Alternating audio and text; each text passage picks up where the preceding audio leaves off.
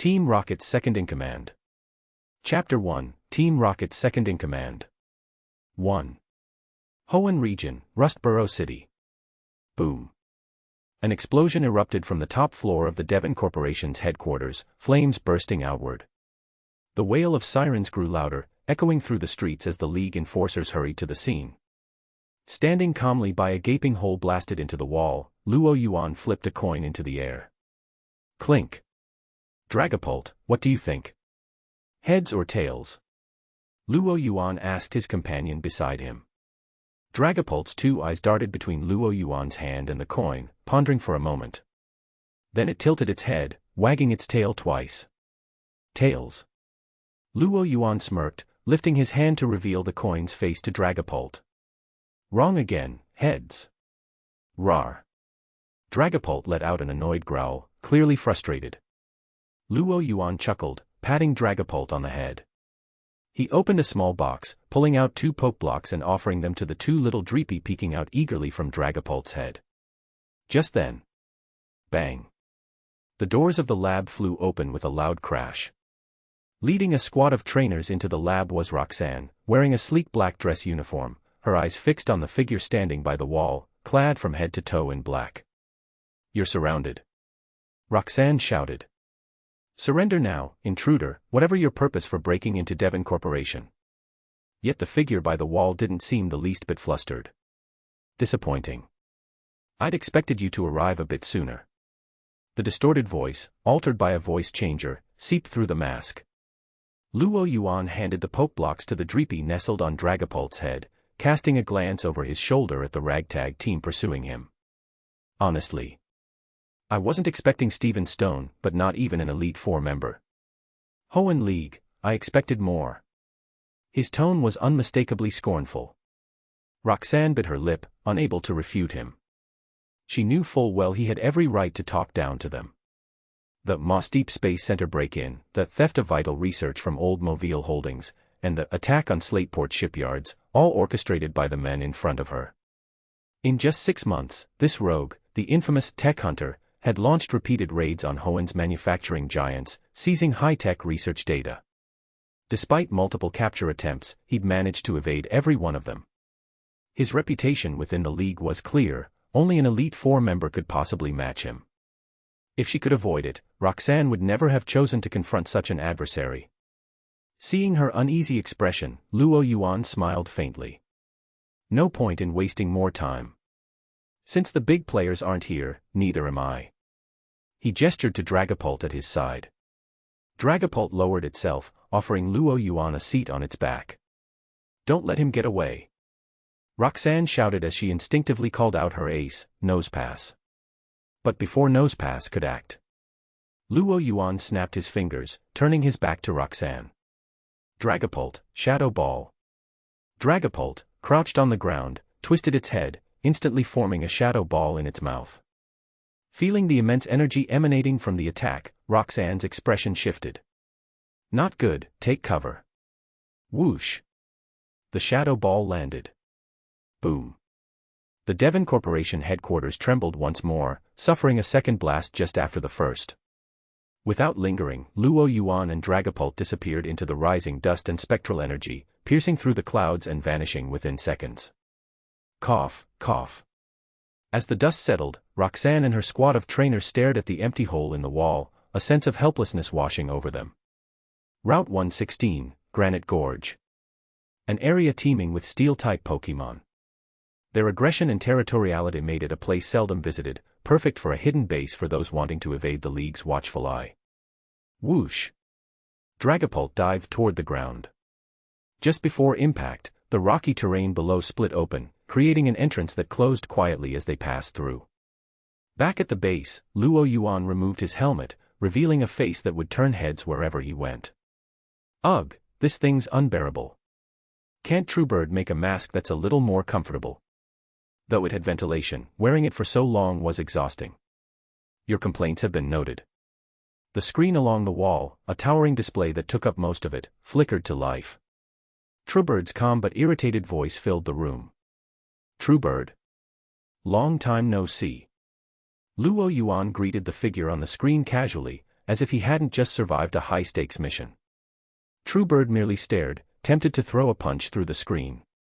Under other circumstances, he'd have exchanged barbs with Luo Yuan. But there was pressing business. Truebird stepped aside, allowing space for a new figure to appear. Seated in a rotating chair, petting a Persian, was none other than Giovanni. Luo Yuan. How did it go? It's done, but it's a shame I didn't get to fight anyone at the elite level. Luo Yuan clicked his tongue, feigning regret. Giovanni's eye twitched ever so slightly at Luo Yuan's attitude. He could understand Truebird's frustration now. Luo Yuan pulled a disk from his pocket, inserting it into the nearby computer as he began transmitting the data. I get why we're after the research, but doesn't Kanto already have fossil restoration technology? Why come all the way to Hoenn for it? He'd infiltrated Devon Corporation to seize data on their fossil revival research. Luo Yuan knew Rocket Team's goal, cloning Mutwo from Mu's DNA. But this method seemed excessive. Rather than appearing annoyed at Luo Yuan's question, Giovanni replied calmly. Luo Yuan's contributions had proven his worth, enough to rival even Rocket's 3 commanders and 4 generals. Giovanni finally answered, "Are you aware of the recent World Biotechnology Symposium?" Luo Yuan nodded. "Yeah, I remember. The event gathered top biologists from around the world, the press had covered it extensively. A researcher in Galar demonstrated a hybrid fossil revival, fusing 2 different Pokémon species.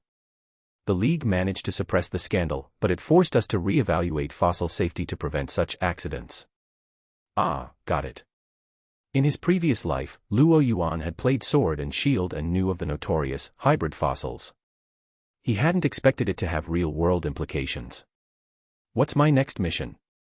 Luo Yuan asked, knowing Giovanni would always follow up with a new assignment after each completed mission. "Operations in Hoenn will pause for now. Your recent activities have drawn the League's attention.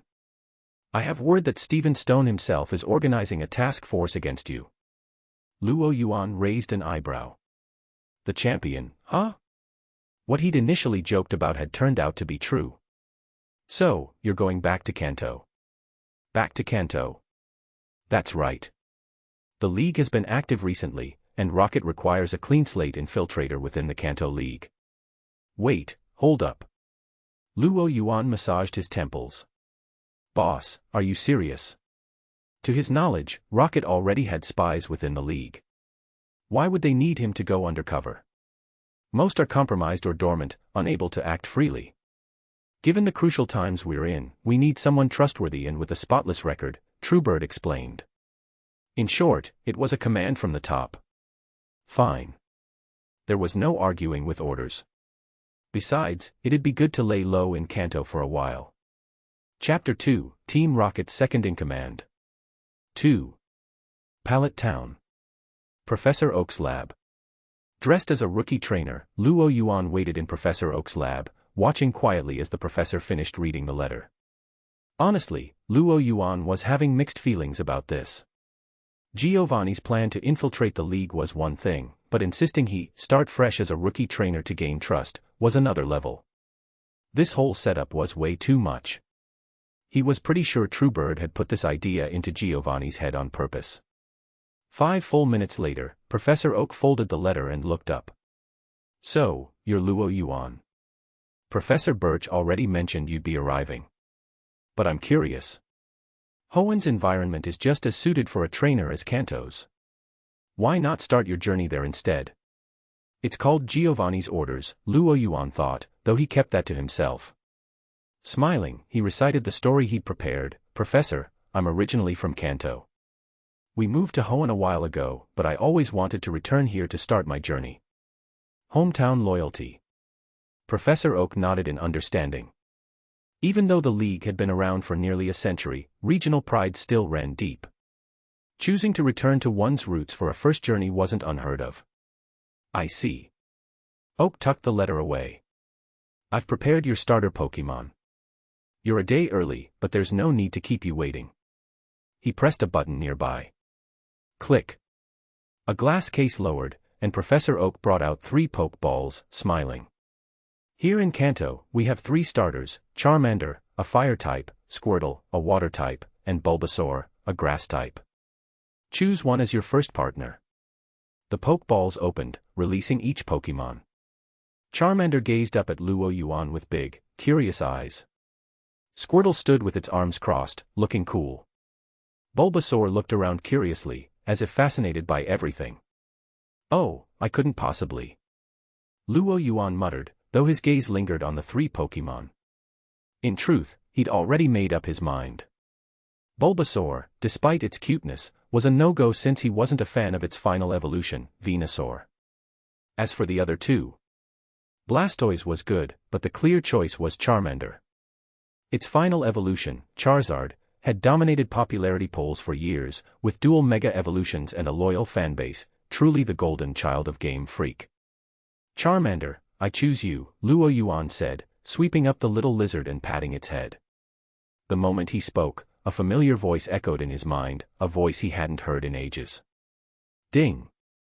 Milestone, first encounter with the starters unlocked.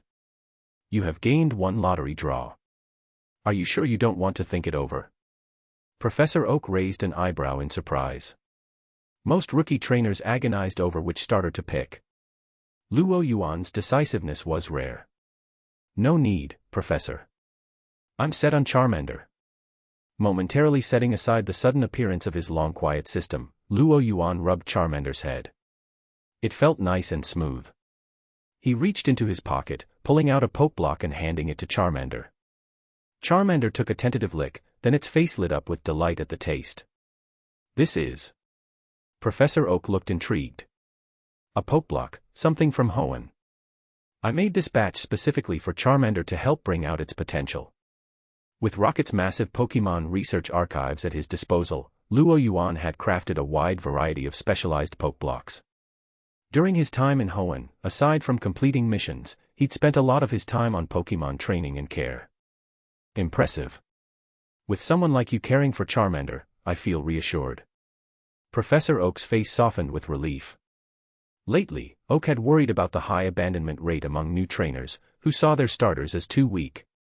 He'd even campaigned to encourage trainers to treat their Pokemon with respect. It was comforting to see someone like Luo Yuan taking such good care of Charmander. If he knew I was a Rocket executive, he'd probably throw me out on the spot, Luo Yuan mused. Not that Oak was wrong. Despite his affiliations, Luo Yuan was probably more devoted to his Pokemon than most licensed trainers. Here, take this. Professor Oak handed him a Pokédex. This is the latest model, with data on most of Kanto's native species. It should be a helpful tool. Just then. Crash. The lab doors swung open. A spiky-haired boy in a black turtleneck came charging in. Gramps, the boy yelled as he entered. Then he noticed Luo Yuan. And you are? Professor Oak introduced him. This is Luo Yuan. He'll be starting his journey alongside you this year. He turned to Luo Yuan. And this is my grandson, Gary Oak. Professor Oak's voice carried a trace of exasperation as he introduced Gary, clearly exasperated by his grandson's impetuous energy. Hi, I'm Gary Oak, but you can call me Gary. Luo Yuan, he replied. After their brief greeting, Gary's attention shifted to the Pokemon. Did you already pick a starter? Yes, Professor Oak explained. I let Luo Yuan have an early pick since he came all the way from Hoenn. Ah, I wanted Charmander. Gary muttered, scratching his head as he looked hopefully at his grandfather. Professor Oak sighed, looking resigned. All right. You can choose your starter. Yes. Gary cheered, momentarily ignoring Charmander as his eyes darted between Bulbasaur and Squirtle. He glanced again at Luo Yuan's Charmander, then finally reached for Squirtle's Pokeball. I'll go with Squirtle. Chapter 3. While Gary was busy choosing his first Pokemon, Luo Yuan took the chance to delve into his system. His cheat ability was a system called the Milestone System, which granted him lottery draws for reaching various achievements. The Dragapult that had helped him make a name for himself in Hoenn had been his first ever lottery prize. Now, he finally had another chance to draw a reward. This system really doesn't make much noise, does it? Muttering to himself, Luo Yuan selected Draw with eager anticipation. Drawing, please wait. Congratulations, host. You have gained the ability, Fire Affinity. Luo Yuan blinked in confusion. Fire Affinity? What does that mean? Fire Affinity, host receives enhanced closeness with Fire-type Pokemon, immunity to fire damage, and a power boost when commanding Fire-type moves in battle. Reading over the benefits, Luo Yuan couldn't deny that this prize was amazing. With Fire Affinity, he'd have a huge advantage when capturing, training, or battling with Fire-type Pokemon. Is this system hinting I should become a Fire-type Pokemon master? Luo Yuan wondered, giving Charmander a little scratch on the head. Charmander immediately felt a new warmth radiating from its trainer, filling it with an urge to be even closer to him. The flame on its tail flared up, burning brighter as a rush of energy flooded through its body. It curled its tail closer, curiously staring at it for a long moment. As Luo Yuan was bonding with his new Charmander, Gary had finished choosing his Squirtle and couldn't hold back any longer. Luo Yuan, want to battle? With his first Pokemon in hand, Gary was itching for a fight. What better way to start than with someone who'd just picked their starter too? Hearing the challenge, Luo Yuan shot him an amused look. You sure? Of course. Gary replied confidently. In his mind, Luo Yuan was just another rookie trainer like him. How strong could he be? And as Professor Oak's grandson, Gary was convinced he had more knowledge about Pokemon than anyone his age. Luo Yuan could only smile to himself. Ah, the confidence of youth. Nothing like a little reality check. If there was one thing he enjoyed, it was helping overconfident kids find their way back to Earth. Turning to Professor Oak, Luo Yuan asked, "Is there a place we can battle, Professor?" 10 minutes later, backyard battleground. No way. Gary stared at his Squirtle, dazed and defeated with swirls in its eyes. Then he looked at Luo Yuan's Charmander, which stood triumphantly nearby, wagging its tail with pride. Just moments ago, Charmander had trounced Squirtle, and Gary hadn't even managed to counterattack. You tried to take advantage of the type matchup. Good thinking, but type advantage isn't everything, Luo Yuan explained. In the real world, starters knew more than just tackle and tail whip, they could use basic elemental moves like Bubble Beam. But real battles weren't turn-based like in the games. For someone like Gary, who'd only ever studied from books, he was no match for Luo Yuan's experience. Professor Oak nodded in agreement. Luo Yuan's right. Gary, your knowledge of Pokemon is still too limited to books. As an experienced elder, Professor Oak knew that letting young people get too full of themselves was never a good thing. A defeat like this could help ground Gary a bit. Thankfully, Gary had a strong enough spirit to handle losing. He quickly recovered from his disappointment and returned Squirtle to its Pokeball. Looking at Luo Yuan with determination, he declared, "Luo Yuan, one day, I'm going to challenge you again and win." Well, best of luck, Luo Yuan replied with a smile. He wasn't worried about Gary ever surpassing him. Even the Gary who'd one day compete in the Indigo League was no match for Luo Yuan's Dragapult. Professor Oak, I should be going now. With his starter Pokemon in hand, there was no reason to stay. Right. Remember to catch more Pokemon to complete your Pokédex. Professor Oak said with a wave as he saw him off. After bidding Professor Oak farewell, Luo Yuan set his sights on Viridian City, where he planned to drop by Giovanni's gym and get his hands on a badge.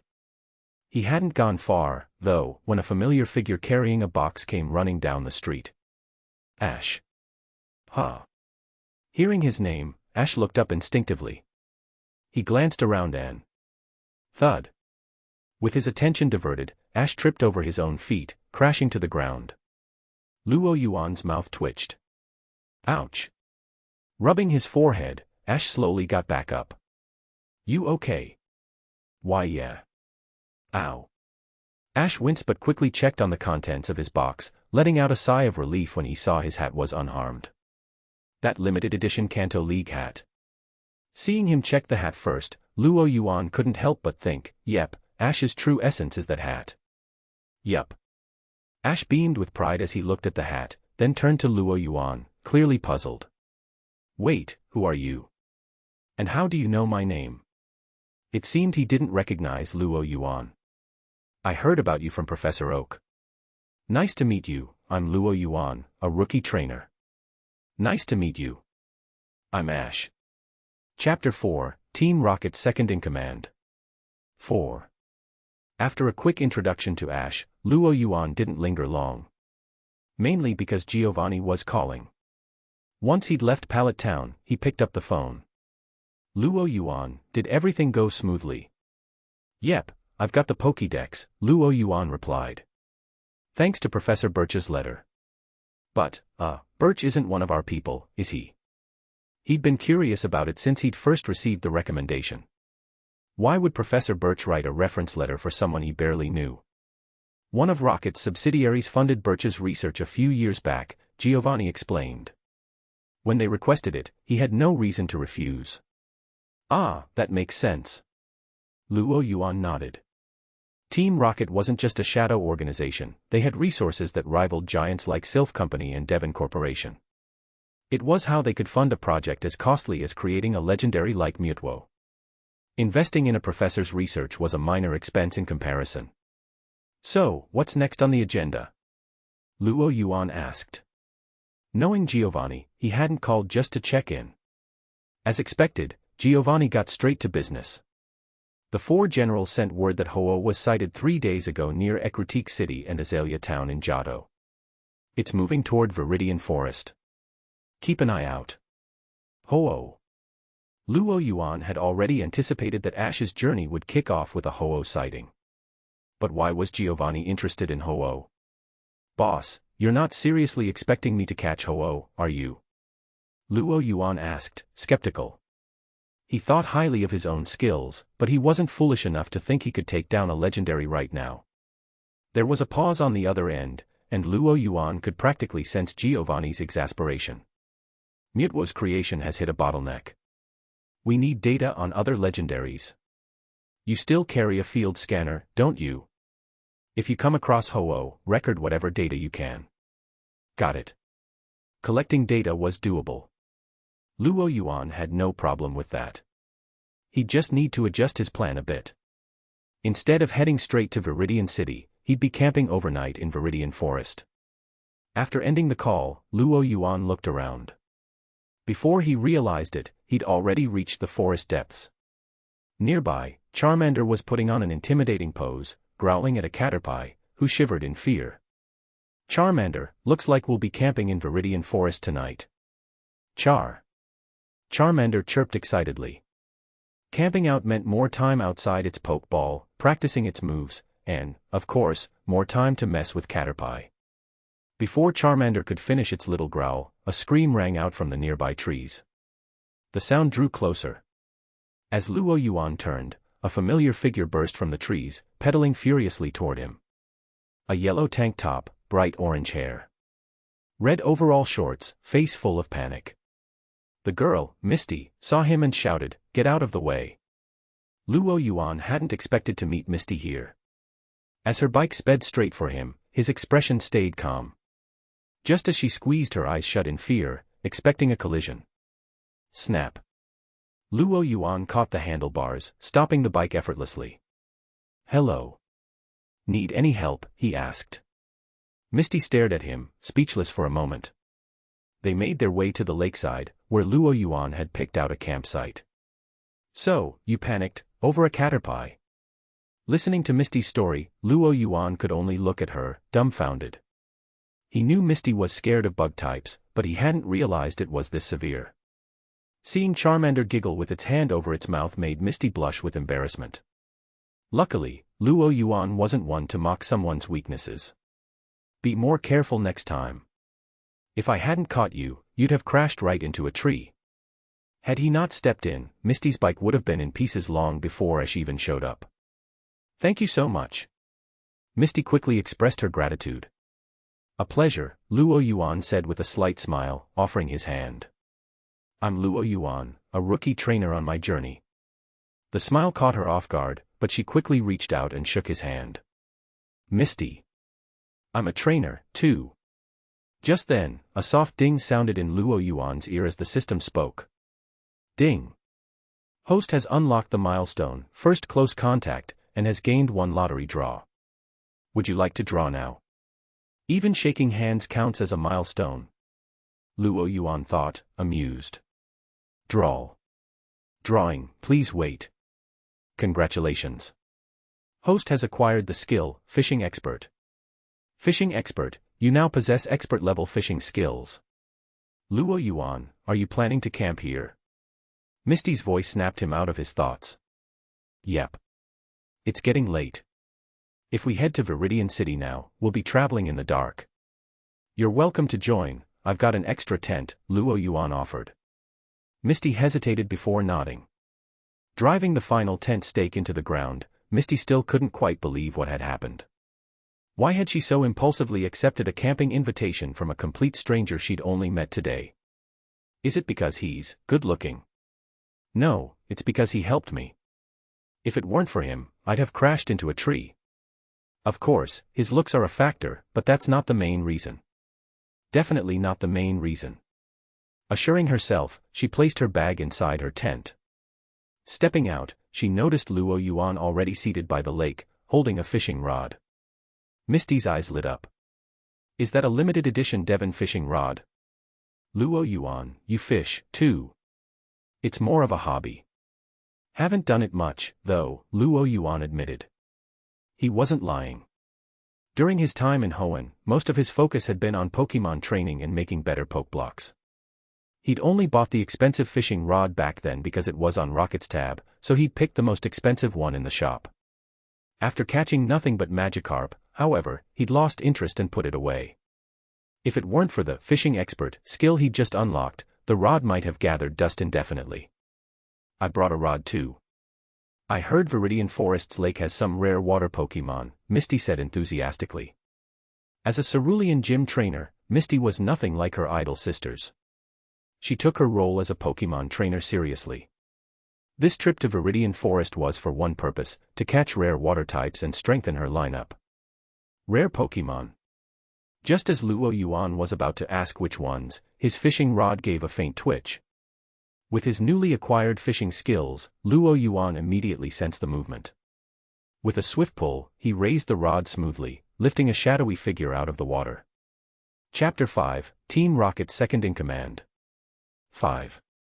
Thanks to his newly acquired, fishing expert, skill, Luo Yuan's movements were seamless, reeling in the line with practiced finesse. Misty, watching nearby, couldn't help but be impressed.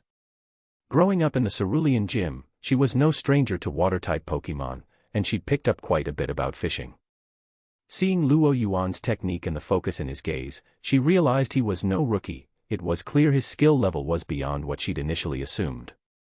Meanwhile, Luo Yuan was too focused on his line to notice Misty's reaction.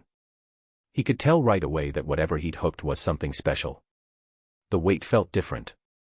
A shadow broke the surface, pulled up by the line, and landed on the shore. This is... Misty's eyes widened as she recognized it. Luo Yuan looked over as well. DRA. A blue, serpentine Pokemon lay coiled on the ground, water droplets shimmering on its sleek body. It looked up at Luo Yuan and Misty with wary eyes, clearly on guard. A Dratini. Misty gasped. Dratini. Luo Yuan blinked in surprise. He hadn't expected his first catch after unlocking the fishing expert skill would be this rare. Luo Yuan. Misty whispered urgently, her voice tinged with excitement, as if urging him to act quickly. She didn't have to explain, she was hinting that he shouldn't miss this chance to catch it. In Kanto, Dratini was a mythical Pokemon, exceedingly rare and nearly impossible to encounter. When rumors of one appearing in the Kanto Safari Zone had once spread, it had almost led to a stampede of trainers. But while Misty looked tense, Luo Yuan remained calm. No rush. He'd seen plenty of rare Pokemon in his time, so a Dratini wasn't enough to make him panic. Besides, rushing wouldn't help. He only had 2 Pokemon, and because he needed to keep a low profile, his Dragapult couldn't be used in public. Could Charmander actually handle catching Dratini? Luo Yuan glanced at Charmander, who looked back at Dratini with innocent curiosity, not quite understanding the tense situation. Capturing Dratini might just come down to charm, or maybe a little bribery. Studying Dratini closely, Luo Yuan noted small injuries on its body and a slightly malnourished look.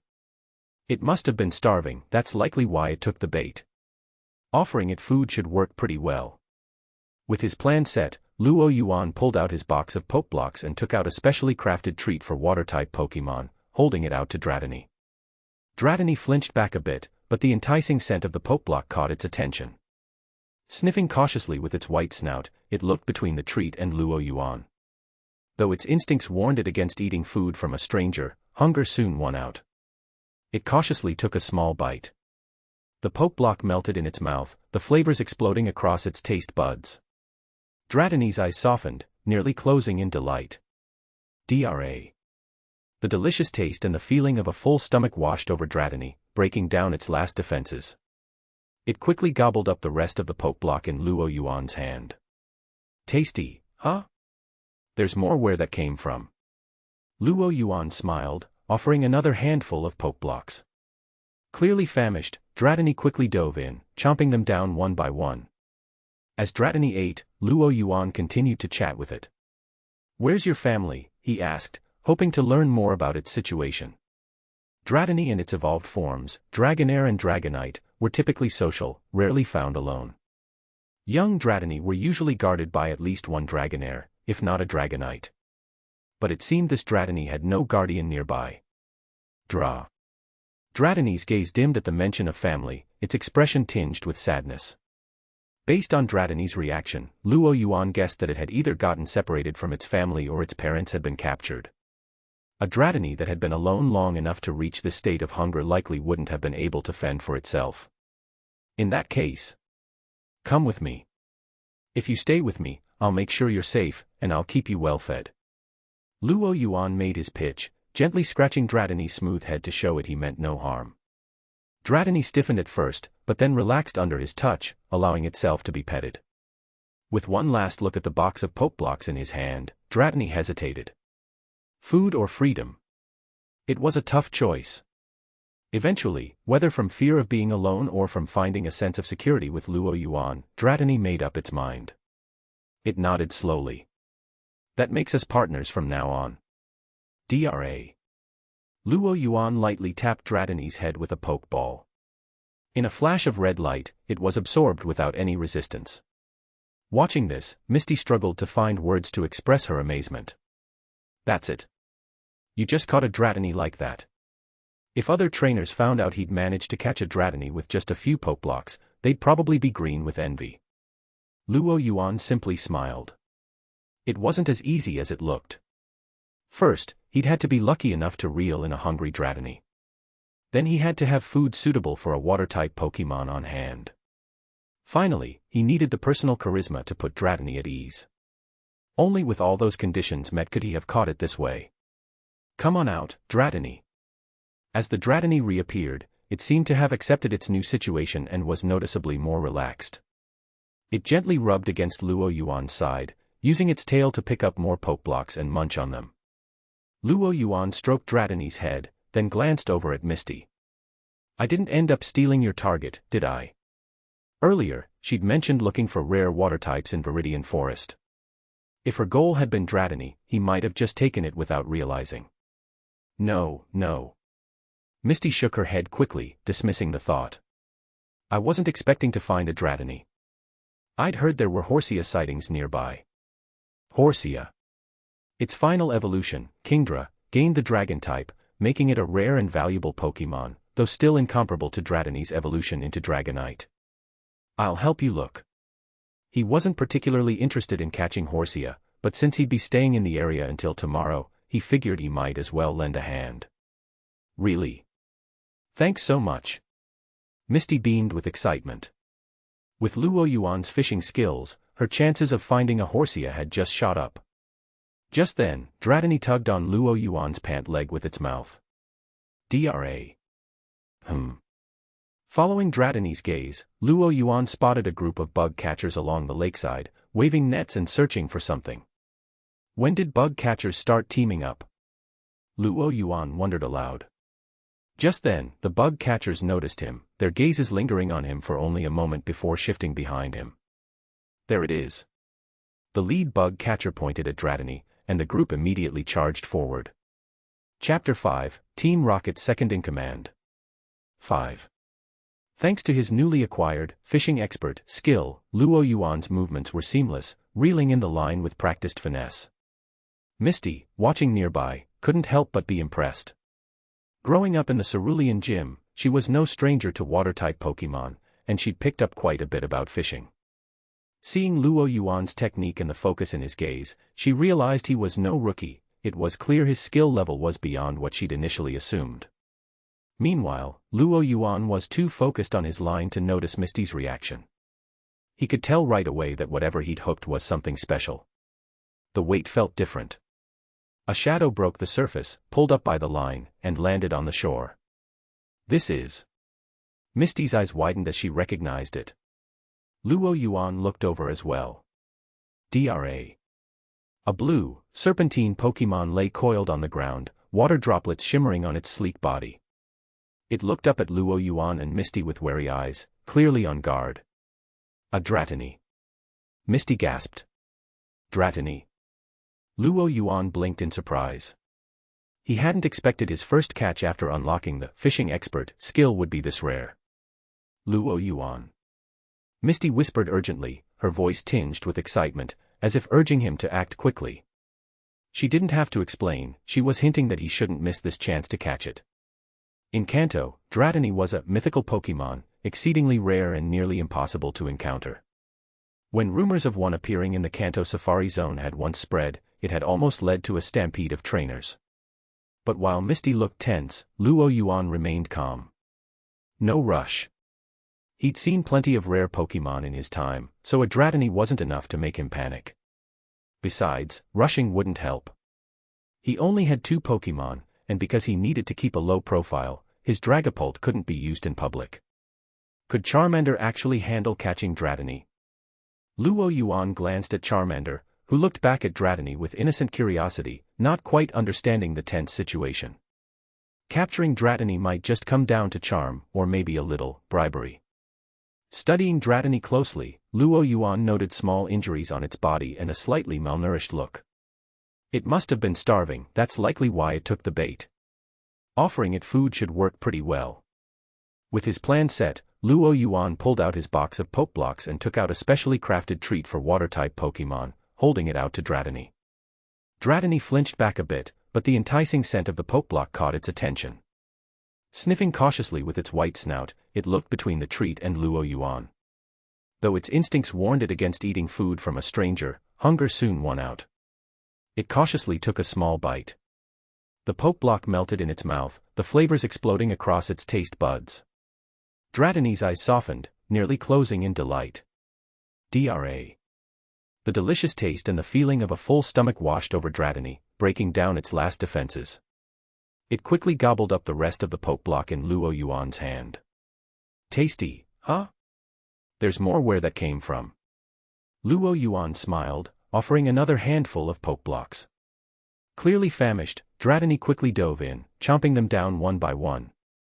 As Dratini ate, Luo Yuan continued to chat with it. "Where's your family?" he asked, hoping to learn more about its situation. Dratini and its evolved forms, Dragonair and Dragonite, were typically social, rarely found alone. Young Dratini were usually guarded by at least one Dragonair, if not a Dragonite. But it seemed this Dratini had no guardian nearby.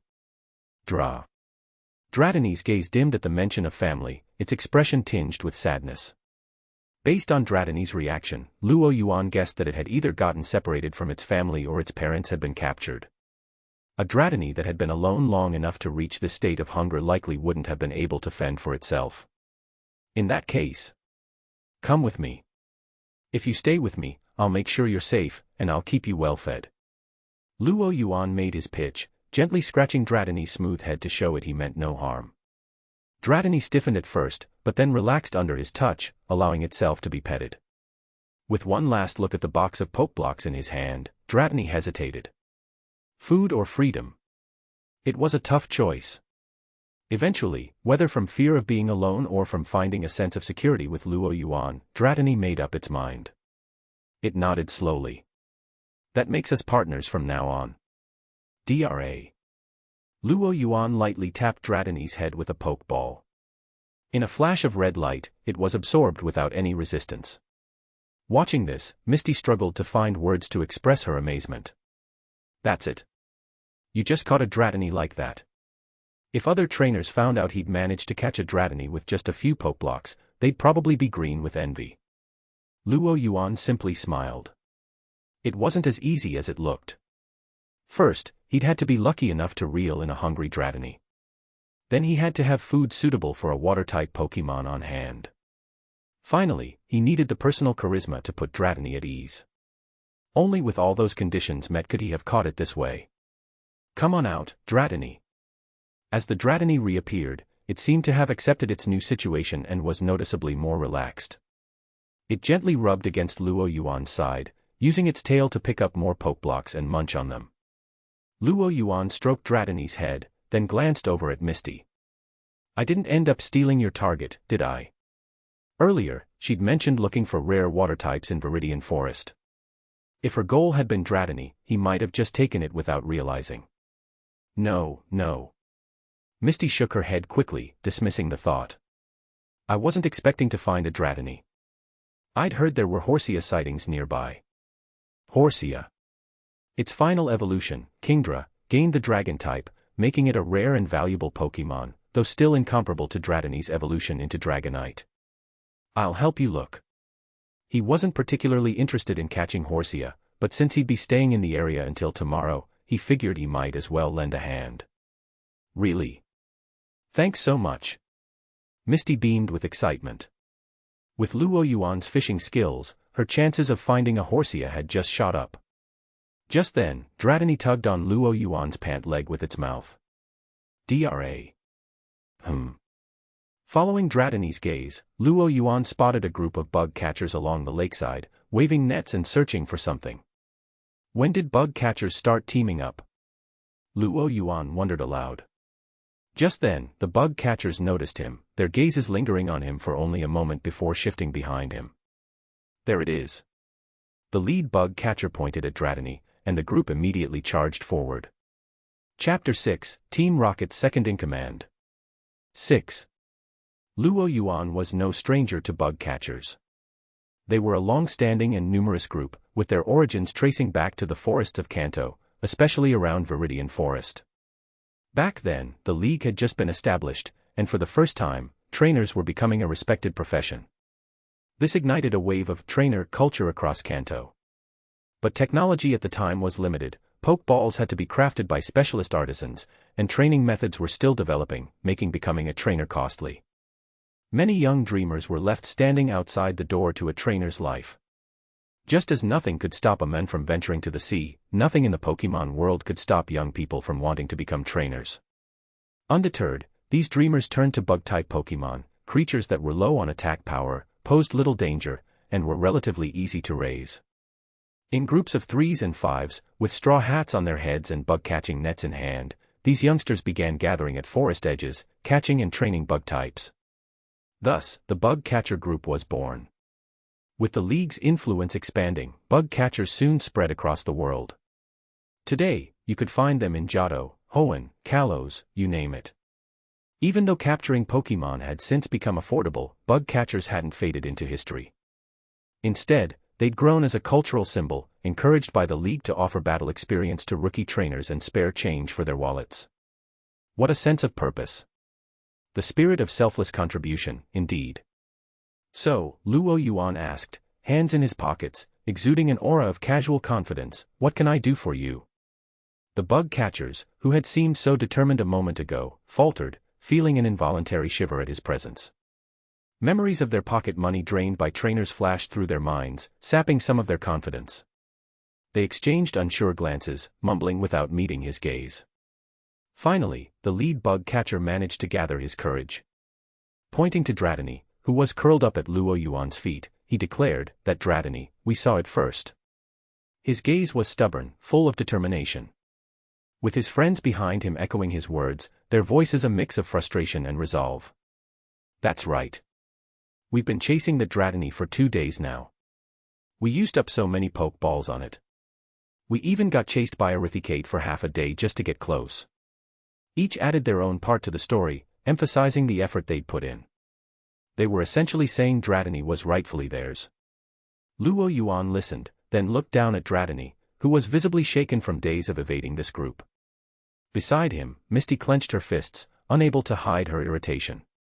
You. It's fine, Luo Yuan interjected, waving her off. Glancing around at the bug catchers, he smiled slightly. There aren't any league rules saying whoever finds a Pokemon first owns it. There aren't, but...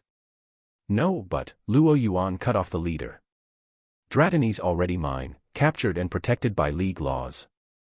The bug catchers fell silent, yet their expressions remained defiant. Doesn't look like you're willing to let this go. Luo Yuan smirked. He had a special fondness for those who hadn't yet faced reality's hard truths. Well, I'll give you a chance. If you're not satisfied, let's settle it the traditional way, with a battle. If you win, we get Dratini, one of them asked, his eyes hopeful. Luo Yuan rolled his eyes, still scratching Dratini's head. In your dreams. Dratini's off the table. But if you win, I'll replace every Pokeball you used up chasing it. But if you lose... Luo Yuan's eyes gleamed with challenge. According to league tradition, you'll have to hand over all the pocket money you've got on you. Make a choice. Though his smile was friendly, a chill ran down their spines. This was the age-old fear etched into every bug catcher's DNA, the dread of rookie trainers. Breaking out of their shock, the bug catchers huddled to discuss Luo Yuan's offer. Even if they weren't thrilled with the deal, they understood deep down that Dratini was probably a lost cause. But Luo Yuan's proposal held a tempting upside, getting their money back for all those wasted Pokeballs.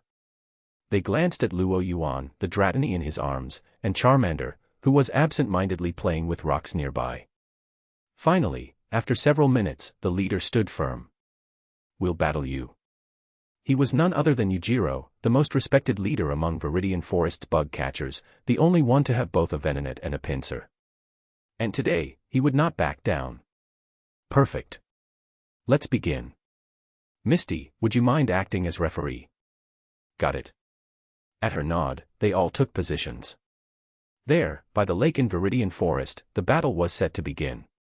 Chapter 7, Team Rocket's Second in Command. 7. Trainer Luo Yuan vs. Bug Catcher Yujiro.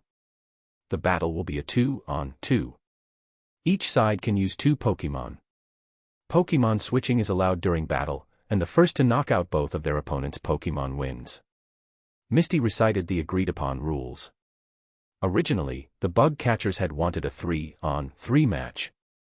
However, since Luo Yuan only had 2 Pokemon ready, they had to settle for a 2-on-2 to keep things fair. Let's go, Venonat. Show them what we're made of. Yujiro called, tossing his Pokeball. With a flash of light, a purple-bodied Venonat with red compound eyes appeared on the field. Unlike Yujiro's excitement, Luo Yuan remained calm. Charmander. If not for wanting to help Dratini get some payback, Luo Yuan wouldn't have been interested in this battle at all. At his command, Charmander leapt forward, fixing Venonat with a daring glare and shooting a small burst of flame into the air as a taunt. Be careful, Venonat. Yujiro called, his expression serious. As the leader of the bug catchers, he knew a fair amount about Pokemon, more than your average rookie like Ash. And he knew the threat of a fire type all too well. Fire types might have the advantage over bugs, but it's just a recently caught Charmander. How tough could it be? Yujiro thought to himself before shouting, Venonat, use Supersonic. He planned to confuse Charmander with Supersonic right out of the gate, thinking he could gain an easy advantage if the attack landed. But with his experience, Luo Yuan could read Yujiro's moves like an open book. Luo Yuan snapped his fingers. Charmander, smoke screen. Char. With Luo Yuan's fire affinity boosting their bond, Charmander responded faster than Venonat could. Before Venonat could even begin its attack, thick black smoke poured from Charmander's mouth, engulfing the field almost instantly. To top it off, the wind was in Luo Yuan's favor, blowing the smoke directly toward Venonat. Cough. Be careful, Venonat. Yujiro choked, tearing up as the smoke blew his way. Despite the warning, Venonat wasn't fast enough. It had just opened its mouth to release Supersonic when the smoke screen filled its lungs. Cough, cough. Nat. As the smoke cleared, Venonat was doubled over, coughing up wisps of smoke. Charmander, Ember. Finish it.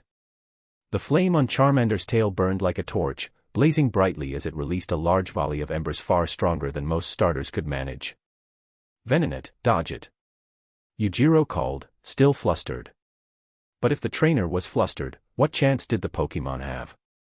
A brief yelp escaped Venonat before the embers struck, knocking it out instantly. Venonat is unable to battle. Round 1 goes to Luo Yuan. Yujiro and the bug catchers fell into stunned silence.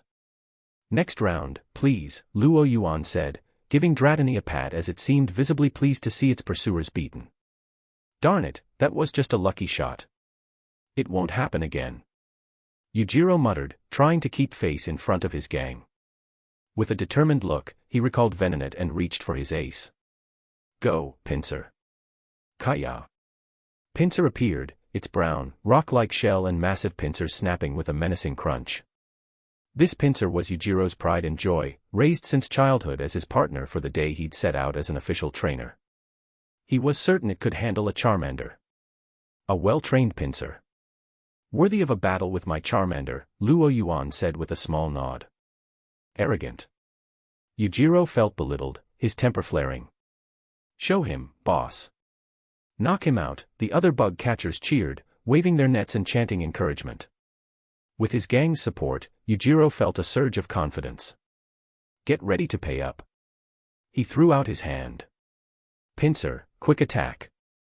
He wouldn't make the same mistake as before, this time, he'd strike first. Pinsir lunged, powerful legs kicking up dust as it charged. Its pointed pincers cut through the air with a sharp whistle, turning it into a brown blur racing toward Charmander. "Fast." Misty gasped in worry. Even she'd have trouble with such a fast Pinsir. Could Luo Yuan really handle this? She glanced at Luo Yuan, but to her surprise, both he and Charmander looked perfectly calm. "Charmander, dodge." Against the blistering speed of Pinsir's quick attack, Luo Yuan called for the universal counter, the evasive dodge. Charmander, a top-tier starter bred by the League for New Trainers, already had exceptional qualities. With Luo Yuan's fire affinity enhancing its reflexes and bond, it had reached a surprising level of agility. Charmander's sturdy legs tensed, and, in a flash, it sprang upward, twisting in midair like a coiled spring. It sailed past Pinsir, narrowly dodging the charge. Thud. Pinsir's pincers hit the ground, embedding themselves in the dirt and leaving a small crater. What? Impossible. Yujiro stammered, his face twisted in disbelief. But it wasn't over. "Charmander, use flamethrower." Luo Yuan commanded, a slight grin on his face. For a moment, Charmander hesitated, blinking in confusion. It didn't know flamethrower yet, it only knew ember. But then, catching Luo Yuan's encouraging look, Charmander understood his intent. "Give it a try." That was the message Luo Yuan conveyed with his gaze. He wanted to test just how far his fire affinity could push Charmander's potential. Reassured, Charmander focused, calming itself as it gathered energy.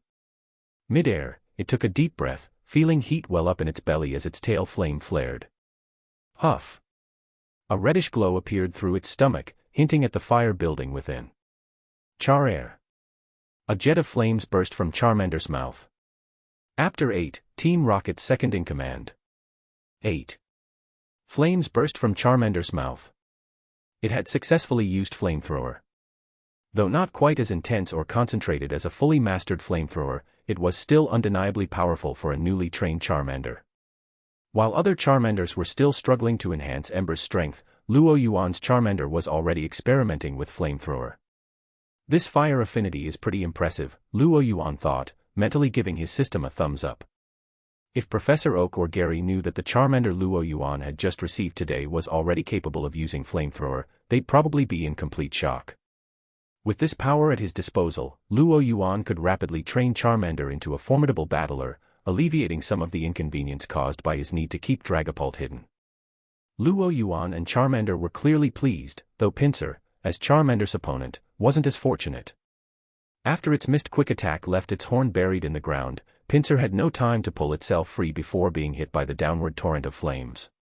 With fire being a strong counter to bug types, combined with the high power of flamethrower, Pinsir lost the battle in mere seconds. No way. How can your Charmander know flamethrower? Yujiro shouted, eyes wide with disbelief.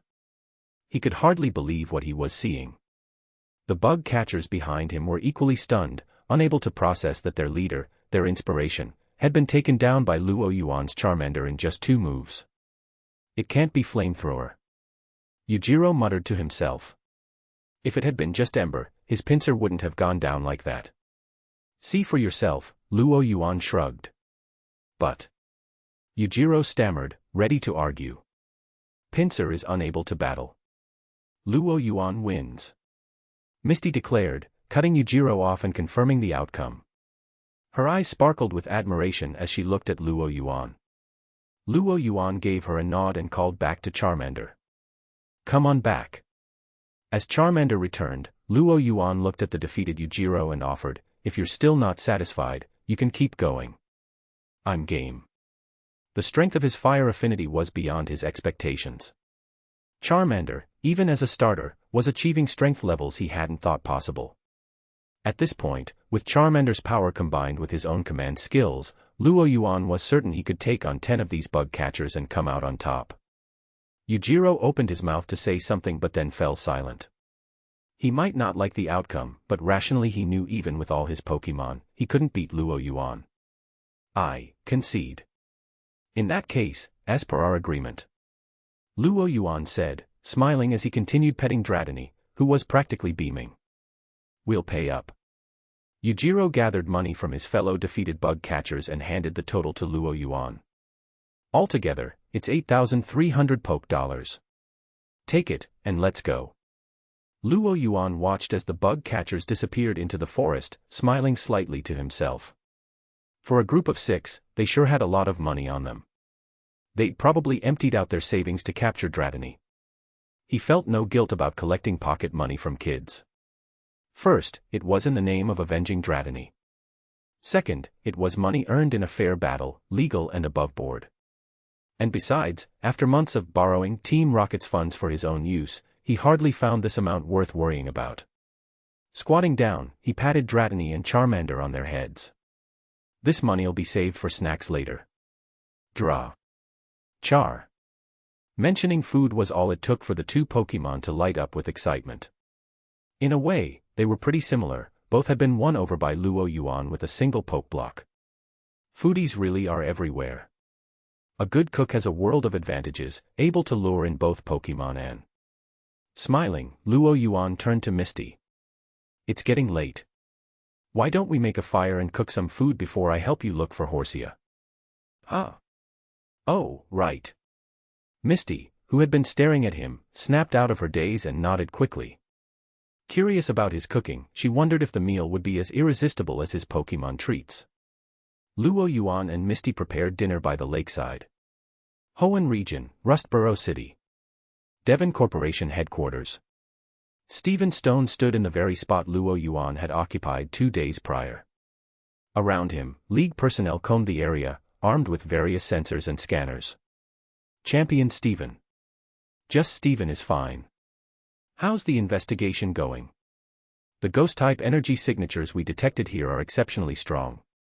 Based on what Gym Leader Roxanne reported from the day of the incident, and the energy readings gathered at prior attack sites, we've confirmed that the Tech Hunter's Dragapult is at least Elite 4 level, possibly even stronger. Phew. The League had already suspected as much, but hearing the confirmation still weighed heavily on Stephen.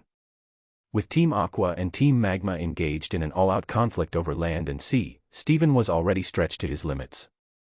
Now, a powerful trainer with possibly malicious intent was loose in Hoenn, like fuel to a wildfire. Have we uncovered any clues to their motives or whereabouts? Stephen asked. The Tech Hunter's choice of targets, high-tech companies, suggested they were operating with a specific purpose. If they could figure out the objective, they might anticipate the next target or even deduce the Tech Hunter's identity. Not yet. Seeing the disappointment in Stephen's eyes, the investigator shook his head. The targets so far have been high-tech firms, but aside from that, we haven't found a clear pattern. However, given the Dragapult used by the suspect, we've reached out to the Galar region.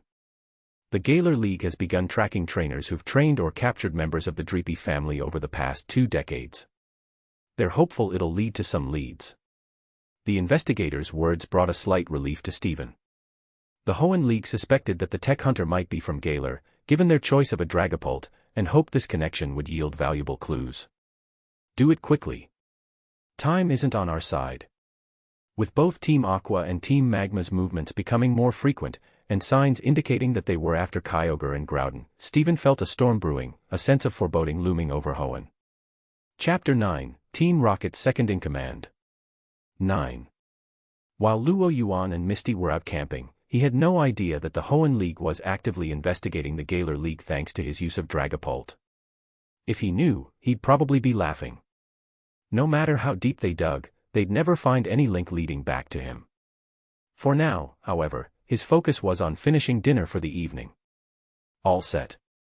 Luo Yuan announced, brushing his hands together.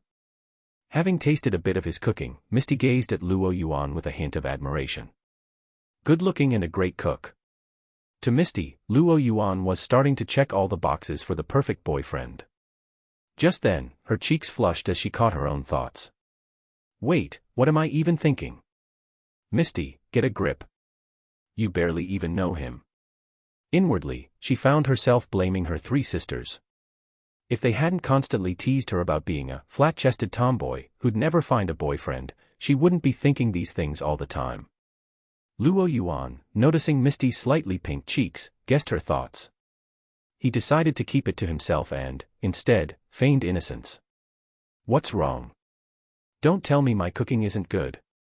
Scooping up a bit to taste himself, he commented, it seems fine to me. It's delicious.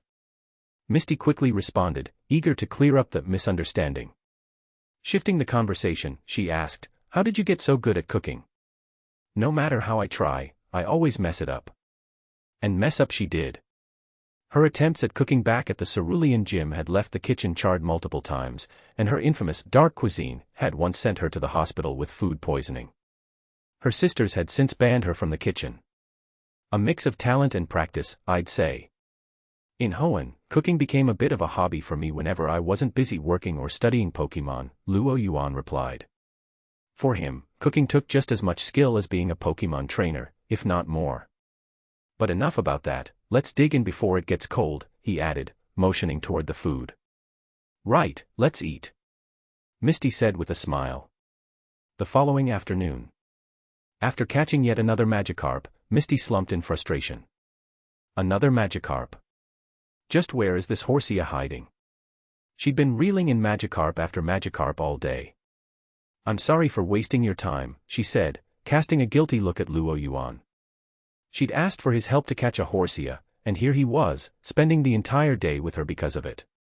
Don't worry about it, Luo Yuan replied with a warm smile. It hasn't been a total waste, look at Dratini. It's having a great time with its new friends. He gestured to where Dratini was happily playing with a group of water Pokemon, Poliwag, Poliwhirl, Staryu, and Kingler. Following his elite strategy of only catching what he could care for, he hadn't captured these Pokemon, letting them serve as playmates for Dratini. Even Charmander had joined in with them, utterly unfazed by the water types. With your fishing skills, you could probably win any fishing tournament hands down. Misty said with admiration. From morning until now, Luo Yuan hadn't had a single empty line. And unlike her, who kept pulling up Magikarp, each Pokemon he reeled in was completely unique.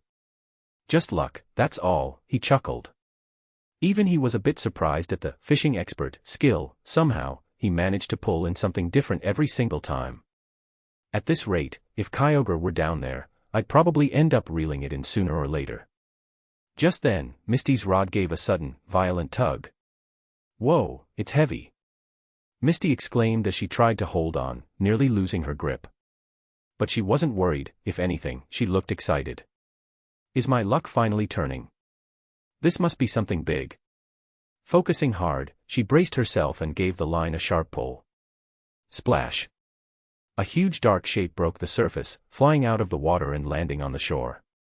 A person. Ash. They both exclaimed in surprise. Ash blinked in confusion, then looked up, recognizing one of the voices. Luo Yuan. You two know each other? Misty asked, looking between Ash and Luo Yuan. We met back in Pallet Town. Ash just started his journey as a trainer this year as well. Ash, what on earth happened to you? Luo Yuan gestured toward Pikachu, cradled in Ash's arms and covered in bruises. Oh no, Pikachu. Ash gasped as he remembered Pikachu's injuries. Luo Yuan, do you know where the nearest Pokemon Center is? Just keep going down the road. But before Luo Yuan could finish, the distant sound of wing beats and loud squawking filled the air. A flock of Spearow, darkening the sky, were flying straight toward Ash and Pikachu. It looked as if Ash had wronged every Spearow in Kanto. Ash's face went pale. With no time to explain, he shouted to Luo Yuan, "Can I borrow your bike?" and, without waiting for an answer, leapt onto Misty's bike, pedaling furiously away. Luo Yuan's hand froze, halfway to his bag where he'd been about to retrieve a potion. That was my bike. Misty stared after him in disbelief, managing to get out only half a sentence before Ash was out of sight. X2. Misty and Luo Yuan exchanged a look, equally speechless. I'll take responsibility for your bike, I'll help you get it back, Luo Yuan assured her. He knew the chances were slim, Misty's bike was unlikely to survive the ordeal, but since Ash had technically borrowed it from him, he could at least cover the cost as a middleman. It's fine. Pikachu looked badly hurt. It's understandable that your friend was in a hurry, Misty said, trying to stay composed. Still, maybe we should follow him. That's a lot of Spearow to handle alone, Luo Yuan suggested. Aside from wanting to make sure Pikachu and Ash survived, he had another goal, finding a good vantage point to capture a picture of Ho-Oh and report back to Giovanni. Chapter 10, Team Rocket's Second in Command. 10. Boom. A bolt of lightning cut through the sky, quickly followed by rumbling thunder. Dark clouds gathered overhead, and heavy rain poured down. Dratini, wrapped around Luo Yuan's neck, hung contentedly as the cool raindrops soaked into its smooth scales. Of course, Luo Yuan wasn't about to let Dratini enjoy the rain too long and quickly pulled out an umbrella. But since Misty's umbrella had been left behind with her bike, now lost with Ash, the two of them had to huddle together under Luo Yuan's umbrella. In this weather, do you think that Pikachu will be okay? Misty asked, clearly worried. Don't worry. It'll be fine. Luo Yuan had checked Pikachu's injuries earlier, none were life-threatening. Even if Pikachu didn't pull off a Thundershock miracle, Luo Yuan was confident he could reach them before Spearow dealt any real damage. Just as he said this, a faint cry of Pikachu echoed in the distance, followed by a massive bolt of lightning striking upward, piercing the dark clouds. Was that Pikachu? Misty asked, staring at the giant lightning bolt shooting into the sky, its force enough to part the clouds. I think so. Luo Yuan glanced up at the sky, whistling in admiration.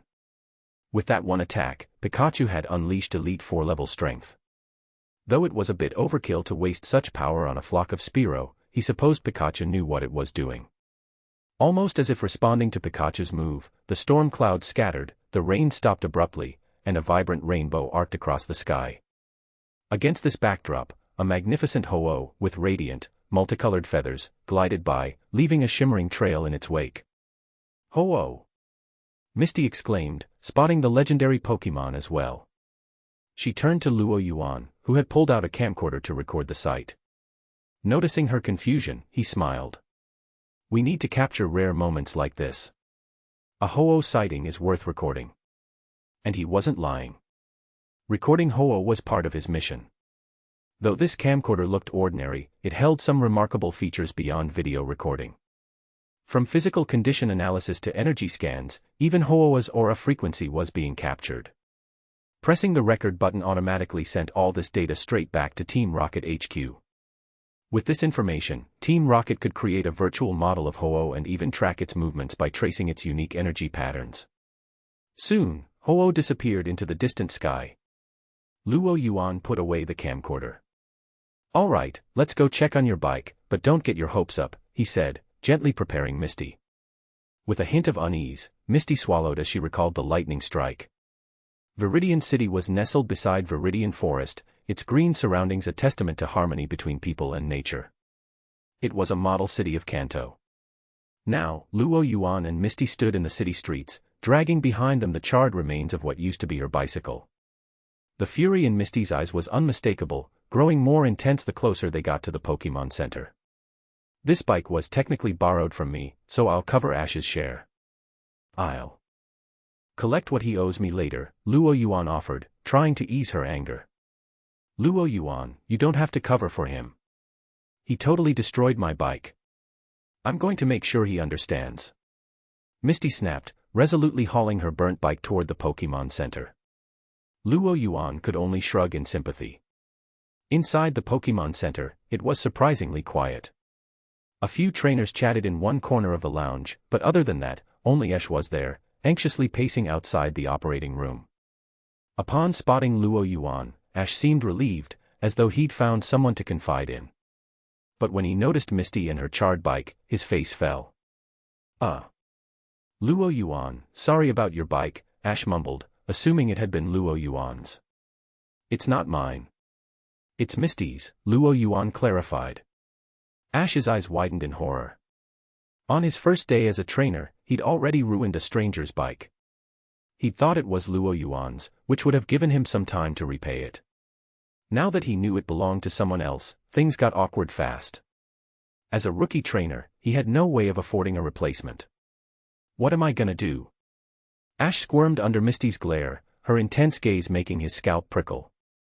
At that moment, Luo Yuan's voice cut through the tension like a blessing from above. Let it go, Misty. Ash is just a kid with limited funds.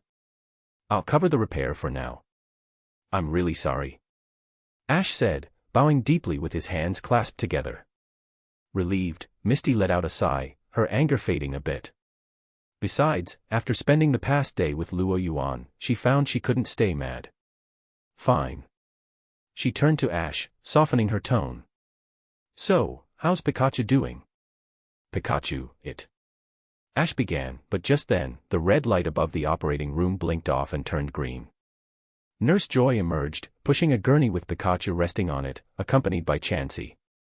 Smiling warmly, Nurse Joy gave Ash a reassuring nod. The operation was a success. Chansey. Chapter 11, Team Rocket's Second in Command. 11. With a soft groan, Pikachu was wheeled out of the operating room by Chansey and Nurse Joy, looking thoroughly exhausted, still recovering from the intense power drain it had suffered earlier. The injuries have mostly healed, but Pikachu is still very drained, Nurse Joy explained to the concerned Ash. All it needs is a good charge and some rest, and it should be back to normal. Put in human terms, Pikachu had simply overworked itself. Now, it just needed some good recharging. Oh, thank goodness. Ash let out a huge sigh of relief. Thank you so much, Nurse Joy, he said sincerely. It's my duty, she replied with a kind smile. And if you need a place to stay, I can arrange rooms for you. Due to the League's support program, Pokemon Centers offered trainers free lodging and meals. While the accommodations were modest, it helped trainers save on expenses, especially the newer ones with limited funds. That would be amazing. Ash began, his gratitude evident. But just as he was about to accept, a loud bang erupted from above. With a shattering of glass, 2 Pokeballs dropped down from the ceiling, releasing coughing and Ekans into the Pokemon Center. Thick, choking smoke spread through the room. Luo Yuan, already anticipating something like this, quickly covered his mouth and nose and reached over to cover Misty's as well. Cough, cough. What is this? Ash spluttered, caught off guard by the smoke. Luo Yuan smirked to himself. This single question would start a rivalry that would follow Ash for hundreds of episodes. If future Ash had the chance to go back in time, he'd probably hold his own throat shut to avoid ever asking it.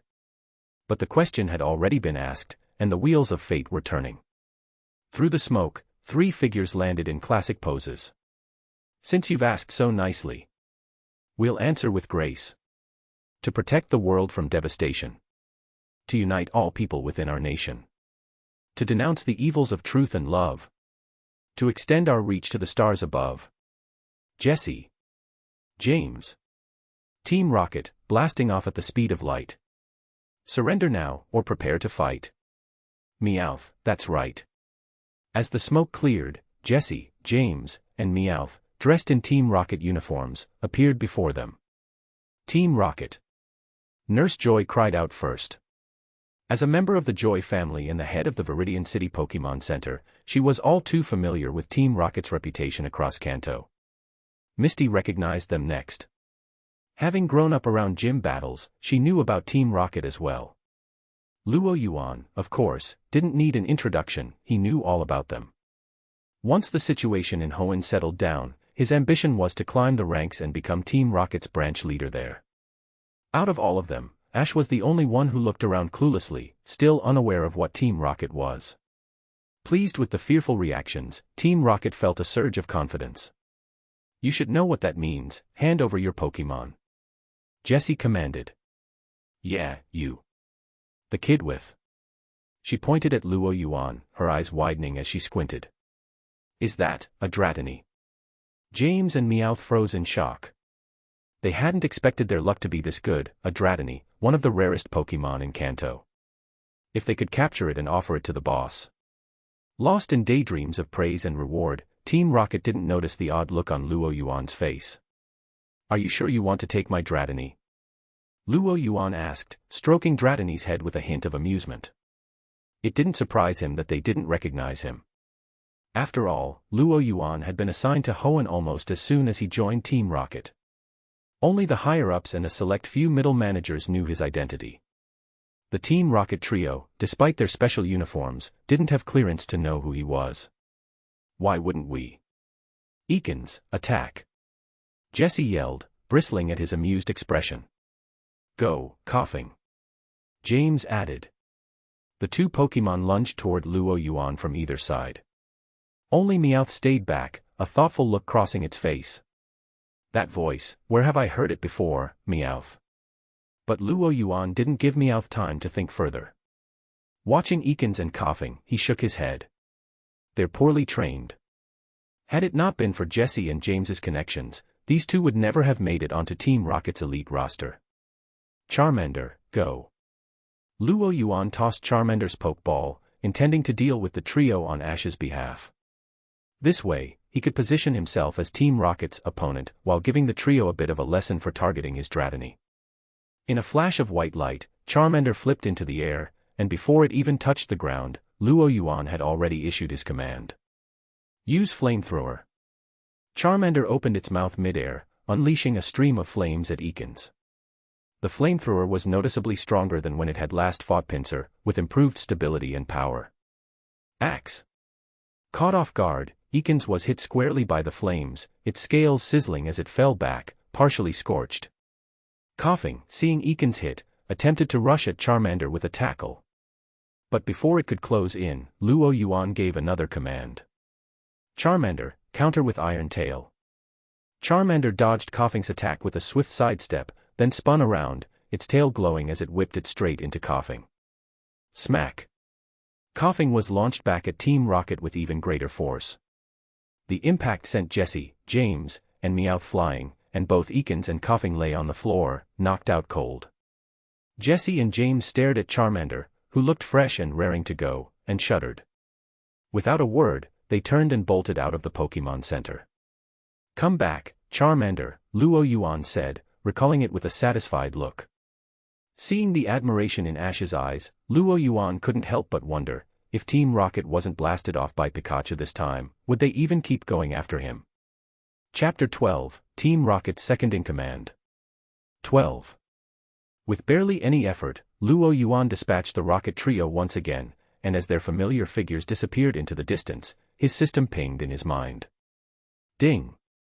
Congratulations, host, on achieving the Persistent Trio milestone. You have earned one draw. Would you like to proceed with the draw? Draw, as always, he replied mentally. By now, Luo Yuan had grown accustomed to the system's rhythm. Winning milestones for something like trouncing the trio felt almost routine. Drawing, please wait. Congratulations, host. You have acquired psychic abilities.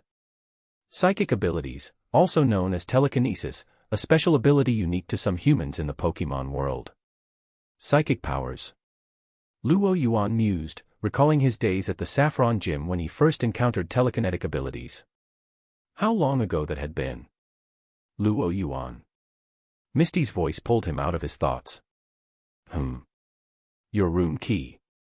Misty handed him a key with a small smile. Because he'd helped handle the trouble with the rocket grunts, Nurse Joy had kindly arranged private rooms for each of them, an upgrade from the usual shared accommodations. Thanks, Luo Yuan said, accepting the key. He would have preferred using rocket funds to stay at a 5-star hotel, but this was Nurse Joy's kindness, after all. A subtle vibration emanated from his pocket. It was the signal. Giovanni was summoning him. Knowing his boss was just across town at Viridian Gym, Luo Yuan immediately understood. Misty, I'll be heading out to take a walk around the area, he said casually, flashing her a smile. Misty's cheeks flushed, and she looked away, fidgeting slightly. Once outside, Luo Yuan slipped into a nearby alleyway, pressed a hidden button on his sleeve, and in an instant, his clothes transformed into the sleek black uniform of Team Rocket. Pulling a mask over his face, he reached for one of his poke balls, and in a flash of green light, his Dragapult hovered by his side, silent as a shadow. Let's go to headquarters, he instructed, feeding it a specially made energy snack. Dragapult nodded. With a barely there swoosh, it rose silently into the air and darted toward Viridian Gym, disappearing in a blur across the night sky. Viridian Gym was notorious among trainers for being the toughest gym in Kanto. Giovanni's mastery over ground-type Pokémon was something of a legend, and his reputation haunted even the most ambitious contenders in the region. What few people realized, however, was that Giovanni was an even bigger nightmare in the shadows, where he masterminded an underground network that stretched far beyond Kanto. As they arrived, Dragapult touched down lightly in the gym's private courtyard, and a mechanical rumbling sounded as the ground split open to reveal an entryway into the underground headquarters. They descended, and Luo Yuan returned Dragapult to its ball. Passing various rocket grunts, who respectfully addressed him as Sir, he continued down the hall. There you are, said Matori, standing at the end of the corridor with a clipboard, her expression one of practiced neutrality. Giovanni is expecting you. Luo Yuan smirked as if seeing her for the first time. Matori. Long time, no see. Matori clenched her jaw but held her tongue. Luo Yuan's identity was classified, and despite his frequent taunts, she wasn't allowed to retaliate. Still, her scowl was almost visible beneath her professional facade. Luo Yuan chuckled and, seeing the steam practically rising off Matori, wisely decided to dial it back. Let's not keep Giovanni waiting, he said, feigning an air of professionalism. She glared at him one last time but motioned for him to follow. As Luo Yuan entered Giovanni's office, he found his boss seated, as usual, in his large black leather chair with Persian curled gracefully at his feet. The image was iconic, with Giovanni's hand stroking Persian's head as he stared at the large screen on the opposite wall. Sir, Luo Yuan has arrived, Matori announced. With that, Giovanni's chair swiveled around, and Persian pivoted elegantly alongside him, making sure Giovanni's hand stayed connected to its head the entire time, purring in contentment. Seeing this coordination, Luo Yuan almost pitted Meowth. Of course Giovanni would choose Persian, Luo Yuan thought. Not like that conniving Meowth, who spends half its time badmouthing him. But his musings remained private. Out loud, he said, You called, sir. Yes, Luo Yuan. Giovanni gestured to the large screen, which displayed several statistics and reports. News from Hoenn, thanks to our inside work, the League has redirected their investigation toward Galar. Good news. Should I return to Hoenn, then? Truthfully, Luo Yuan was eager to head back. He'd set up significant resources and connections there, and his team's expansion into Hoenn was just a matter of time. But Giovanni shook his head. No. Hoenn is quiet for now.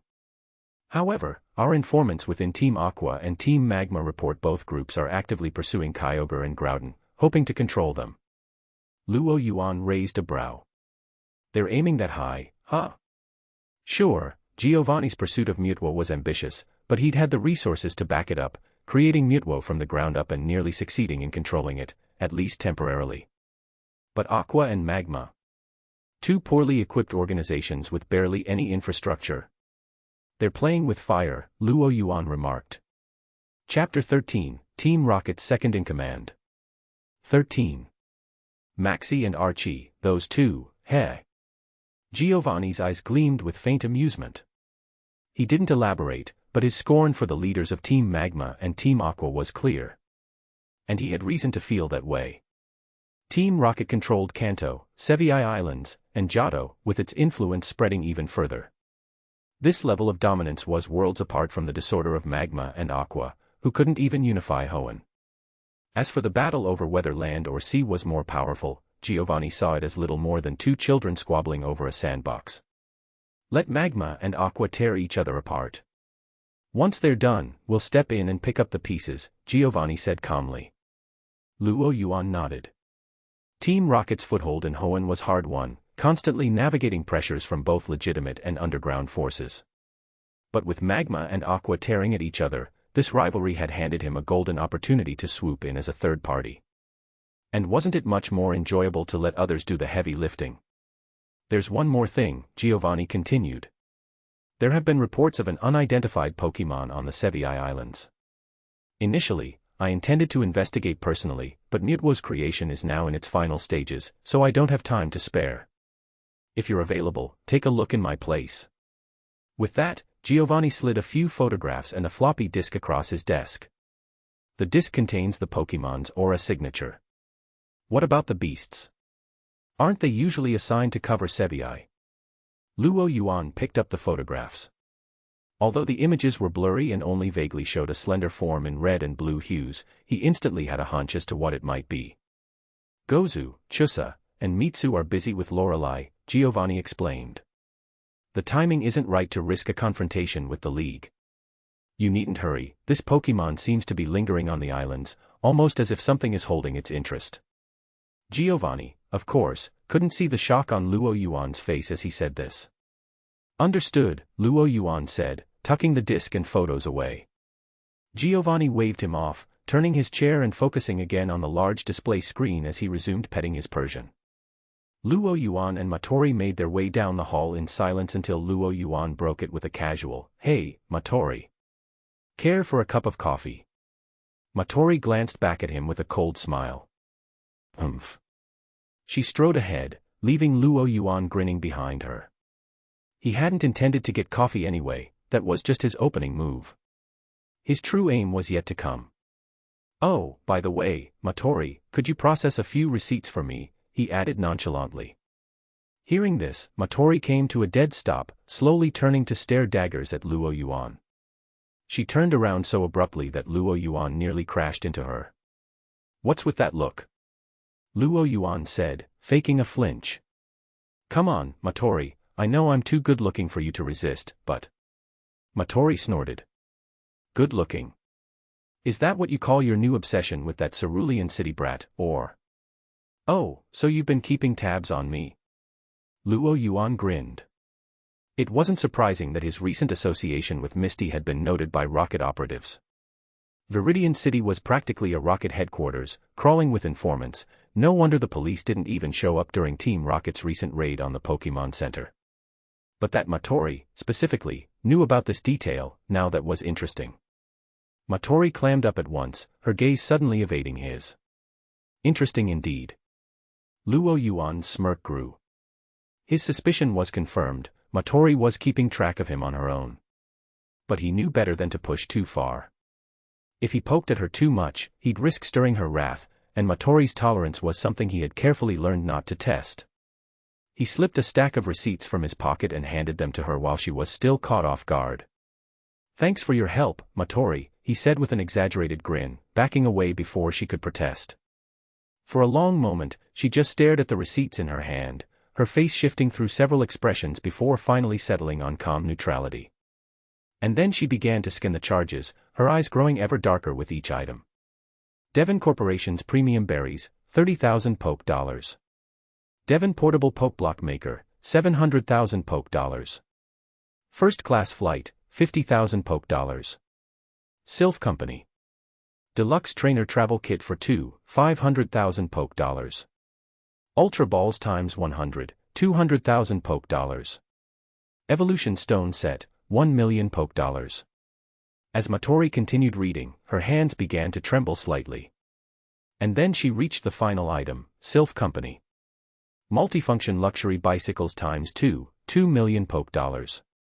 A long silence followed, and then, just barely above a whisper, she muttered one word.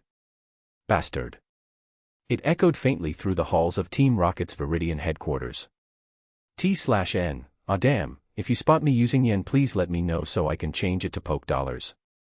Chapter 14, Team Rocket's Second-in-Command. 14. Expenses reimbursed by the organization, or rather, as he liked to think of it, operational funds allocation. Luo Yuan had practically mastered the art of it. Back in Hoenn, Luo Yuan didn't even need receipts for Matori. He'd simply write down a number, transfer the funds from Team Rocket's Hoenn accounts, and that was that. And though Matori often called it misuse of funds, Luo Yuan couldn't disagree more. It's not like he pocketed any of that money, right? Take first-class plane tickets, for example. If he didn't fly in first class, he'd be drained of energy and might slip up in front of Professor Oak. What then? What if it cost Team Rocket a vital opportunity? The berries, the evolution stones, all of it went toward training his Pokémon. Making his Pokémon stronger was just another way to make Team Rocket stronger, right? In essence, every item he bought only improved his ability to serve Team Rocket. How could that possibly count as misusing company funds? By the time Luo Yuan left Viridian Gym and returned to the Pokémon Center, it was nearly 10 o'clock. From a distance, he could see Nurse Joy chatting with Misty at the reception desk. Misty, you're still up? Luo Yuan asked as he entered the Pokémon Center. Luo Yuan. You're finally back. Misty's eyes lit up. There are a couple of people here to see you. Do you know them? She pointed to the far corner of the lobby, where two men in Sylph Company uniforms sat on the couch. The moment they saw Luo Yuan, they stood and approached him. Mr. Luo Yuan. That's me. My orders here. Luo Yuan said, as if greeting old friends.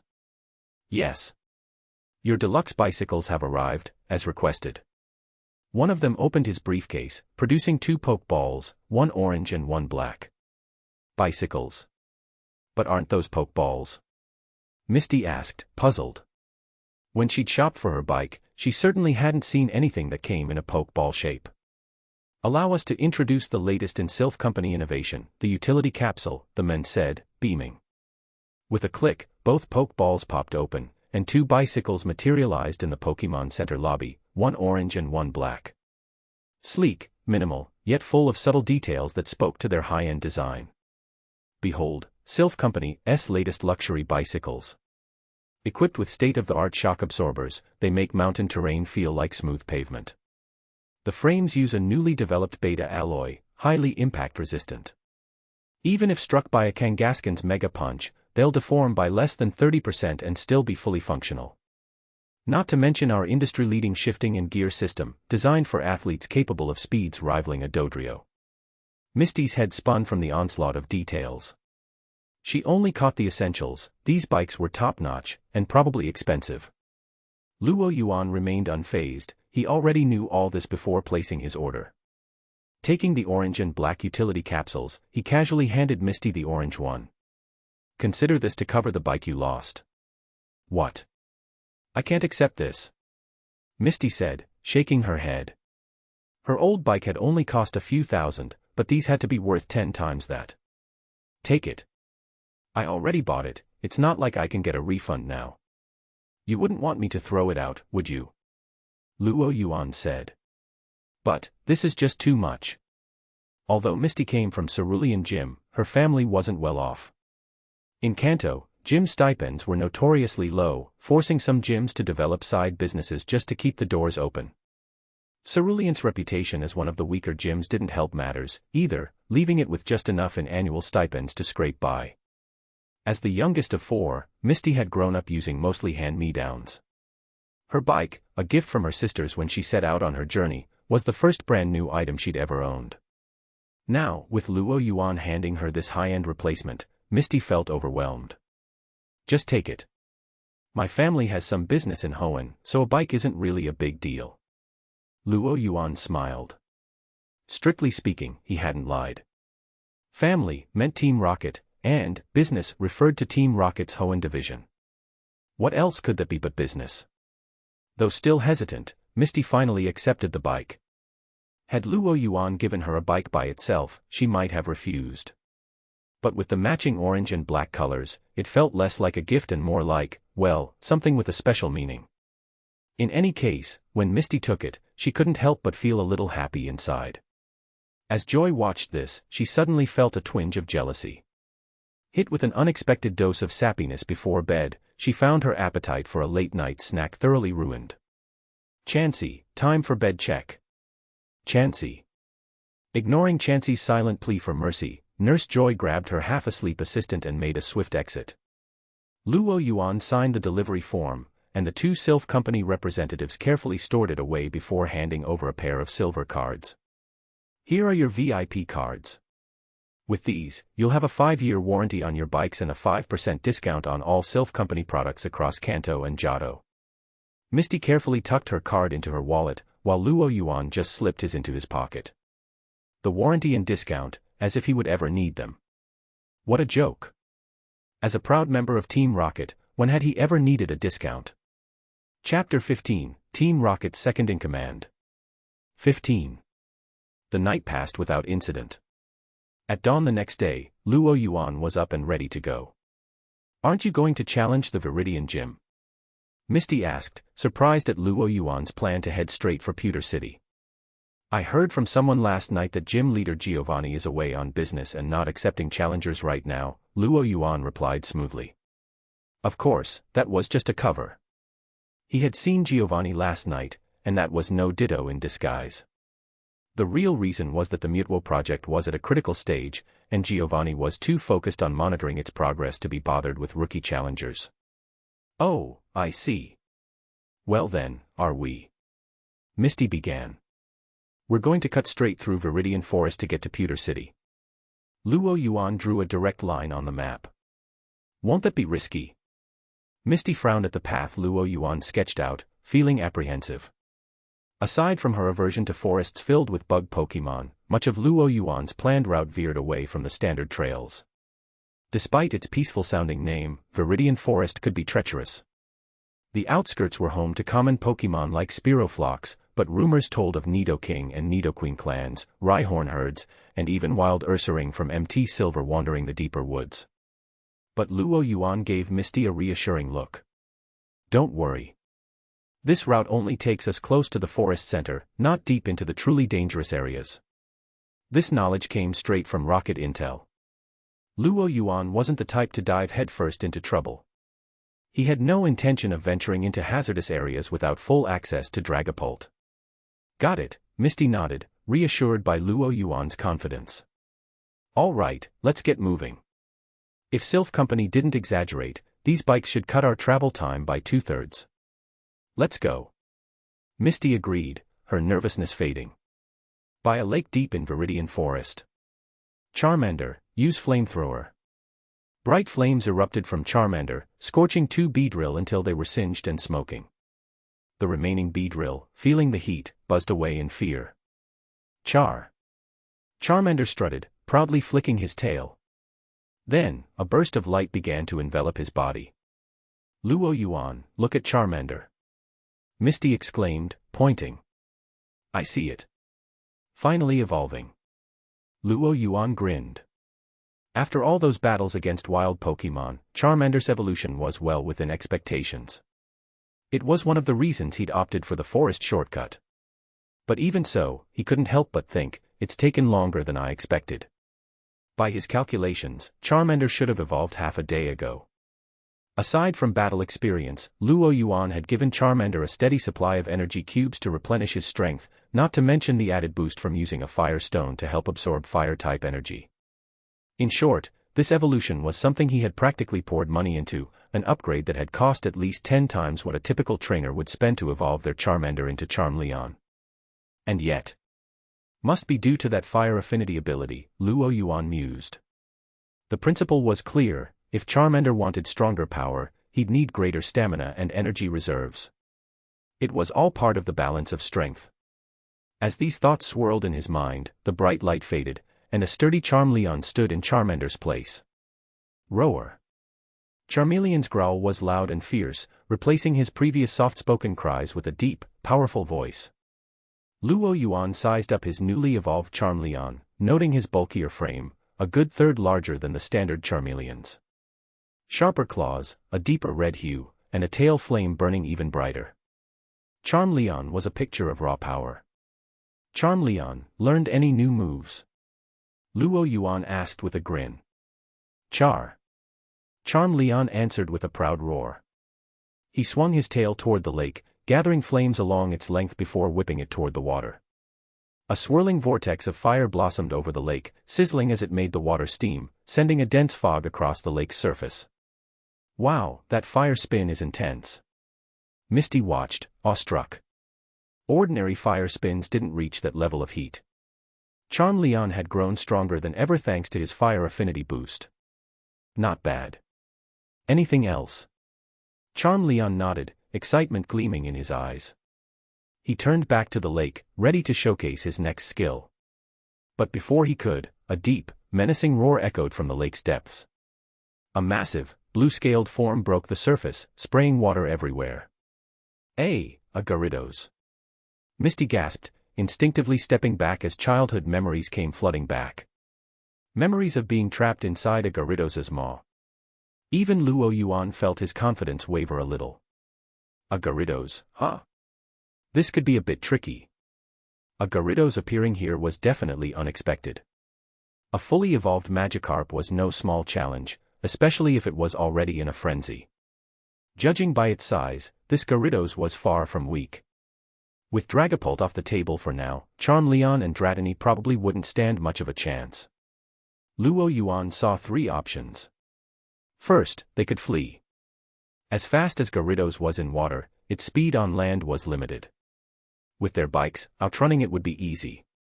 But Luo Yuan wasn't keen on going down in history as a rocket executive who chickened out of a fight with a mere Gyarados, especially not if Matori heard of it.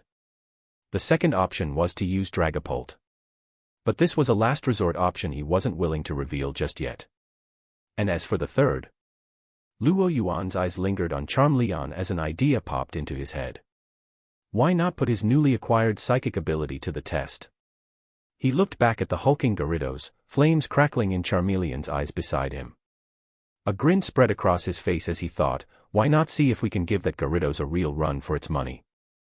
Chapter 16, Team Rocket's Second in Command. 16. The Gyarados roared, absolutely livid. It had been napping peacefully, only to nearly get cooked by a giant fire vortex.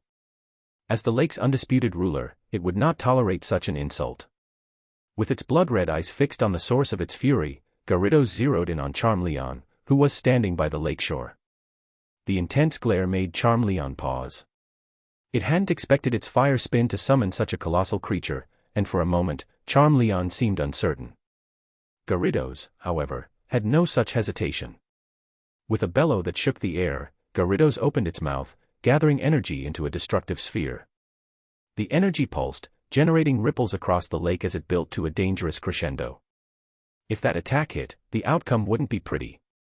Charmeleon, freshly evolved, struggled to withstand the sheer pressure emanating from Gyarados' attack. But just then, Luo Yuan's voice cut through the tension, reaching Charmeleon's ears. Charmeleon, hit it with everything you've got. Charmeleon wasn't entirely sure why Luo Yuan would give such a risky order, but after so many battles together, they'd forged an unspoken bond. Even though they hadn't been together long, Luo Yuan's fire affinity helped strengthen that bond, building a trust that allowed Charmeleon to take a leap of faith. With a fierce growl, Charmeleon's hesitation melted away. It took a deep breath, its belly glowing faintly red. The temperature around Charmeleon rose sharply. Grass withered and curled, flowers shriveled, and faint wisps of smoke drifted up from the ground. Charmeleon's ultimate move was charging up, but it seemed like it might be too late. Gyarados' hyper beam had already reached full power, the energy crackling with terrifying intensity. Look out, Luo Yuan. That Gyarados is about to. Misty's warning died in her throat as Gyarados released its hyper beam. Just as the massive beam of energy was about to hit Charmeleon, a heavy thunk echoed across the lake. Misty froze, eyes wide. Somehow, a massive boulder, glowing with an eerie blue aura, had slammed into Gyarados' face, hitting it at an angle and throwing off its aim. The hyper beam went wide, missing Charmeleon by a hair and gouging a deep trench through the forest beyond. "I don't take fights I can't win," Luo Yuan said with a grin, glancing over at Misty. The surprise blow had thrown Gyarados off balance, cutting its attack short. And with its head still ringing from the boulder, Gyarados' fury grew tenfold, but it was temporarily paralyzed by the aftermath of its own hyper beam, unable to make a move. Seizing the opportunity, Charmeleon's charged attack finally ignited. Flames erupted from Charmeleon's mouth, forming a fiery symbol in the air. The surge of flames transforming mid-flight into a blazing shape, the Japanese character for big. "It's Fire Blast!" Misty shouted, recognizing the massive flames. Fire Blast was the new move Charmeleon had mastered after evolving, a powerful fire-type attack. The fiery blast hit the paralyzed Gyarados squarely, sending its massive body flipping backward before it crashed into the lake with a tremendous splash. "Did we get it?" Misty watched the lake nervously. Luo Yuan kept his eyes on the lake's surface as well. If they'd been fighting a grass or steel type, he'd have declared victory by now. But everyone knew Gyarados was a water-type Pokémon, with special defenses that made it highly resistant to elemental attacks. Seconds ticked by, and a low growl rumbled up from the lake. Gyarados, scorched and battered, struggled to right itself, but it was still conscious. Yet Luo Yuan had anticipated just this. Charmeleon, hit it with another fire spin, then finish it off with Fire Blast. As Charmeleon prepared its attack, Luo Yuan focused his mind, exerting his psychic energy to further suppress Gyarados' movements. "This psychic power is handier than I thought," he mused as he wielded the boulder-crushing force. "If I can immobilize Gyarados like this, I could probably handle most wild Pokémon alone. So this is the thrill of being a psychic."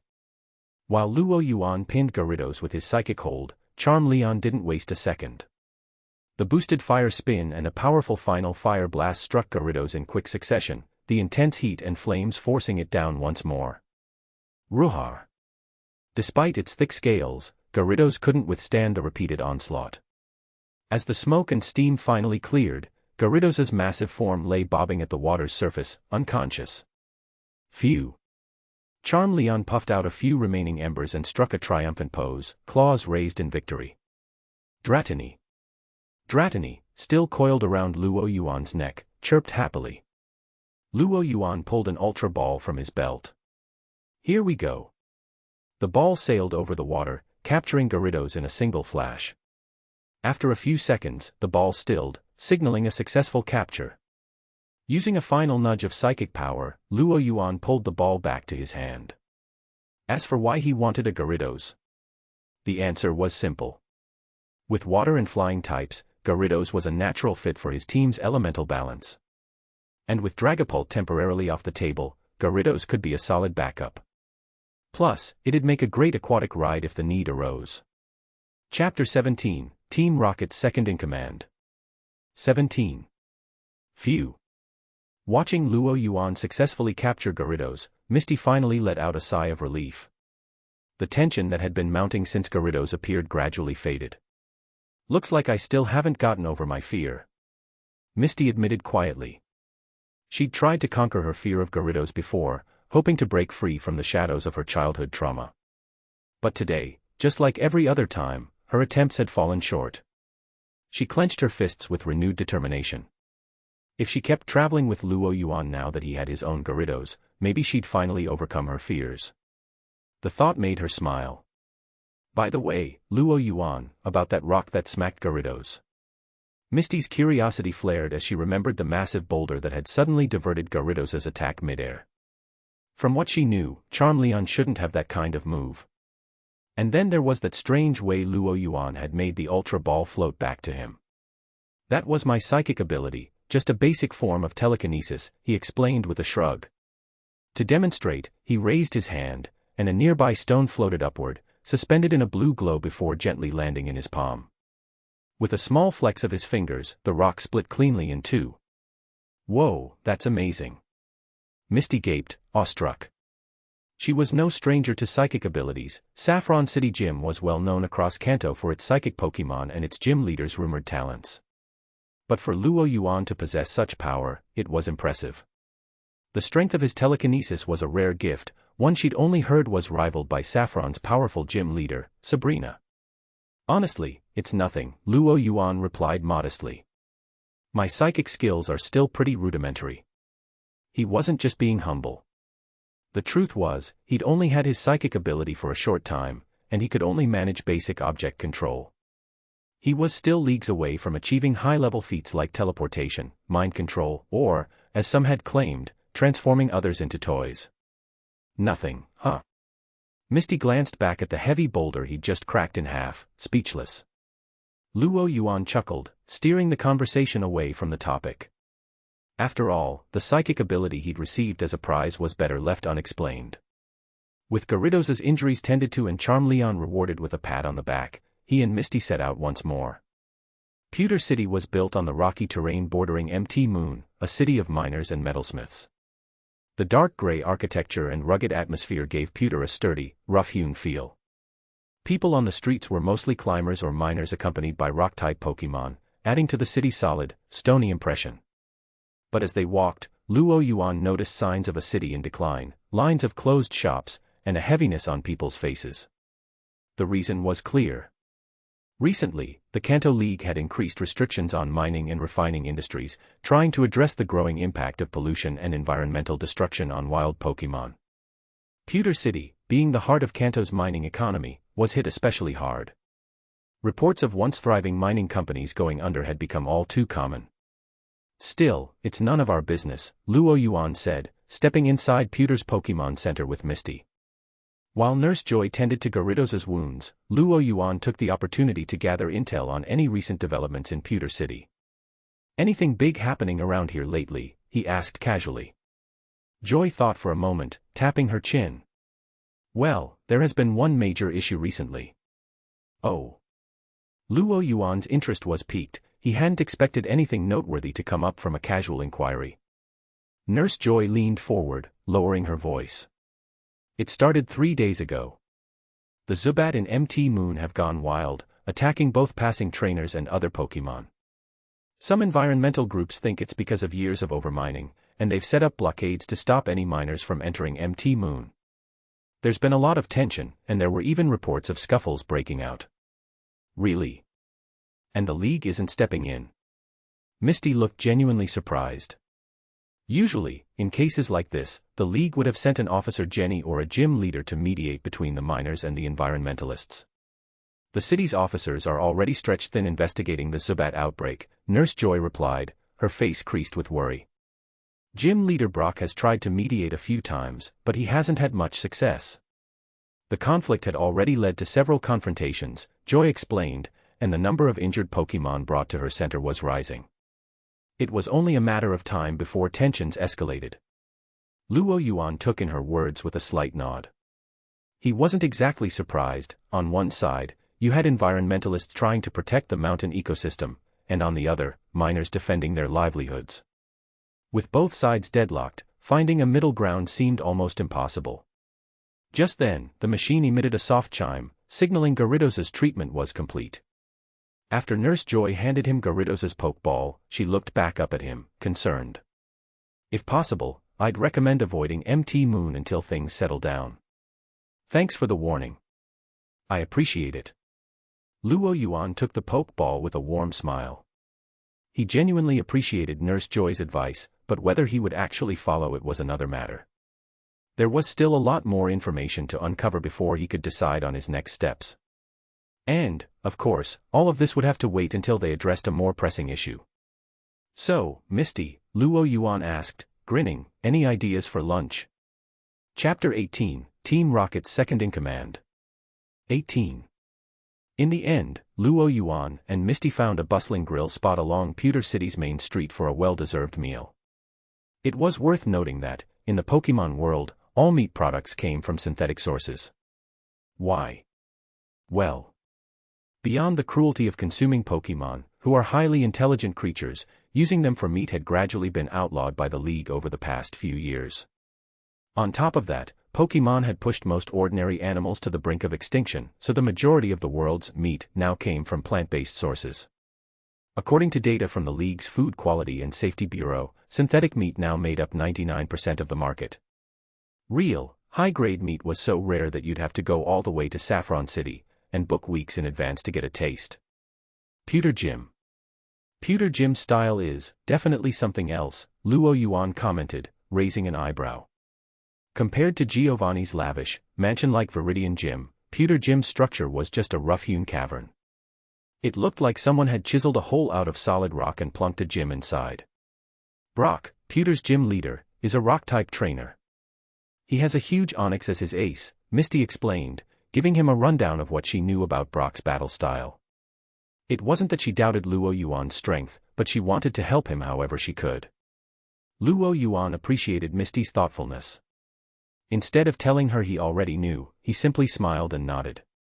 Let's do this. If the gym's exterior was plain, its interior was downright barren. The floor was basic stone slabs, and other than a few ceiling lights, there was no decor to speak of.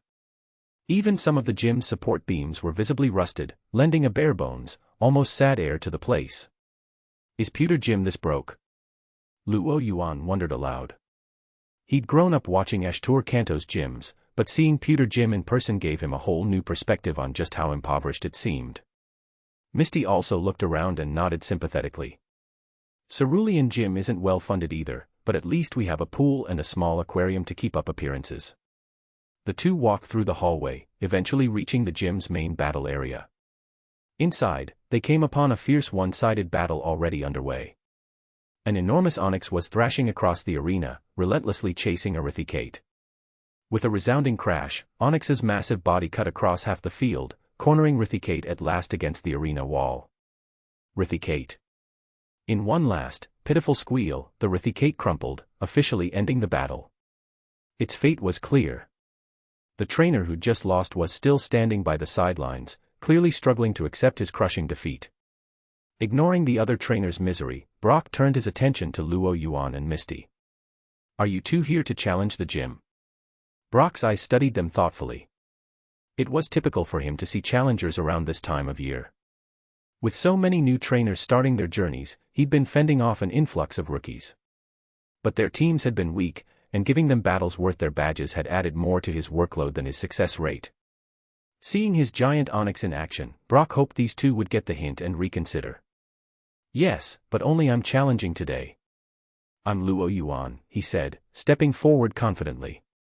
No need for chit-chat. Let's get this over with. I'll make this quick. One big onyx wasn't enough to scare him. Luo Yuan wasn't one to shrink back in front of a gym leader, especially not over something so routine. Winning the boulder badge felt about as challenging as clocking in at work, so Luo Yuan aimed to get it done fast and see if he'd get some milestone rewards from his system for it. Hearing Luo Yuan's words, the defeated trainer, who'd been on his way out, stopped in his tracks. He wanted to see what Luo Yuan's confidence was all about, maybe he could pick up a few tricks for his own rematch. Across the field, Brock's brows creased. He wasn't accustomed to challengers coming in this cocky. But he kept his cool. He'd seen plenty of trainers talk big, and as the gym leader, accepting all challengers was his duty. Very well, Brock replied. The Pewter Gym Challenge is a 2-on-2 match. Standard League rules. The challenger may switch out Pokemon, but as the gym leader, I won't. Let's begin if you're ready.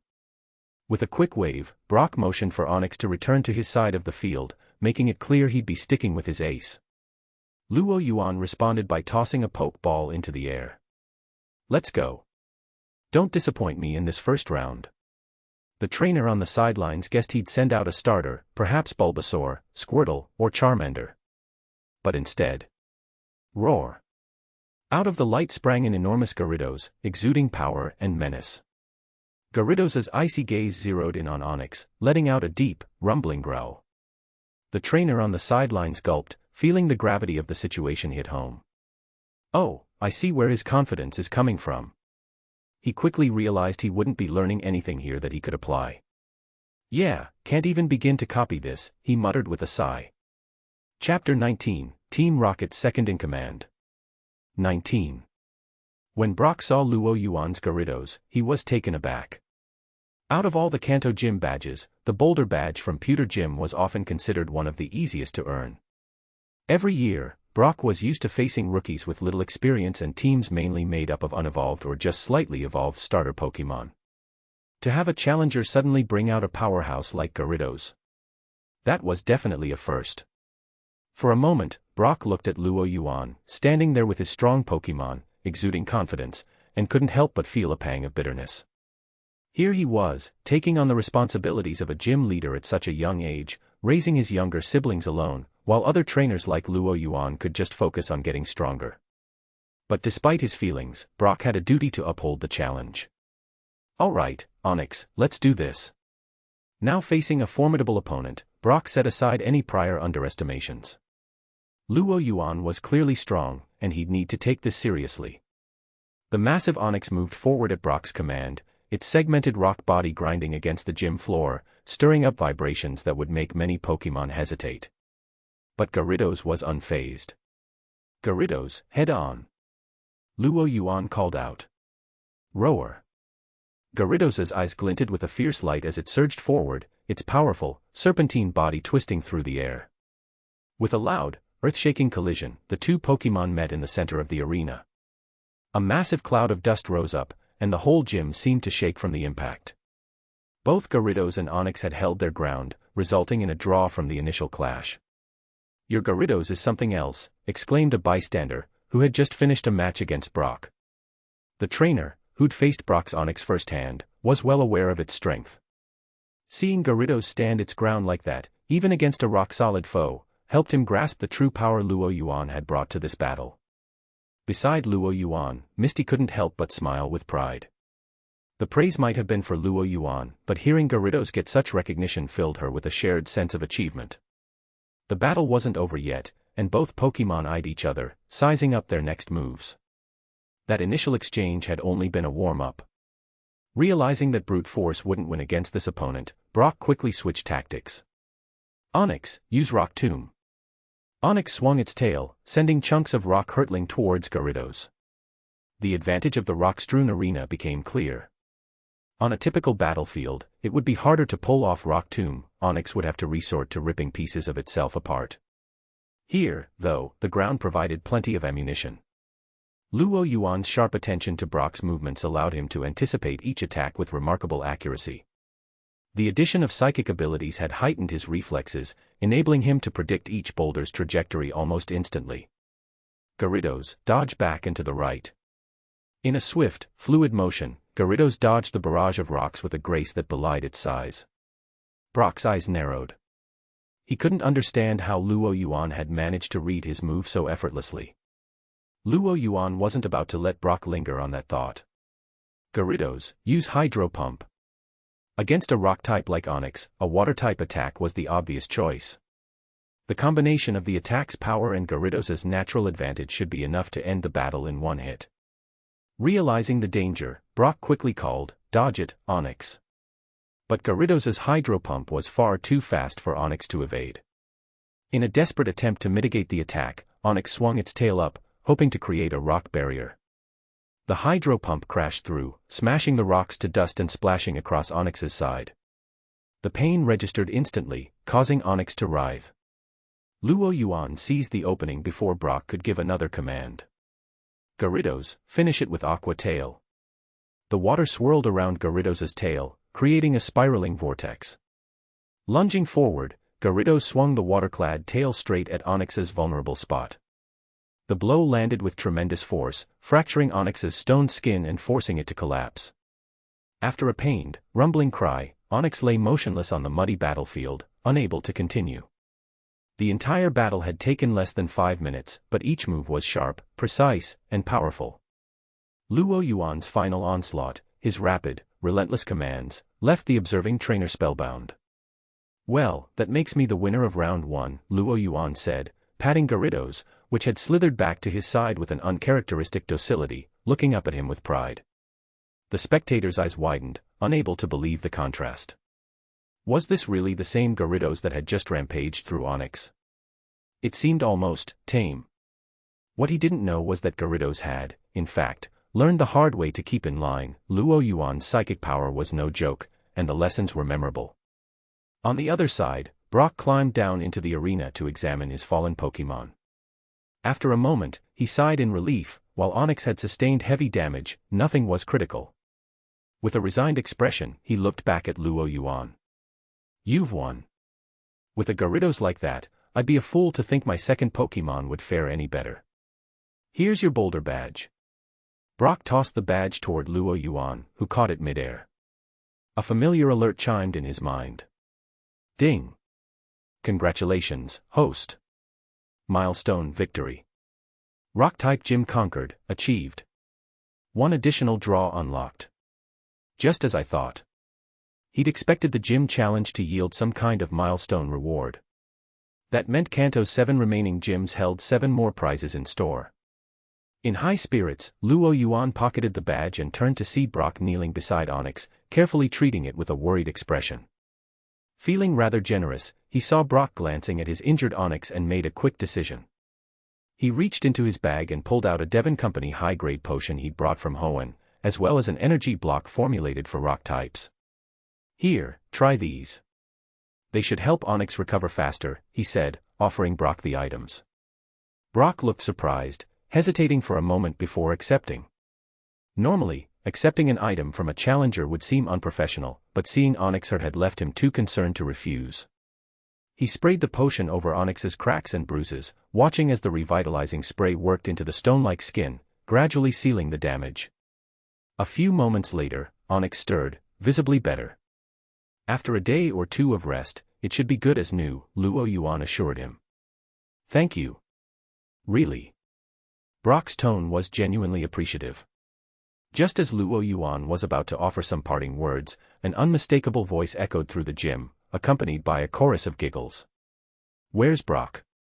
I'm here to take you down and win that badge. Chapter 20, Team Rocket's second in command. 20. Where's Brock? I, Gary Oak from Pallet Town, am here to challenge Pewter Jim. A familiar voice rang out from the entrance. Luo Yuan turned to see Gary Oak, wearing his signature high-collared jacket, confidently strolling in with a squad of cheerleaders trailing behind him. The whole entrance was enough to catch anyone's eye. The moment Gary saw Luo Yuan, his smirk faded into surprise. Luo Yuan. Gary's jaw dropped as he took in the sight, evidently shocked that Luo Yuan had arrived before him. Long time no see, Gary. What's this? Luo Yuan raised an eyebrow, glancing at the entourage behind Gary. Looks like you're organizing a little team-building exercise.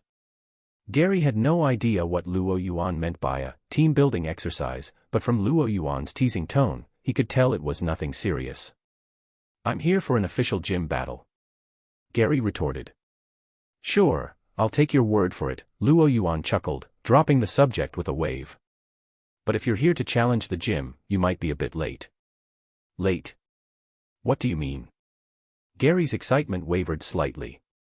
Just what it sounds like. Luo Yuan reached into his pocket and pulled out his newly earned badge. I've already got the boulder badge. Gary looked over at Brock to confirm, and sure enough, Brock nodded. My Pokémon were all taken down by Luo Yuan, Brock said with a sigh. It'll be a bit before they're back in fighting shape. You'll have to come back tomorrow. Gary's face fell.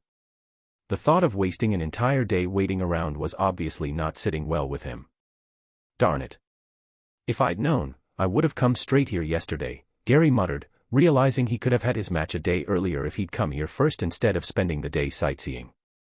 He was ready to turn back and leave, but Luo Yuan's next words made him freeze. Oh, by the way, I ran into Ash in Viridian City. He should be reaching Pewter soon. Gary's foot stopped mid-step.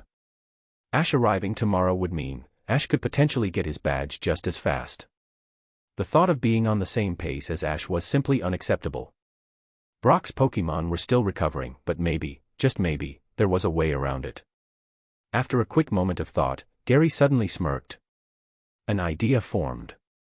Turning to Luo Yuan, he whispered a plan, and Luo Yuan's expression turned intrigued. Once Gary had Luo Yuan's agreement, he turned back to Brock. Brock, I know you've already handed Luo Yuan a badge, right? Gary asked. Brock raised an eyebrow, nodding warily, unsure where this was going. So then, if I challenge Luo Yuan here, using the same Pokémon he used against you, and win, then that would prove I have what it takes to earn a Boulder badge as well, right? A long silence settled over the group. Brock, Misty, and the nearby trainers exchanged looks, trying to process Gary's logic. Gary shifted under their stares, finally asking, "What? Was it something I said?" Brock shook his head, a strange smile playing on his lips, mingling with a bit of pity. "If that's what you want, and Luo Yuan's game, I have no problem with it. After all, gym leaders existed to test trainers' skills, and Gary's proposal technically fit within that rule. If he could defeat Luo Yuan in the same way Luo Yuan defeated him, he could definitely handle a gym-level challenge." "Excellent." Gary, oblivious to everyone's reactions, cracked his knuckles confidently and grinned at Luo Yuan. "All right, Luo Yuan. Today, you're up against the new and improved Gary Oak." Gary had been capturing new Pokemon and training hard, not just cruising around with his fan club. This battle with Luo Yuan would be a perfect 2-for-1, a badge and the chance to settle the score. Brock took his place in the referee's box. Battle rules will be standard 2-on-2. The first trainer to knock out both of their opponent's Pokemon wins. "Go, Gary." His squad of cheerleaders broke into cheers as Gary stepped up, pulling out a Pokeball with a grin. "Get ready, Luo Yuan. You're about to see what I've learned. Go, Wartortle." A flash of light revealed Wartortle, its purple-tinged skin and wing-like ears giving it an aura of confidence. "Wartortle." Its cry echoed through the gym, brimming with energy. "Your turn, Luo Yuan." Gary challenged, full of fighting spirit. "Since you asked for it, I suppose it would be rude not to oblige," Luo Yuan replied with a grin, tossing his own Pokeball. "This after-dinner workout should be a nice treat." Gyarados. The gym rang with the sound of Gyarados' thundering roar as it appeared, its intense aura practically causing the air to crackle with energy. Chapter 21, Team Rocket's Second in Command. 21. Boom. A torrent of water crashed into Pidgeotto, slamming it against a rock with a heavy thud. Pidgeotto is unable to battle. Luo Yuan wins. Brock, from the judges' podium, announced the outcome of the match. The result had been clear from the start. Gary had sent out both Wartortle and Pidgeotto. Yet, combined, they hadn't lasted more than 3 moves against Gyarados. Actually, it could have ended in 2 moves. Pidgeotto had merely managed to dodge one of Gyarados' lunges thanks to its agility. It was a complete and utter defeat for Gary. No way. Recalling Pidgeotto into its Pokeball, Gary's disbelief mirrored the expressions of those behind him. He hadn't taken his previous loss to Luo Yuan in the lab this hard. Back then, though he lost, he hadn't felt the gap between them was so great. Everyone was still on the same starting line. But now. Gary glanced at Gyarados on the field, eyes fierce and intimidating. Swallowing nervously, he felt a sense of helplessness rise in his heart. They were both new trainers, setting out at the same time, so how did Luo Yuan already have a Gyarados? Luo Yuan, however, had no interest in Gary's concerns. Return, Gyarados. After defeating Gary so easily, Luo Yuan felt no sense of accomplishment, just a touch of satisfaction. Though, he quickly shoved that satisfaction down. Bullying weak trainers could become a habit. As a Team Rocket officer with ambitious goals, he couldn't let himself fall into that trap. Occasionally was fine, but any more than that, and he'd be wasting time. Well, now that it's over, I'll be on my way. Luo Yuan turned to leave. If I wait too long, I might miss the best moon viewing spot on Mount Moon this year. Indeed, Luo Yuan planned to spend the evening at Mount Moon, watching the moon with Misty. Mount Moon was renowned worldwide for its breathtaking moonlit views, attracting visitors from all over each year. Luo Yuan's plans with Misty spoke volumes about their rapidly progressing relationship. Watching Luo Yuan's departing figure, Gary wished he could take his own girlfriend to admire the moon too. For now, he'd better get his Pokemon healed at the Pokemon Center. He had bragged plenty in front of Ash back in Pallet Town. If Ash actually surpassed him, his pride would take a massive hit. As one of Kanto's iconic mountains, Mount Moon was to Kanto what Mount Silver was to Johto, or Coronet Mountain was to Sinnoh. It had become a cultural symbol for the region. Not only was it an ideal spot for moon gazing and meteor watching, but it was also known for its moonstone deposits and the many fossils buried underground. Every year, Mount Moon attracted countless tourists and explorers alike. Walking along the main road from Pewter City to Mount Moon, Misty held a map in her hands. If we keep on this path, then go up the mountain and take a left at the third fork, we'll reach the best spot for moon gazing. Despite living in Cerulean City, Misty had spent most of her life focused on training Pokémon. Visiting Mount Moon to watch the moon, especially with someone of the opposite sex, was a first for her. Thinking about it made Misty's face heat up a little. Just as Misty was envisioning their evening under the moonlight, a commotion sounded ahead. What's going on? She looked up to see a crowd blocking the road. It seems to be the environmentalists and miners Nurse Joy mentioned, Luo Yuan observed after taking a closer look. In front of them were two groups, one wearing hard hats and work uniforms, and the other brandishing banners, just as Nurse Joy had described the miners and environmentalists. The two groups were locked in a standoff, pokeballs clutched tightly in their hands, tension thick in the air. People gathered along the roadside to watch. Looks like it's going to escalate again. Those guys are so annoying, blocking the road every day. Tell me about it. Pewter City's economy is already struggling, and now they're choking off the last few mining companies. It's a nightmare. Voices murmured through the crowd. It was clear that the locals held little sympathy for the environmental activists blocking the way. Luo Yuan frowned but didn't immediately take sides based on what the others were saying. Whether they ended up fighting or not, it had nothing to do with him, and he had no intention of getting involved. Just as he was about to make his way through, someone stopped him. You can't go through here right now. Question mark. Luo Yuan looked at them in confusion. He wasn't a miner, so why were they stopping him too?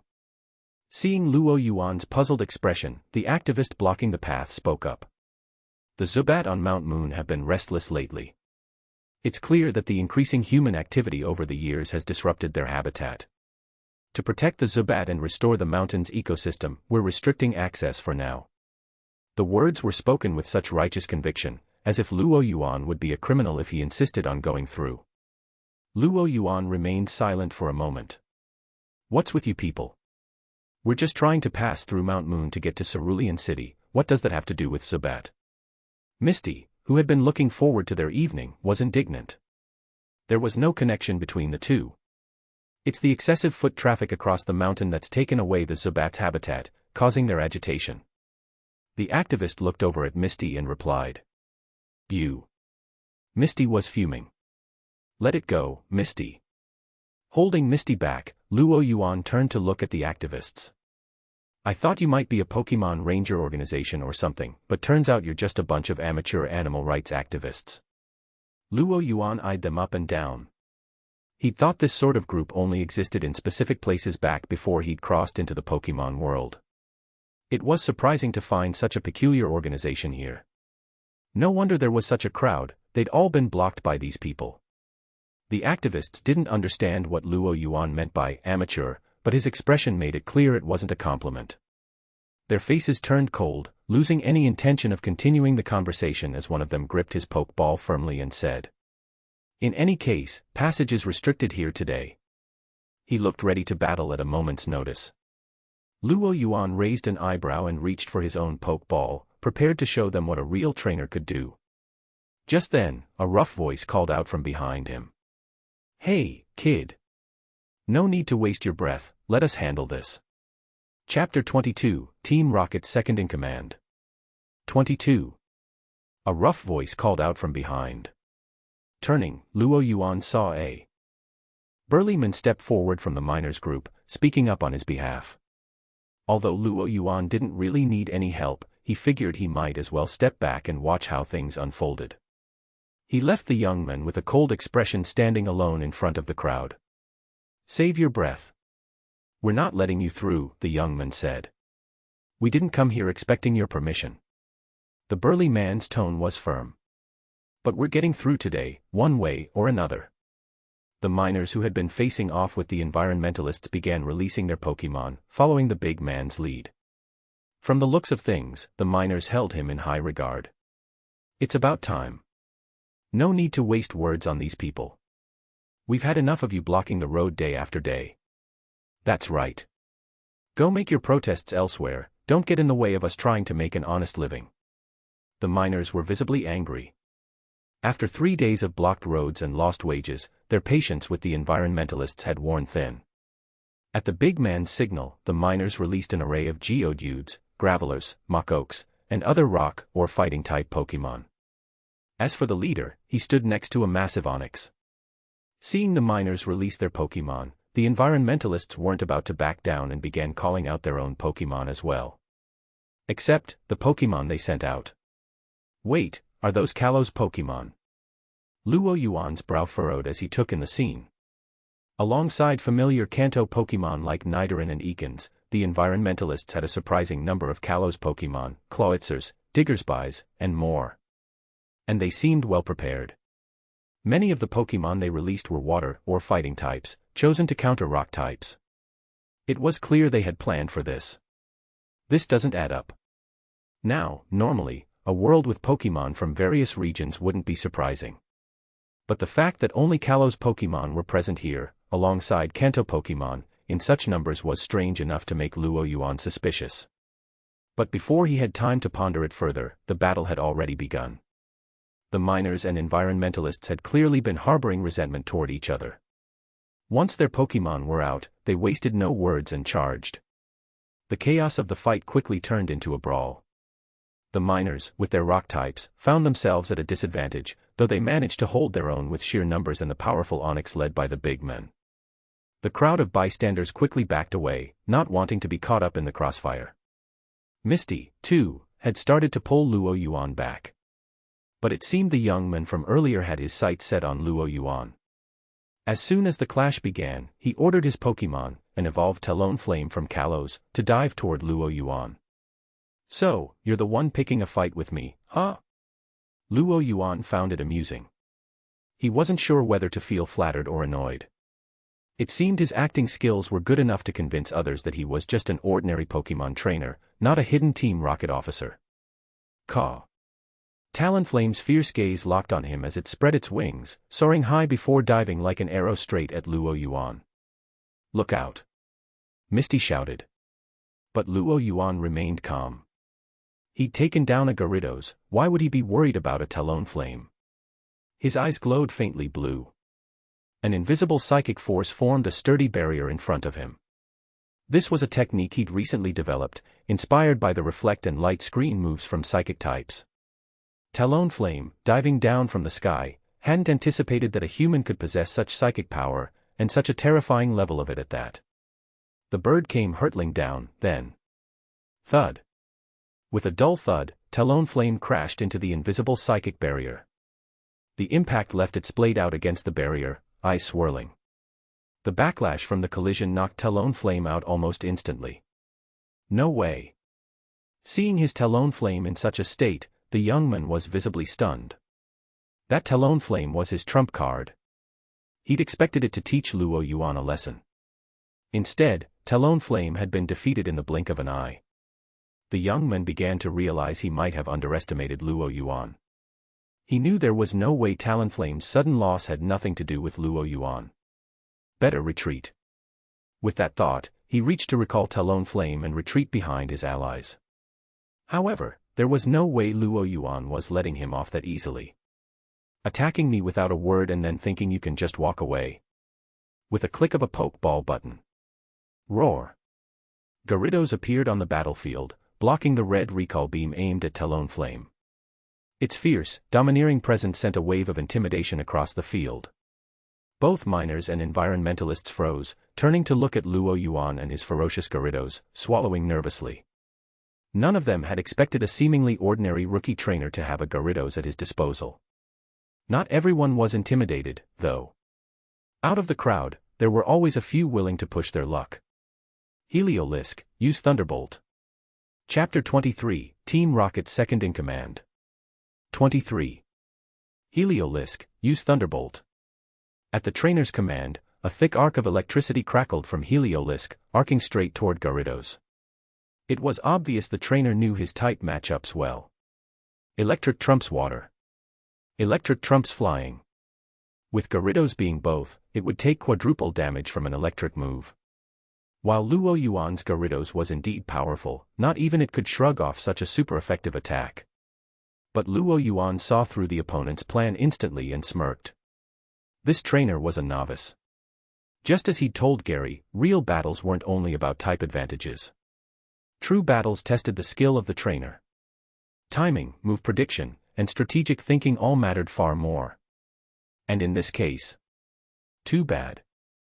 Luo Yuan's psychic abilities had already picked up on the move before the opponent finished issuing the command. Gyarados, dodge. At the exact moment the thunderbolt was unleashed, Luo Yuan gave his order.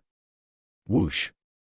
Gyarados, with surprising agility for its massive size, surged into the air, dodging the thunderbolt with ease. Then, in one swift motion, it countered with a hydro pump, blasting Heliolisk and knocking it out cold. Before the opposing trainer could even register his shock, Luo Yuan's lips curled into a faint smile. Gyarados, keep using hydro pump. Maybe a good drenching will bring them back to their senses.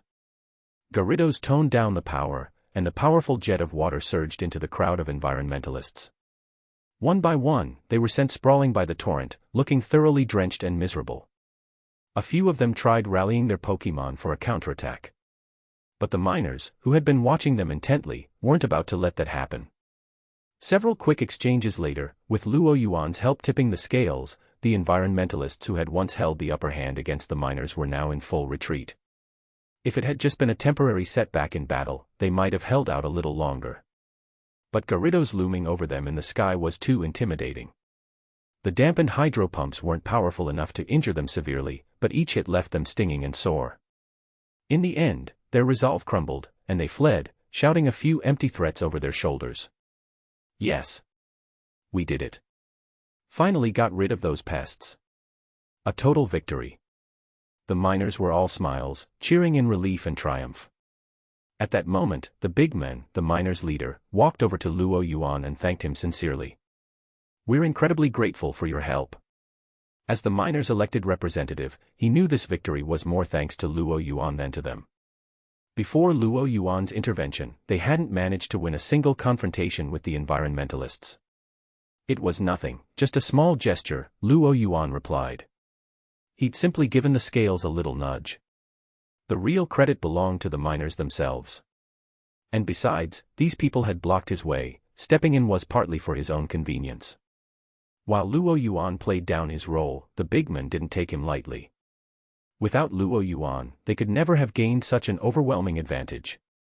In any case, please accept the thanks of Pewter City's Miners Association, he said solemnly. And if there's ever anything we can help with, don't hesitate to ask. Luo Yuan smiled, accepting the big man's goodwill. He probably wouldn't need it, being backed by Team Rocket, but a gesture of kindness was always appreciated. With the path clear, the miners went off to work, and Luo Yuan and Misty continued their journey up Mount Moon. Not far behind, some of the environmentalists crouched in the shadows, watching Luo Yuan's group retreat with grim faces. What now, Captain? We were supposed to hold this path, but now someone's broken through. A murmur of unrest passed through the group. We'll have to report it. Their leader, the young man who had first attacked Luo Yuan, wore a tight frown as he pulled out a communicator. Miss Aliana, I'm sorry to report that we couldn't hold the road. Someone's made it through. The communicator's screen briefly flashed with a fiery red emblem. If only I could reveal my real identity. I'd love to nab a couple of them and get some answers about those Kalos Pokémon. Luo Yuan found his cover as a rookie trainer to be more inconvenient by the day. A group of trainers using Kalos Pokémon in Kanto was definitely suspicious. If he were still operating as a Team Rocket officer, he'd have taken a few prisoners, used a psychic Pokémon to hypnotize them, and learned everything he needed in no time. Need to find a way into the league and get an official position with some law enforcement power. Setting this as his next goal, Luo Yuan quickly messaged Truebird, the agent managing Kanto affairs in Giovanni's absence, asking her to send someone to investigate. Meanwhile, Luo Yuan used his reward from defeating the pewter gym to trigger a spin on his prize wheel. Drawing. Please wait. Draw complete. Congratulations, host. You've won a strange meteorite. Strange meteorite, a peculiar meteorite that seems to attract certain Pokémon. The system's description was brief and cryptic, leaving him at a loss. But having read the original series, Luo Yuan had a few guesses. Many meteorites existed in the Pokemon world, but only a few Pokemon were drawn to them. Apart from Lunatone and Solrock, which were inherently tied to meteorites, the only other Pokemon attracted to them were Rayquaza and Deoxys. Looks like I've stumbled onto something big, Luo Yuan thought, feeling a surge of excitement. For safety's sake, though, he decided not to retrieve the meteorite right away and instead kept it stored in the system space. Who knew what might happen if he brought it out? If he ended up attracting Rayquaza or Deoxys? Even though his Dragapult was strong, he was far more likely to be demolished by these legendary Pokemon than to capture one. Guess I'd better keep leveling up. Luo Yuan was already thinking about ways to quickly strengthen himself. Nearby, Misty suddenly pointed ahead, her voice urgent. Luo Yuan, look over there. Chapter 24, Team Rocket's Second in Command. 24. Luo Yuan, look over there. Misty pointed into the distance. What is it? Luo Yuan, in the middle of thinking about his prize draw, looked up in the direction Misty was pointing. In the sky, a large flock of Pidgey took off as if fleeing from something, their wings flapping frantically as they escaped toward the sky. What happened over there? Misty glanced toward the Viridian Forest, where the Pidgey were flying from. His psychic senses detected an unusual energy fluctuation coming from the distance. At the same time, the Dratini coiled around his neck let out a nervous coo. Could it be that some organization has something going on at Mount Moon? The thought crossed Luo Yuan's mind but was quickly dismissed. Impossible. Not only were most of Team Rocket's resources tied up with the Mutwo project, but if there were really an operation underway, Truebird would have notified him beforehand. The energy felt distinctly strange, and combined with his earlier run-in with that odd environmental group, something about the whole situation seemed off. Let's go check it out, Luo Yuan said. Without hesitation, he started moving in the direction of the disturbance, Misty close behind. 5 minutes earlier. In a valley on Mount Moon. Dressed in a red uniform and with light brown hair, Aliana of Team Flare hung up her communicator, her face darkening. Lady Aliana, what happened? Her assistant asked softly. Scar, that incompetent fool, failed to hold the entrance, and someone's gotten past him, Aliana replied, a flash of irritation in her eyes. Does it matter? Her assistant shrugged. All our preparations are complete. Even if we're spotted, the Kanto League wouldn't be able to react in time to interfere with the plan. Team Flare had clashed with the League enough back in Kalos to know just how sluggish the League's response times could be. The assistant didn't think a few extra eyes from the Kanto League would make any difference to their mission. Humph, who said I was worried about the Kanto League? Aliana shot him a cold look. Then.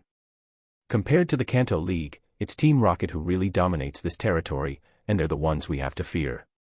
A flicker of rare apprehension crossed Aliana's face. As a Flare executive, she had no problem brushing off the League. Aside from the League's infamously slow bureaucracy, they were bound by laws. Even if they were captured, the worst that could happen was extradition back to Kalos to face charges from the Kalos League. And since Team Flare had influence over many officials back in Kalos, Aliana felt no real pressure from the League. But Team Rocket? As another organization entrenched in the criminal underworld, Aliana knew all too well how ruthless Team Rocket was, with enough power to rule the entire Kanto, Johto, and Sevii Islands. They had entered Team Rocket's home turf without permission. If Team Rocket caught wind of their presence, Aliana shivered. She didn't even want to imagine the consequences. Her thoughts were interrupted when an underling approached, snapping her back to the present. Report, Lady Aliana. The device has finished preloading. Shall we activate it? Aliana took a moment to steady herself. She turned toward the massive moon stone encased within a large machine and calmed her nerves. Team Rocket wasn't omnipotent. As long as they finished their operation before Team Rocket noticed, there would be no reason for them to cross the ocean just to come after Team Flare in Kalos. Reassured, she gazed at the moon stone and gave the order. Activate it. We need enough energy to fully power the ultimate weapon. Yes, ma'am. The underlings answered in unison and set to work on the machine's controls. As it powered up, the moon stone began to glow with an intense light. Energy waves rippled out, spreading in all directions. Meanwhile, more and more of the moon stone's energy was siphoned into the machine. Clefairy. In a nearby cage, a group of Clefairy and Clefable watched helplessly as the Moonstone's energy was drained away, their anxious cries filling the air. But trapped behind bars, there was nothing they could do. As Aliana's face broke into a smile, watching the energy finally flowing into the device. Gyarados, Hyper Beam. Blast that machine to pieces. Ruhar. With a mighty roar, a beam of pale energy shot from Gyarados' mouth. It struck the machine at the center of the valley. Boom. A powerful explosion erupted, the device's protective shielding shattering like an eggshell as the entire apparatus blew apart. The rapid turn of events was almost too much to process. The energy had been seconds from being fully collected, and in the final moment, the machine was destroyed. Aliana was stunned, her mind blank for a heartbeat before she snapped back to reality. They hadn't even had time to react before someone had demolished the entire machine, without a single warning or word. Seething with rage, Aliana summoned her own Pokémon. A Mytiana and a Druddigon took their positions in front of her, ready to fight. With a dark expression, she turned her gaze to the intruders who had foiled her plans. And saw Luo Yuan and Misty, standing beside the towering Gyarados, watching her with matching stares. Not League members, not even Team Rocket. Their plan had been sabotaged by two random trainers passing by. Chapter 25, Team Rocket's Second in Command. 25. Standing on the ridge above the valley, Luo Yuan watched as his Gyarados obliterated the machine below. One look at the red uniforms told him exactly who these people were. They were from Team Flare, the criminal organization hailing from the Kalos region. The leader of Team Flare was Lysandra, a renowned scientist who had developed the holographic communicator. Giovanni had once called him an extremist, a misguided idealist with visions of creating a utopian world. Team Flare dared to come all the way to Kanto.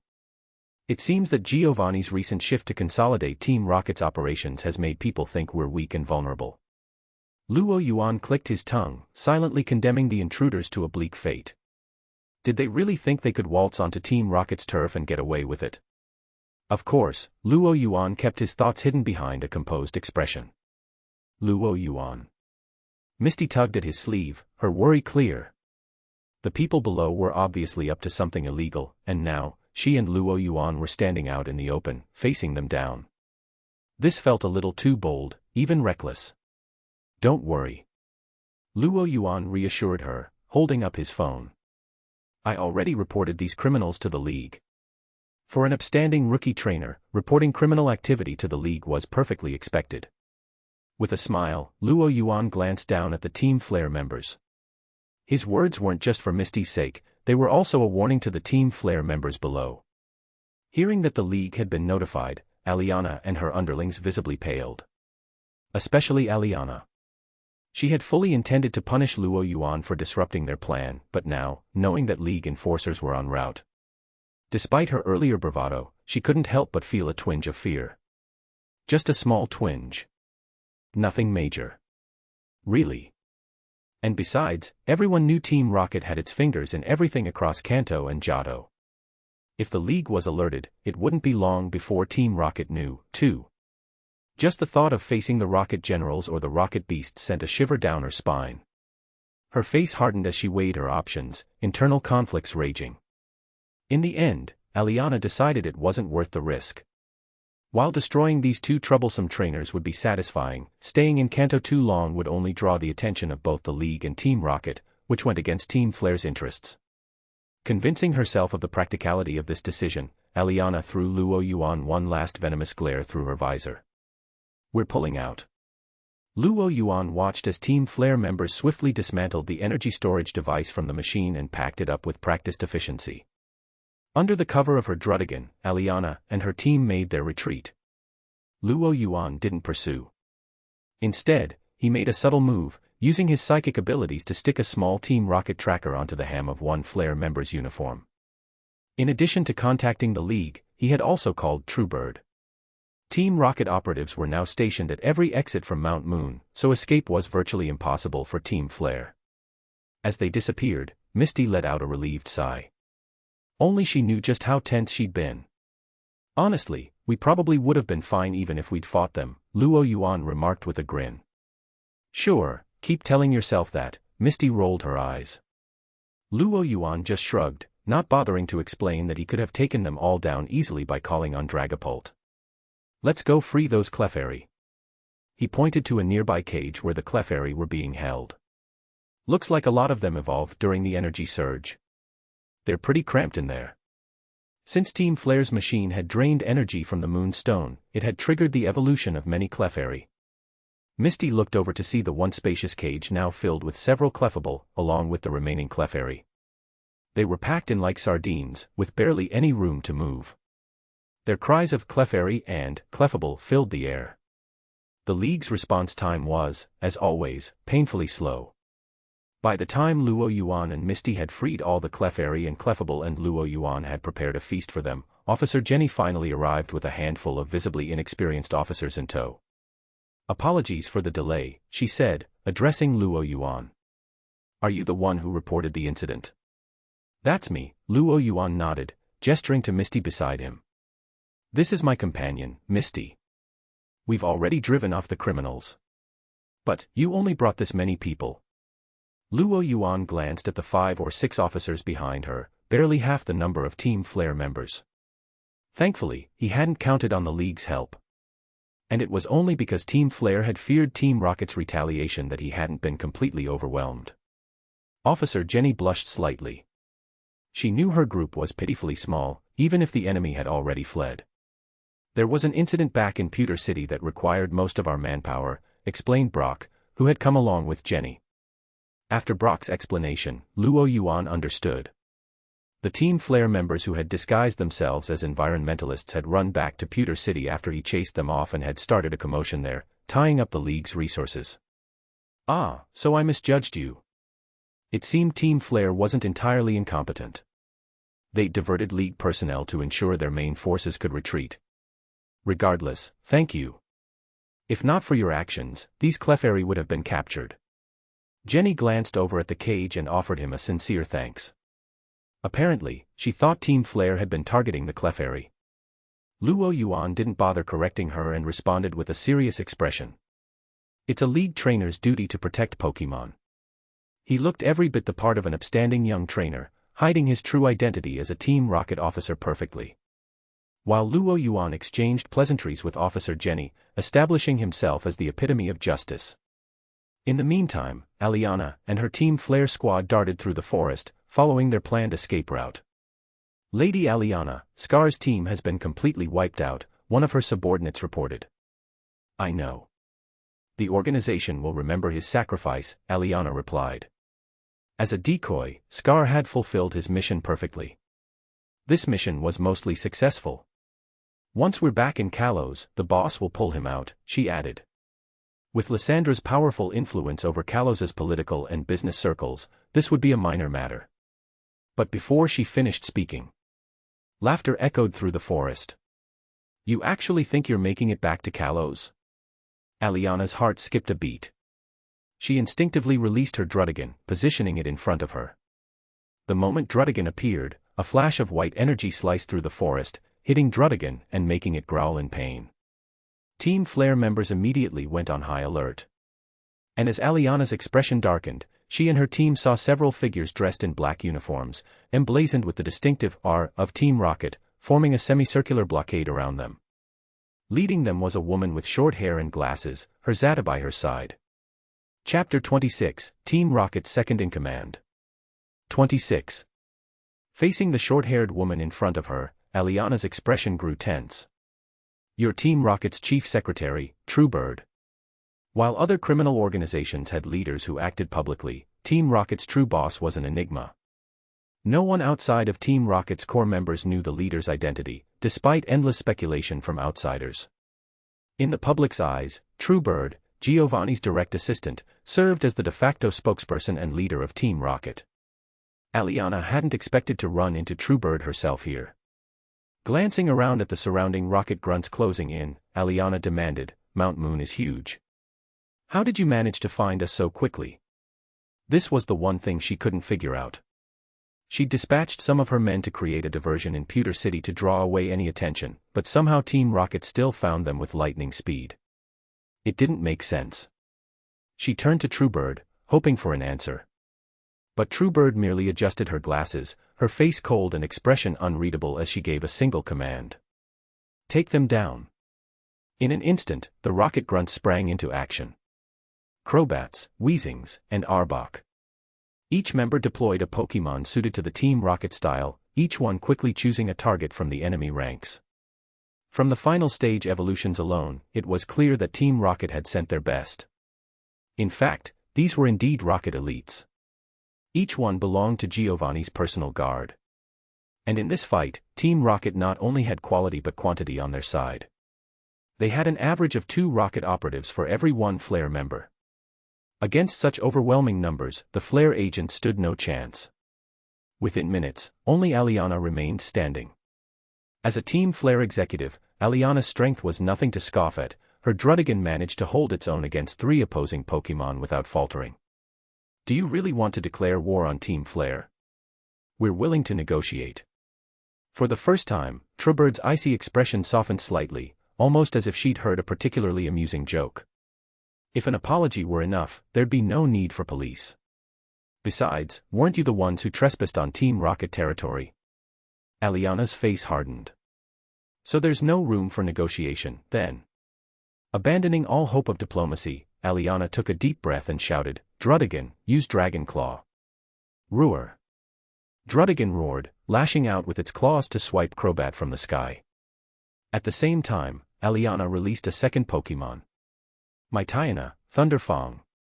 The newly released Mytiana shot forward in a blur, aiming directly for Truebird with its fangs crackling with energy. Aliana knew that if she wanted to escape, she'd have to take Truebird hostage to force the others to stand down.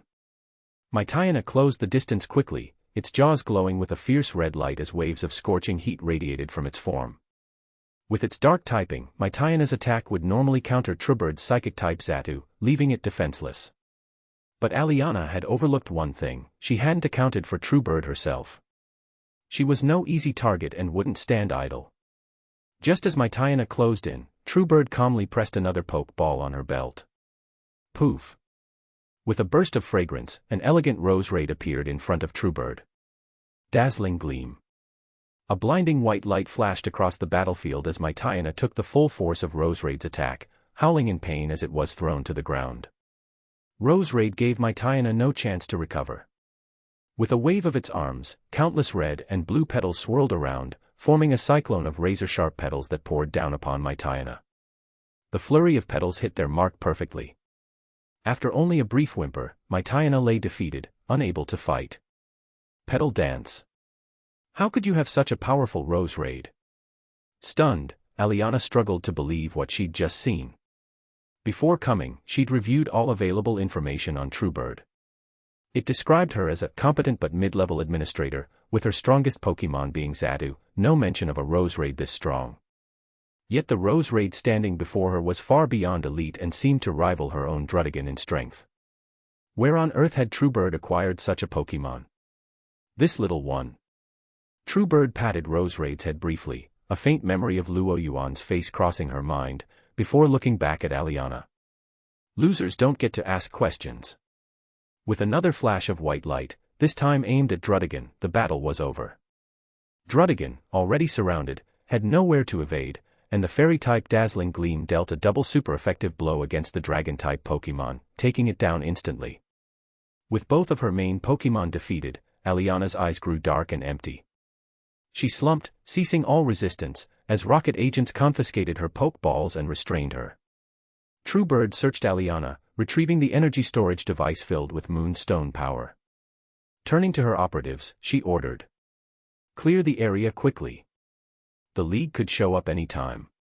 As her team worked to erase all traces of the battle and restore the forest to its natural state, Truebird pulled out her phone and sent a short message to Luo Yuan. "We've secured the item and captured the intruders." Luo Yuan received the message, a slight smile playing on his lips as he casually deleted the record. Looking up, he watched Misty cuddling a Clefairy. "So, you're keeping it." This Clefairy was one of the Pokémon they'd freed from the cage earlier. It had taken quite a liking to Misty and had been sticking close to her ever since. "Yes." Misty nodded enthusiastically. Girls always seem to have a soft spot for adorable Pokémon like Clefairy and Jigglypuff. This Clefairy seems to have good potential. If you train it well, it could become a real asset. Following the energy surge from the Moon Stone, there were only two reasons a Clefairy wouldn't evolve. One was a lack of energy, which this Clefairy didn't seem to suffer from. The other was due to natural resilience, with some Clefairy needing more energy before evolving. With its bright eyes and lively spirit, this Clefairy appeared to be the latter. I'll do my best to train it. Misty patted Clefairy's head, committing Luo Yuan's advice to memory. Then let's go. If we hurry, we'll still make it for the best moon viewing time. Luo Yuan smiled. Right. Clefairy. Dree. Clefairy and Dratini chimed in, eager to join them. Chapter 27, Team Rocket's Second in Command. 27. The moonlight was beautiful, a big, bright moon in a clear night sky. Luo Yuan gave the sight an approving nod. The next morning. On the road from Mount Moon to Cerulean City. Dratini, use water gun. Dree. A jet of water shot from Dratini's mouth, striking a tree and leaving a small dent in the bark. Well done. Luo Yuan patted Dratini's head and rewarded it with a poke block. During their journey, he had been consciously training Dratini, and his efforts were finally bearing fruit. Still, raising a Dratini isn't for the faint of heart. No wonder there are so few Dragonite trainers. Dratini's growth cycle was far longer than that of most Pokémon. The exact time varied from one Dratini to another. For an exceptionally gifted Dratini like Luo Yuan's, evolving into Dragonair would normally take around 3 to 5 years of steady training. If he were an ordinary trainer, he'd have no choice but to endure those 3 years patiently. But for someone with access to limitless funds like Luo Yuan, there was another option: money. All along the way, he'd been feeding Dratini every nutrient he could get his hands on, going so far as to spend more than he had raising his Charmander. The daily cost of Dratini's care would be enough to make any average trainer balk. But in return, Dratini's strength was growing rapidly, and it was now just a step away from evolution. Hurry up and evolve, Dratini. Luo Yuan rubbed Dratini's head encouragingly. Dree. Dratini, now plump and well-fed, bobbed its chubby head with determination. Watching Luo Yuan's interactions with Dratini, Misty couldn't help but smile. Together, they continued down the mountain path. At last, after crossing a small forest, the view opened up before them. A city awash in shades of blue lay ahead. Cerulean City. Cerulean City was a seaside town in northern Kanto. A river wound through the city before flowing into the sea, giving it a charm reminiscent of Venice. Cerulean Gym, located in the northeastern part of the city, had a vibrant exterior resembling an amusement park more than a gym. Luo Yuan and Misty stood at the entrance to the gym. Even through the closed doors, they could hear applause and cheers from inside. Misty stopped at the threshold, hesitating to enter. What's wrong? Are you nervous to be back after so long away? Luo Yuan teased. Last night, Misty had told Luo Yuan that her family ran the Cerulean Gym. So, his question was only natural. It's not that, Misty sighed. It's just, thinking about my sisters gives me a headache. Oh. From what I can tell, they seem pretty popular. The sound of cheering continued from inside, and the audience's support for the Cerulean sisters was so loud it nearly threatened to lift the gym's roof. In fact, the Cerulean sisters were popular all across Kanto. Luo Yuan had even read about them in Hoenn newspapers, and their fame had attracted fans to Cerulean City from far and wide, boosting the city's economy. Practically on par with international celebrities. I don't mean their popularity. I'm talking about their skills as gym leaders. A troubled look crossed Misty's face. I heard rumors from within the league about plans to tighten gym leader standards, which is why I set out to find rare Pokémon and improve my skills. Oh, I've heard about that. Although Luo Yuan had been active in Hoenn, he kept a close eye on Team Rocket's stronghold in Kanto.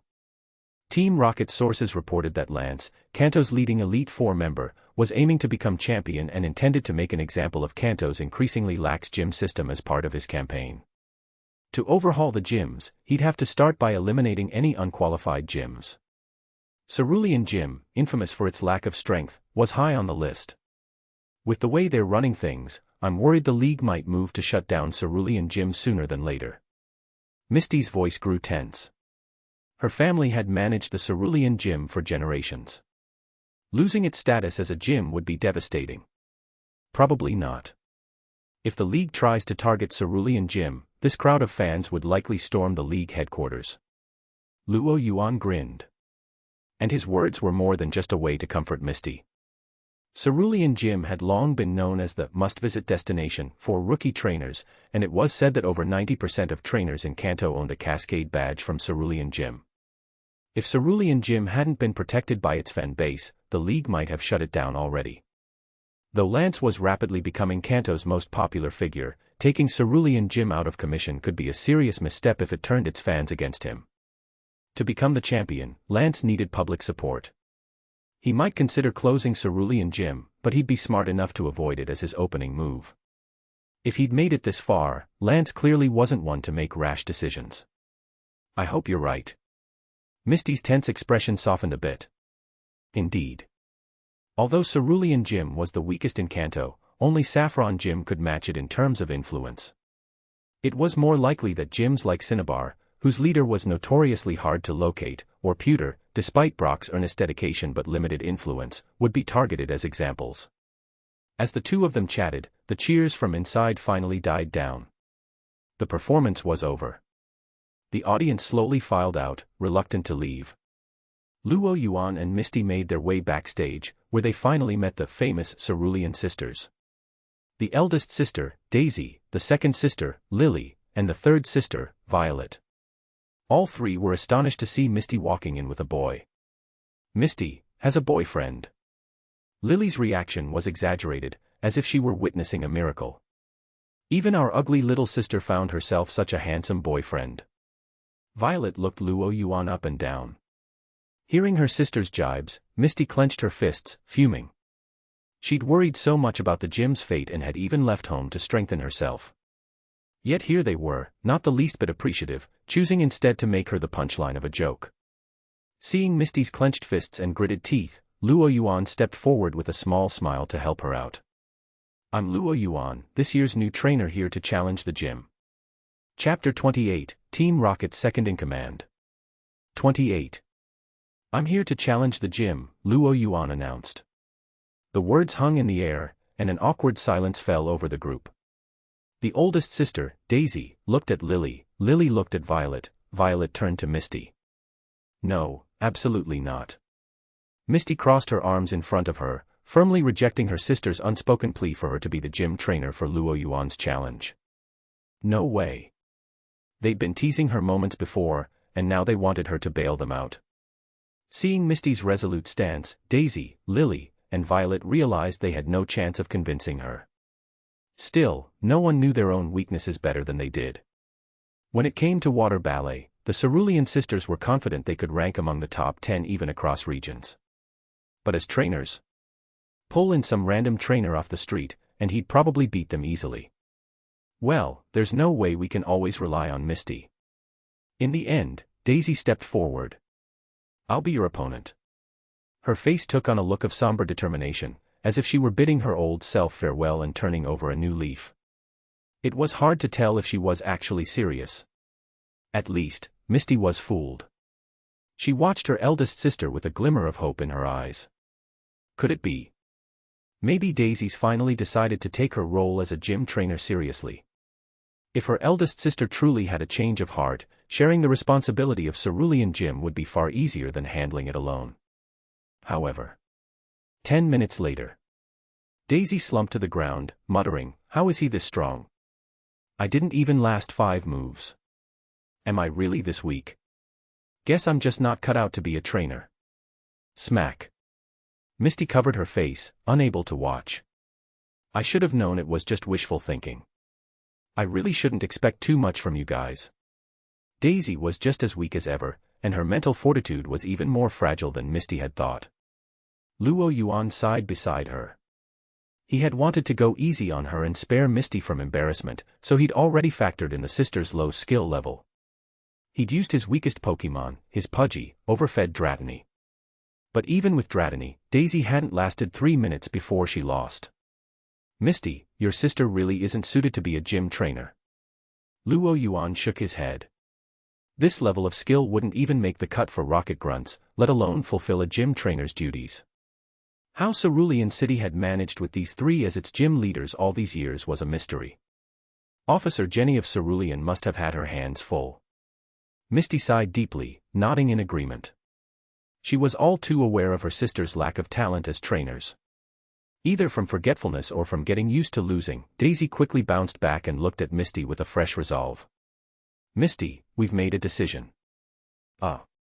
Misty blinked, surprised to be addressed so suddenly and unsure what her sisters were plotting this time. Then Daisy spoke.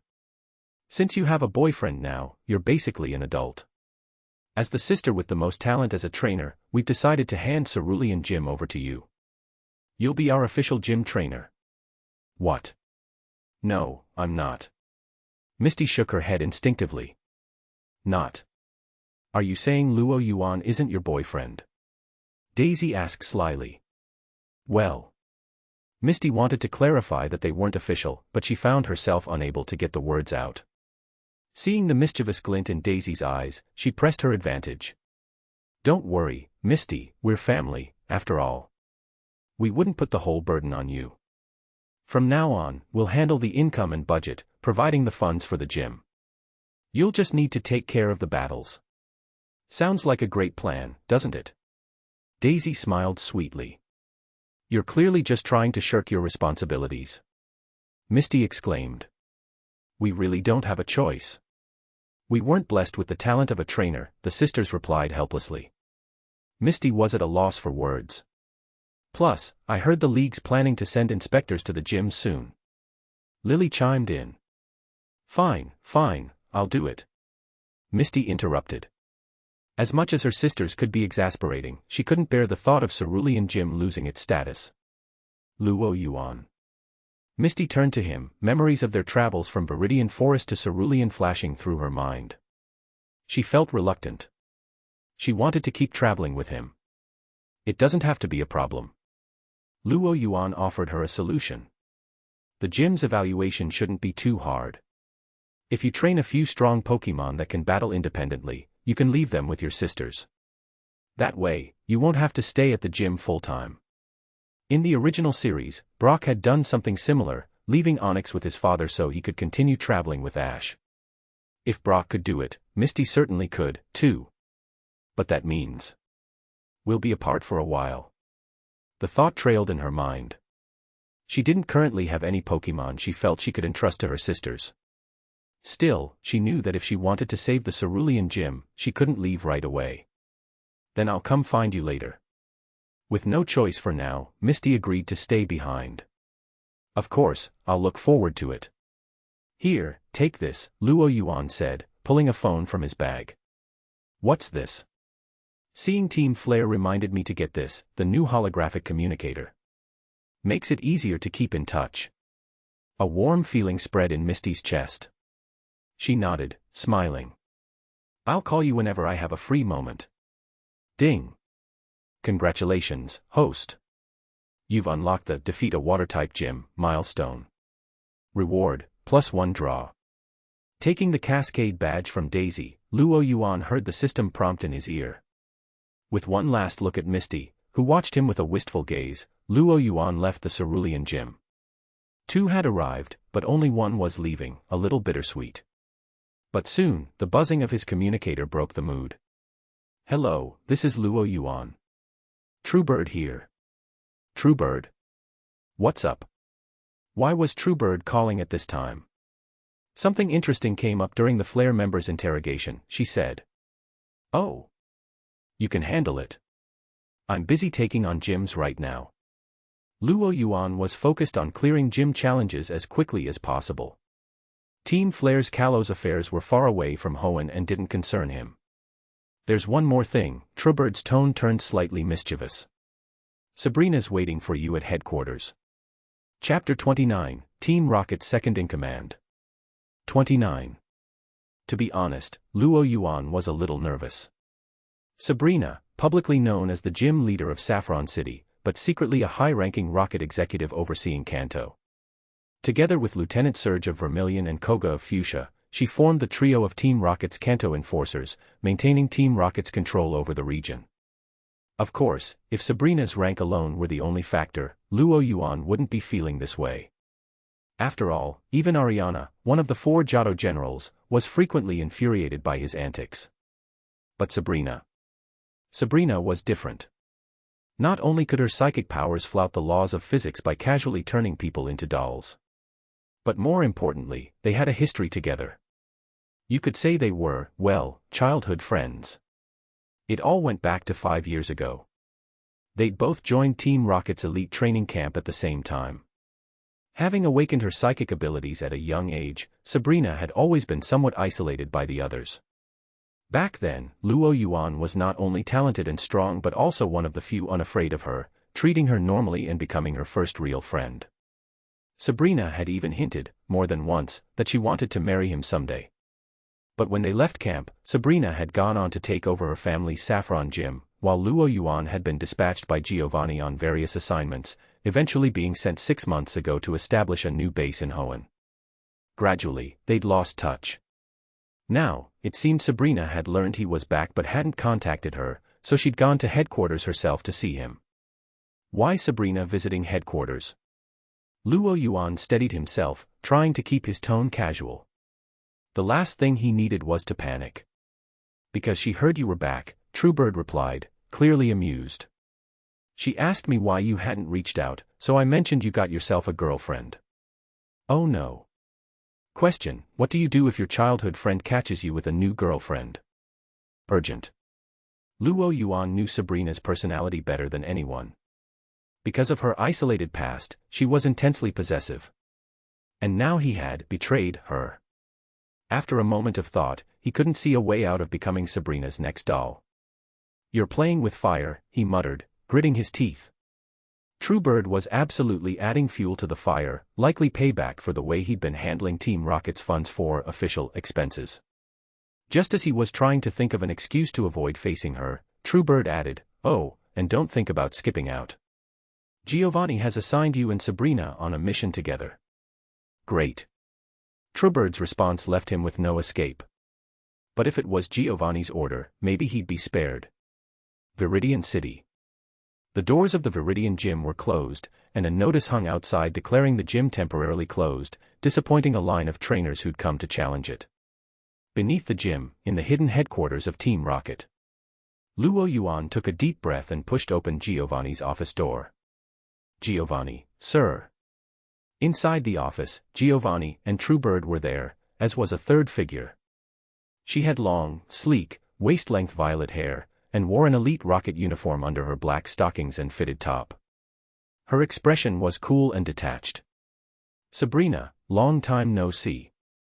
Luo Yuan greeted her with a casual wave. This carefree, clueless expression of his gave Truebird a strange sense of déjà vu. Same old move.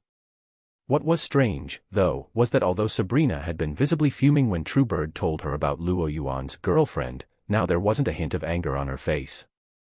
Long time no see. Sabrina smiled back, her usual aloof demeanor replaced with an unsettling warmth. This isn't quite what I expected. Luo Yuan had prepared himself for all kinds of reactions.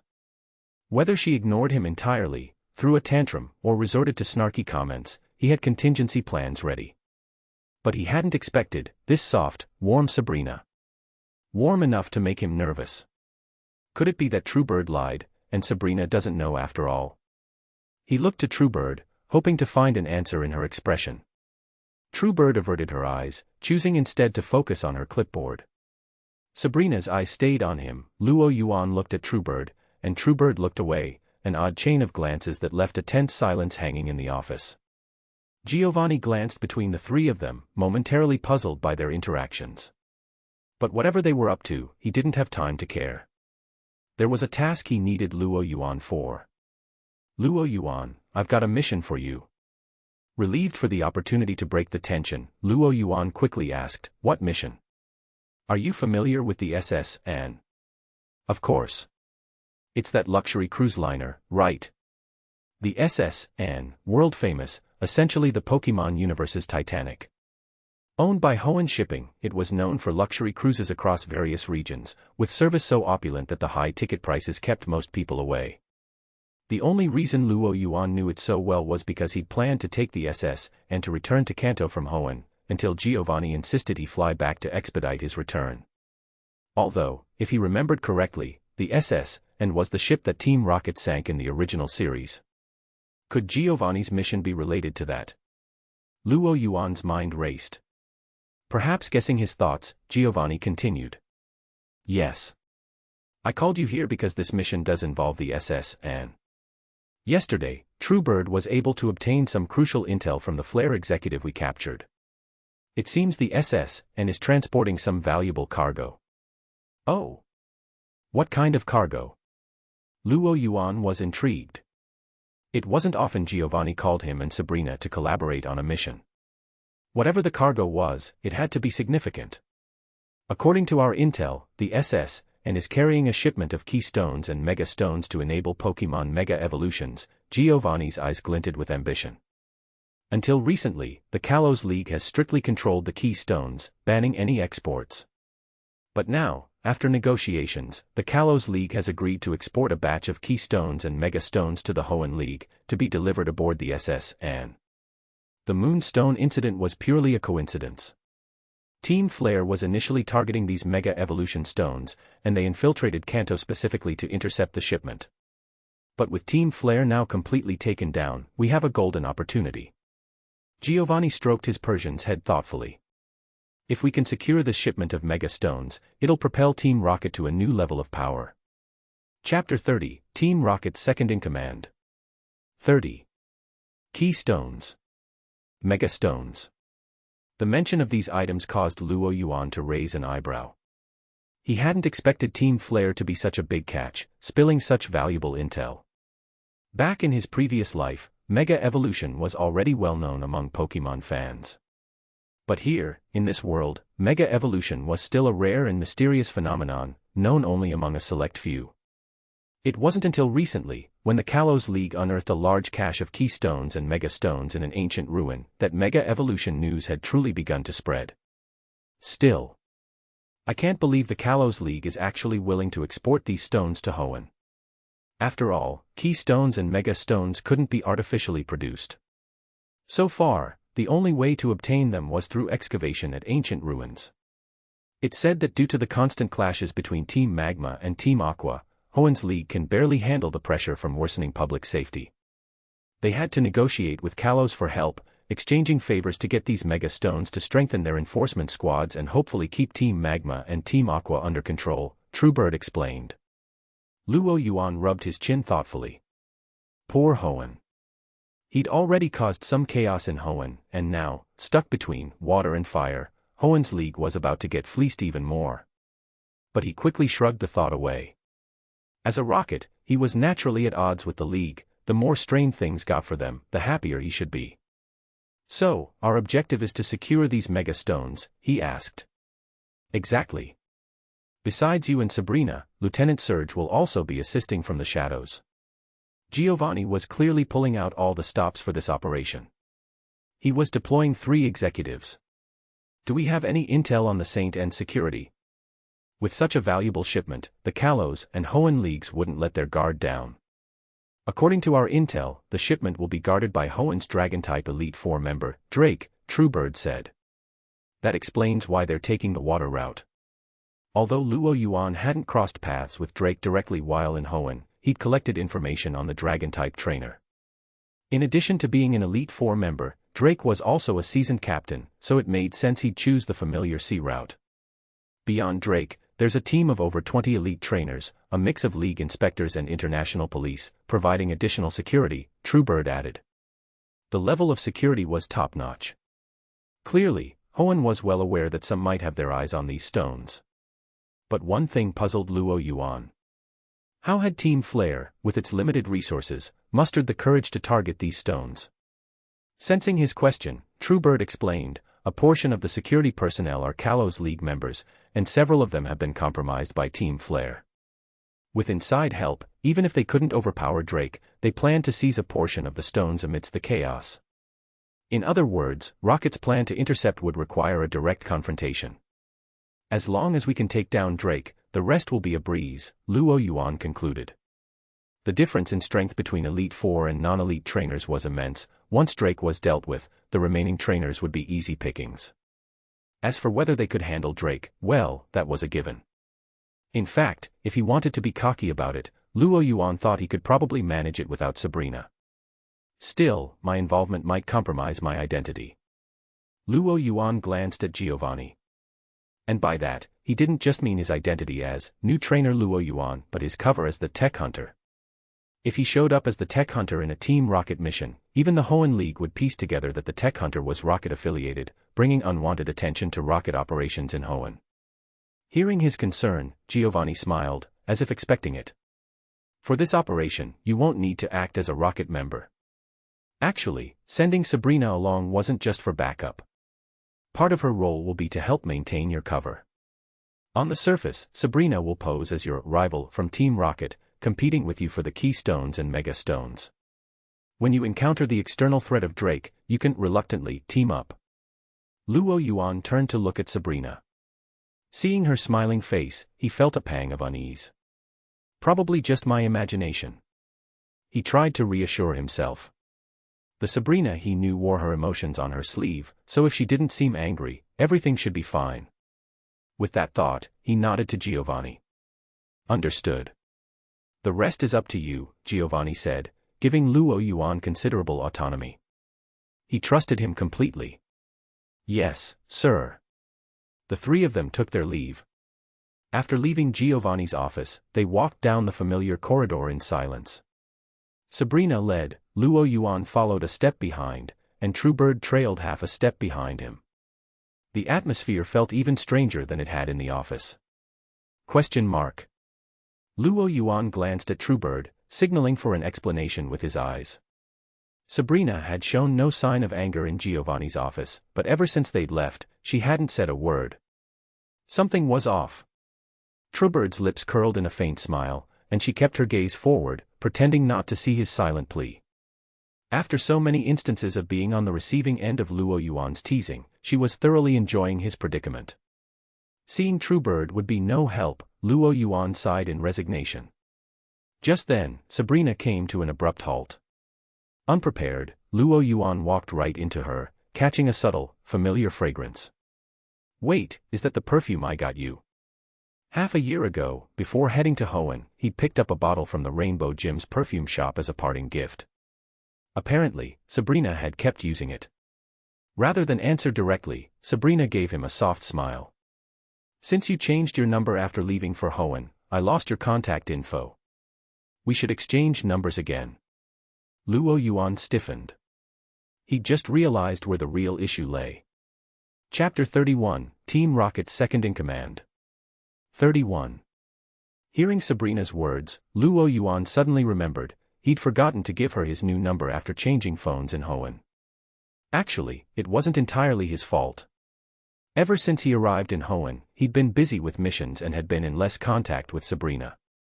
And considering Sabrina's own personality, she wasn't exactly the type to initiate calls. After a while, they basically only exchanged greetings during holidays. So, when he changed numbers, he hadn't remembered to tell her. As for why Sabrina found out about his new number, well, it must have been because she knew he was back in Kanto and had tried to reach him, only to get a disconnected line. Troublesome. Now that Sabrina had brought it up herself, it was obvious she didn't seem as indifferent as she let on. Beneath that calm, gentle expression, there was definitely a hidden undercurrent. And though he, too, had some psychic powers now, Luo Yuan wasn't entirely sure his mind was strong enough to prevent Sabrina from turning him into a puppet. No. I can't just sit back and wait for the worst. With a plan in mind, Luo Yuan feigned ignorance with practiced ease. I didn't tell you. He nonchalantly took out his phone and called Sabrina's number. There, I'm calling you now. Buzz. A vibration sounded from Sabrina's pocket. Sabrina, who'd been about to speak, froze for a moment, realizing that Luo Yuan did still remember her number. Taking advantage of this pause, Luo Yuan quickly changed the topic. So, Sabrina, let's discuss our next operation, shall we? Half an hour later. With a meaningful glance, Sabrina left the headquarters after going over the operation's details. Phew. Luo Yuan slumped into his chair, exhaling in relief. It's finally over. Who knew how he'd managed to survive that last half hour? How does it feel to be playing two boats at once? Matori smirked with obvious amusement. You better watch it. If it weren't for you stirring the pot. Thankfully, he had a knack for thinking on his feet, or things wouldn't have ended so easily today. You've got Sabrina and you're still not satisfied. And I'm the one at fault. Matori arched an eyebrow. But really, how do you plan to handle things between that little girlfriend of yours and Sabrina? She gave him a smile, clearly ready to watch the drama unfold. Luo Yuan thought about pointing out that he hadn't confirmed a romantic relationship with Misty. But to explain that to Matori would only make him sound guilty. So he changed tactics and declared boldly, only kids make choices. Adults choose to have it all. Matori was left speechless, momentarily at a loss for words in the face of Luo Yuan's shamelessness. However, being his secretary and well-versed in handling paperwork, she quickly found a way to retaliate. Let's just hope Sabrina doesn't turn you into an action figure when she hears that, Matori replied with a sweet smile.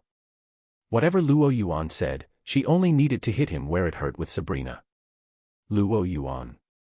This woman was getting sharper and sharper. Finding a verbal victory with her was becoming increasingly difficult.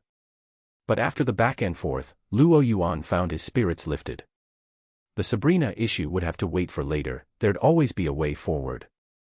Reassuring himself, he opened the door and walked out of the meeting room. I'm off. Make sure you've got the operation team ready, I'll meet you in Vermilion City.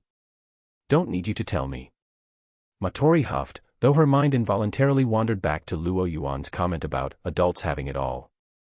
Her thoughts drifted, and a slight blush crept onto her cheeks. Ugh, what am I even thinking? Shaking her head, she quickly cast aside the strange thoughts and got back to organizing the operation's details into an actionable report. Just then, the meeting room door suddenly opened. Luo Yuan's head poked back in, giving her a jolt. Oh, one more thing, Matori. I sent this month's expense report to your inbox, make sure to process that for me. And I'll need approval for 20 million poke dollars in funds for this operation. Before Matori could react, Luo Yuan vanished from the room in the blink of an eye. Snap. Matori gritted her teeth as the pencil in her hand snapped. Luo Yuan had the final word, after all. Leaving the Rocket HQ, Luo Yuan headed back to Cerulean City. He wasn't in a rush to get to Vermilion City just yet. After all, the SS hadn't docked in Vermilion's harbor yet, so there was no hurry.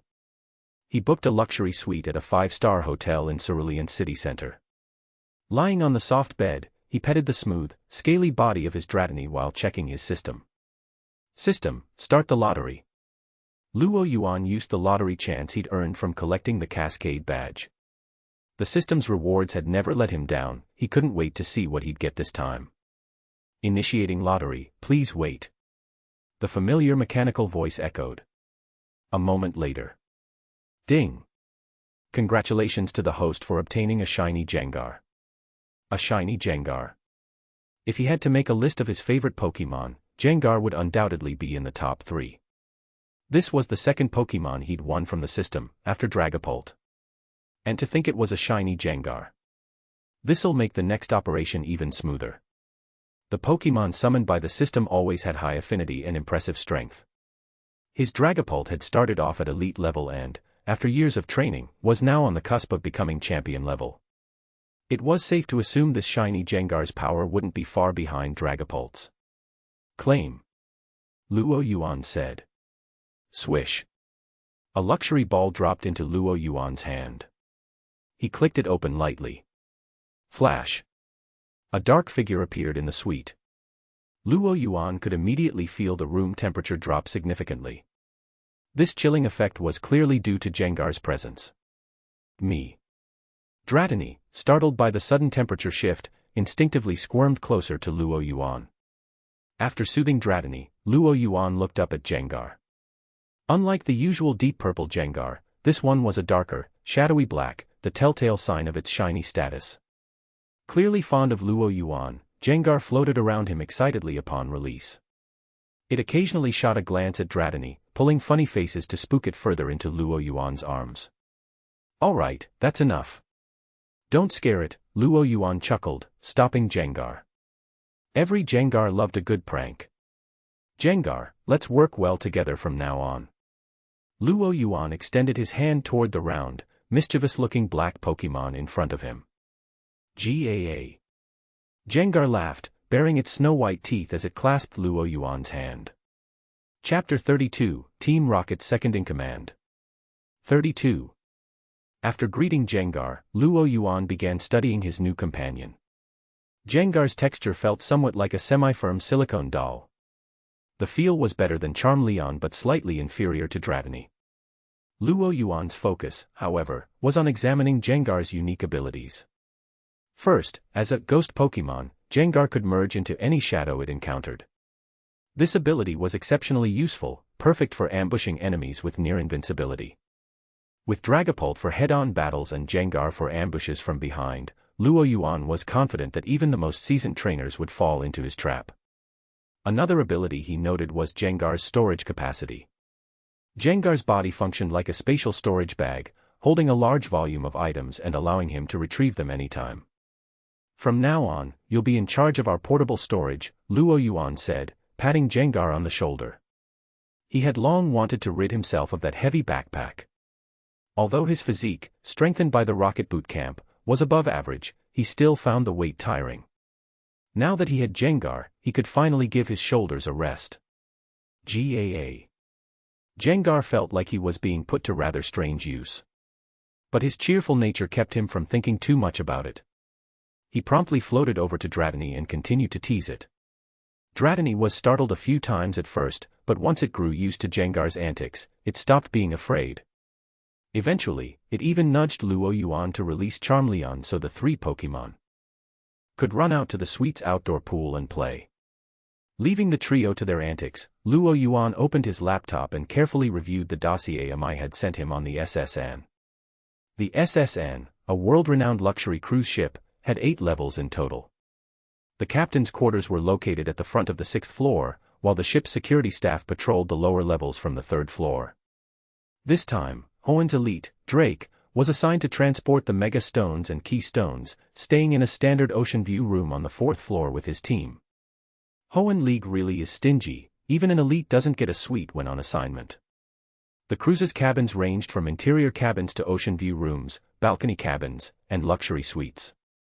Luo Yuan, who always enjoyed top-class accommodations on his trips, felt that Drake's situation could only be described as frugal. Comparing the treatment of rocket personnel to that of the Hoenn League, Luo Yuan felt even more certain he'd made the right choice in joining Team Rocket. According to the plan Sabrina and I discussed, she'll lead the main squad to neutralize the SS and security and take control of the vessel. I'll lead the elite team to occupy Drake and wait for Sabrina to meet up with us. He looked over Drake's cabin location and booked a luxury suite under a fake identity near his target's room. Vermilion City. Another coastal city, Vermilion City was starkly different from Cerulean City. If Cerulean was a tourist city full of romance and cultural charm, Vermilion was built on the pillars of economy and progress, hosting the largest passenger and cargo port in all of Kanto. Vermilion Gym. Watching a young trainer cradling a paralyzed Pidgey as he ran tearfully toward the Pokemon Center, Luo Yuan shook his head. Trainers these days just weren't what they used to be. Who brings a flying-type Pidgey to challenge an electric-type gym? What were they expecting? Maybe Lieutenant Surge's Raichu was sick today. Or perhaps it hadn't charged up last night. They'd never faced the real brutality of the world. Lost in thought, Luo Yuan pushed open the gym's doors. The gym was nearly empty, likely due to Surge's reputation for not holding back in battles. As Luo Yuan entered, a gym staff member came over. "How can I help you?" "Hi, I'm a new trainer here to challenge the gym." Luo Yuan replied with a smile. The staff member didn't seem suspicious. "Ah, a new trainer, please wait here." The staff led Luo Yuan to the challenger's position on the battlefield and then pulled out a walkie-talkie. "Lieutenant Surge, another new trainer is here to challenge the gym." Another gutsy rookie, huh? Can't a guy get a break around here? Lieutenant Surge sounded irritable over the walkie-talkie. I'll be there in a sec. Luo Yuan heard him giving some instructions and waited patiently in the challenger's spot. After a full 10 minutes, Lieutenant Surge entered, clad in his usual jacket with golden hair gleaming. All right, let's see which baby. Surge's sentence stopped abruptly as he recognized Luo Yuan, swallowing the rest of his words. Gym Leader Surge, what were you saying? Feel free to finish your thought. Luo Yuan smiled. Ahem. Lieutenant Surge coughed twice, signaling the staff member to keep an eye on the gym entrance. Then, he whispered, Luo Yuan, why are you here early? I'm still setting things up. If any of Surge's subordinates were present, they'd be shocked. Their gym leader, the notoriously short-tempered Lieutenant Surge and a high-ranking rocket member, was actually intimidated by this young man. Yes, Surge looked almost afraid or cautious around Luo Yuan. I'm supposed to be challenging the gyms as a new trainer per Giovanni's request, right? Luo Yuan chuckled. So I came to challenge you. Quit joking, Surge scoffed. I'm no match for you. This wasn't false modesty from Surge, it came from bitter experience.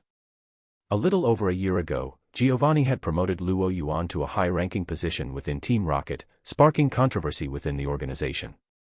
Surge had been among the voices of doubt. He'd proposed a battle, saying that if Luo Yuan could hold out against him for 30 minutes, he'd acknowledge him as a high-ranking rocket officer. What followed was a fierce showdown at Rocket headquarters. The battle cemented Luo Yuan's position as a senior officer, while Surge became infamous within Rocket for his loss, turning sheepish every time he saw Luo Yuan. If you need a badge, I can just give it to you, Surge offered, already reaching for his badge case. No. Luo Yuan stopped him. Who knew if the system would recognize a badge earned this way? Seeing Surge's confusion, Luo Yuan quickly came up with an excuse. Right now, I'm not supposed to know you. We'd better battle it out. And, in my current disguise, I can't use Dragapult. Aren't you just a little tempted for some payback? Luo Yuan coaxed him gently. Really? You're serious? Surge's mouth said no, but his actions betrayed him. His eyes sparkled with barely hidden excitement. If Luo Yuan was serious, this was his golden opportunity to redeem himself. Chapter 33, Team Rocket's Second in Command. 33. Lieutenant Surge was getting fired up. If Luo Yuan really wasn't going to use that monstrously strong Dragapult, then maybe, just maybe, he actually had a chance to redeem himself here. Well, if you insist on a match, then let's battle. Surge's face lit up. How about a 3-on-3? Seeing Luo Yuan's nod, Surge's hand swept across his belt as he casually tossed out an Ultra Ball. Bang. Sparks crackled. A magneton, made up of 3 magnemites combined, appeared on the battlefield. My first Pokemon is Magneton. Surge announced. Seeing Magneton, Luo Yuan sighed, his expression disappointed as he looked at Lieutenant Surge. Surge, what have I done to make you look down on me like this? Am I really that weak in your eyes? You don't even bother bringing out one of your main team. He pointed at the Magneton. Surge had at least a dozen of these Magnetons. Did he really think Luo Yuan without Dragapult was just a pushover? Surge wanted to nod in agreement, but memories of how Luo Yuan's Dragapult had once crushed him into questioning his entire career made him hold his tongue. Ahem, we're doing 3 rounds, aren't we? Surge explained quickly. My heavy hitters are up for the last one. TCH. Luo Yuan didn't seem convinced. He casually took out Charmeleon's Pokeball. Here comes your opponent, Charmeleon. For Magneton, he wouldn't need anyone else, Charmeleon was just right for the job. That's the starter you got from old Professor Oak. Surge sized up Charmeleon, already anticipating his first victory. Although Charmeleon's fire-type moves counter Magneton's electric steel typing, Surge's Magneton had been specially selected from a large group of Magnemites, making it much stronger than your average Magneton. A confident smile spread across Surge's face. Well, we'll see if you're still smiling soon. Luo Yuan snapped his fingers. Charmeleon, Flamethrower. A flamethrower from that range? It won't even reach my magneton. After years as a gym leader, Surge knew Charmeleon's limits well. There was no way Charmeleon's flamethrower could reach magneton all the way across the battlefield. Was that just a show of force, trying to intimidate? Surge was pondering Luo Yuan's tactic when he caught a flash in the corner of his eye. Charmeleon took a deep breath, its belly glowing red before it opened its mouth and let loose in one fiery blast. Whoosh! A column of fire shot across the battlefield, rushing toward magneton with surprising speed. No way! Surge's eyelids twitched. This flamethrower's power defied all logic. But his experience as a rocket executive kicked in. Magneton, dodge it. Luo Yuan didn't give Charmeleon any new commands. With a base speed of 70, magneton wasn't exactly slow, but it wasn't fast enough to dodge a well-aimed flamethrower, either. Whoosh! The flames surged forward, engulfing magneton. Surge briefly regretted not teaching his magneton a move like light screen for defense. But it was too late now. As the flames dissipated, magneton was left scorched, wobbling in midair as if it might fall at any moment. Surge tried commanding magneton to use Thunder Shock several times, but it couldn't even manage to land a hit on Charmeleon, only draining its already low energy reserves. Eventually, Charmeleon finished it off with a simple fire spin. I told you, don't bring a magneton just to humor me. Show me what you've really got, Surge. Luo Yuan patted his victorious Charmeleon, a smile on his face. Losing a battle he'd expected to win, Surge's face flushed. Since you're asking for it. Raichu. Recalling magneton, Surge sent out one of his top Pokémon, Raichu. A flash of white light revealed a plump, battle-ready Raichu on the field. Raichu. Its long, thin tail waved behind it, sparking with arcs of electricity as it looked eagerly at its opponent. But when Raichu spotted Luo Yuan, a shiver ran through its body, and it glanced away. Raichu, huh? Brings back memories. Luo Yuan was lost in thought for a moment. Surge's Raichu was no pushover. Back in the day, it had held its own against Dragapult for quite a while. Charmeleon, can you keep going? Luo Yuan called out to his Pokémon. Roar! Charmeleon bounded toward Raichu in large strides, clearly indicating its answer. Seeing that its opponent wasn't the Dragapult that had once completely overwhelmed it, Raichu's eyes filled with renewed determination. Raichu.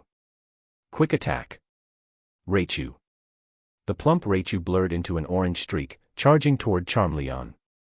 The two Pokémon clashed in the center of the field. Fiery red collided with bright orange.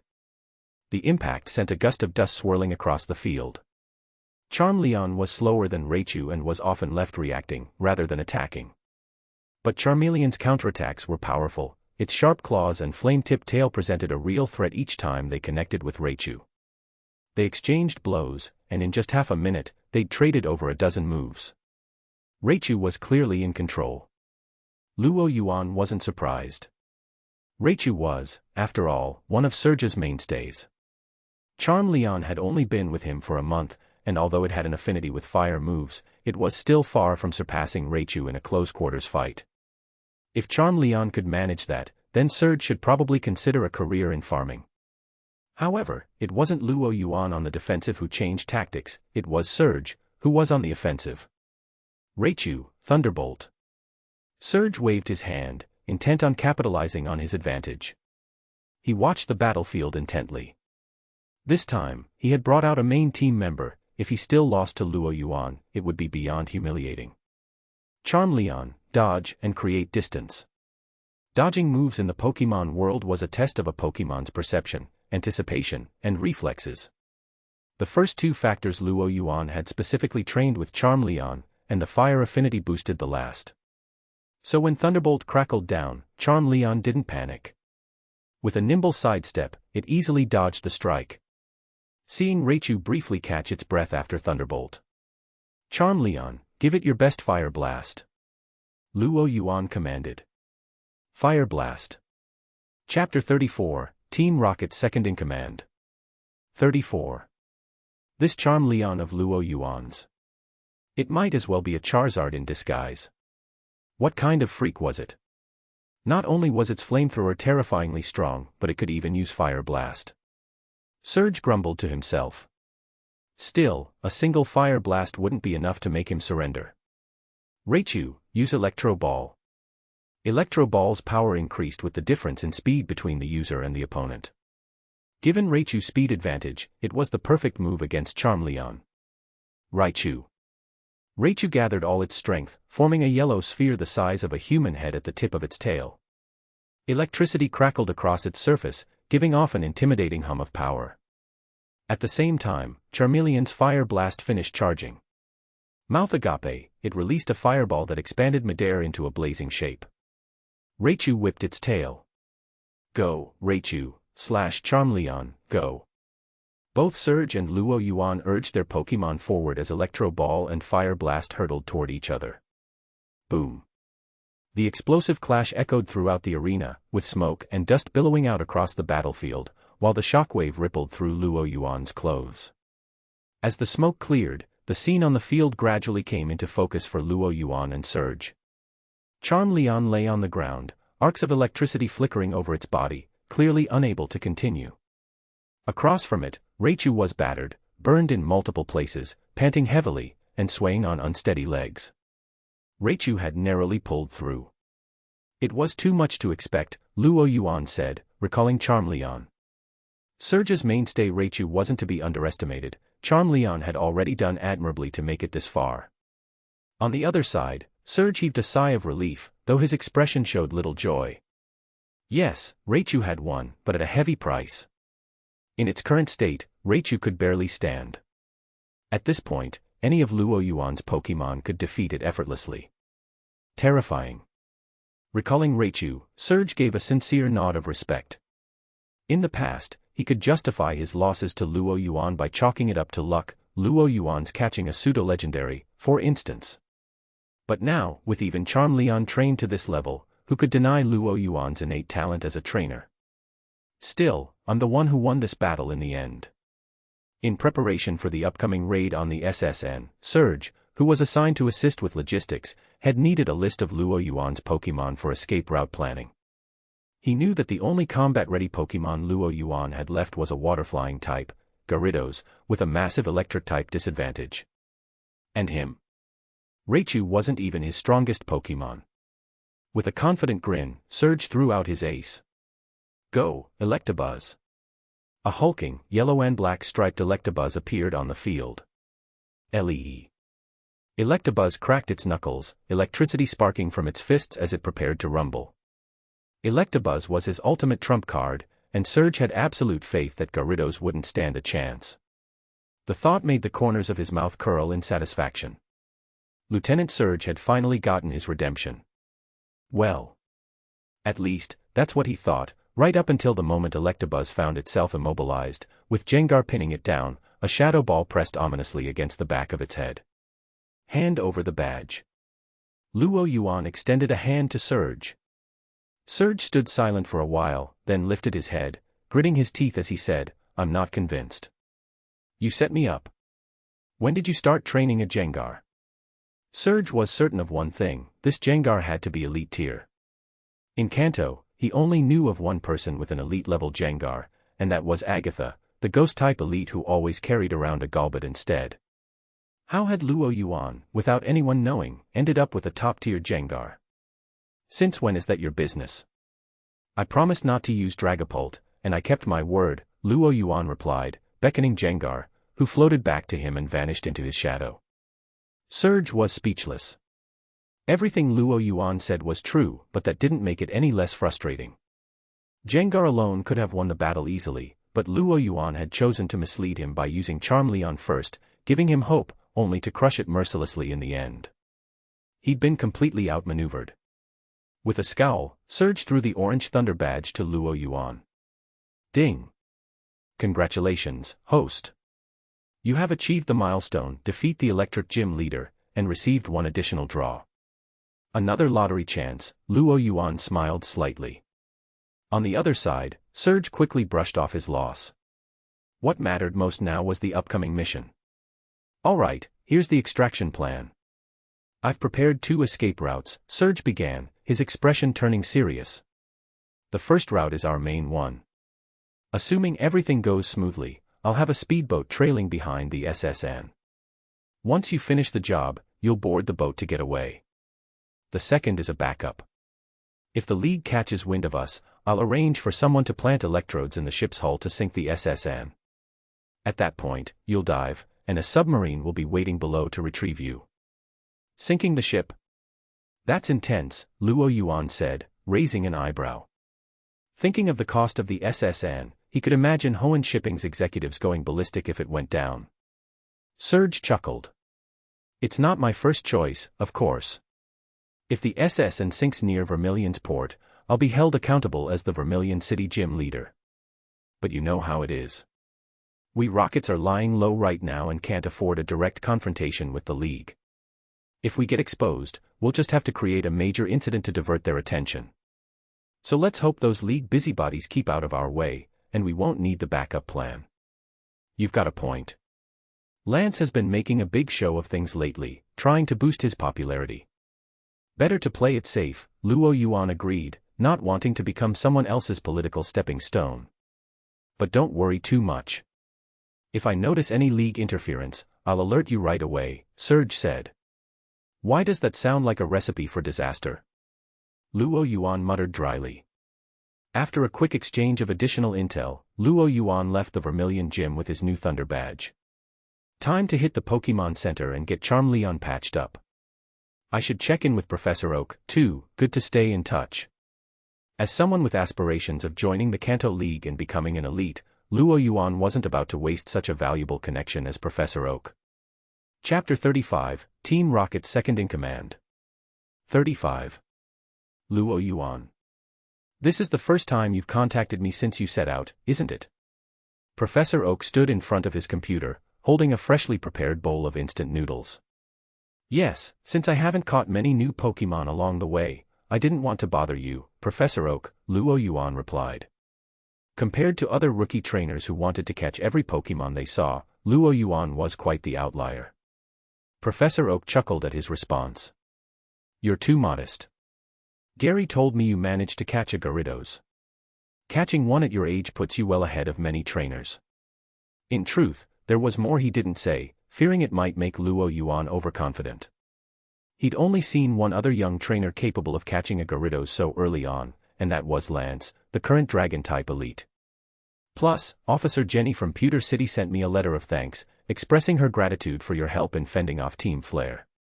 Professor Oak couldn't help but feel proud. Of all the trainers who'd set off under his guidance this year, Luo Yuan was easily the most outstanding.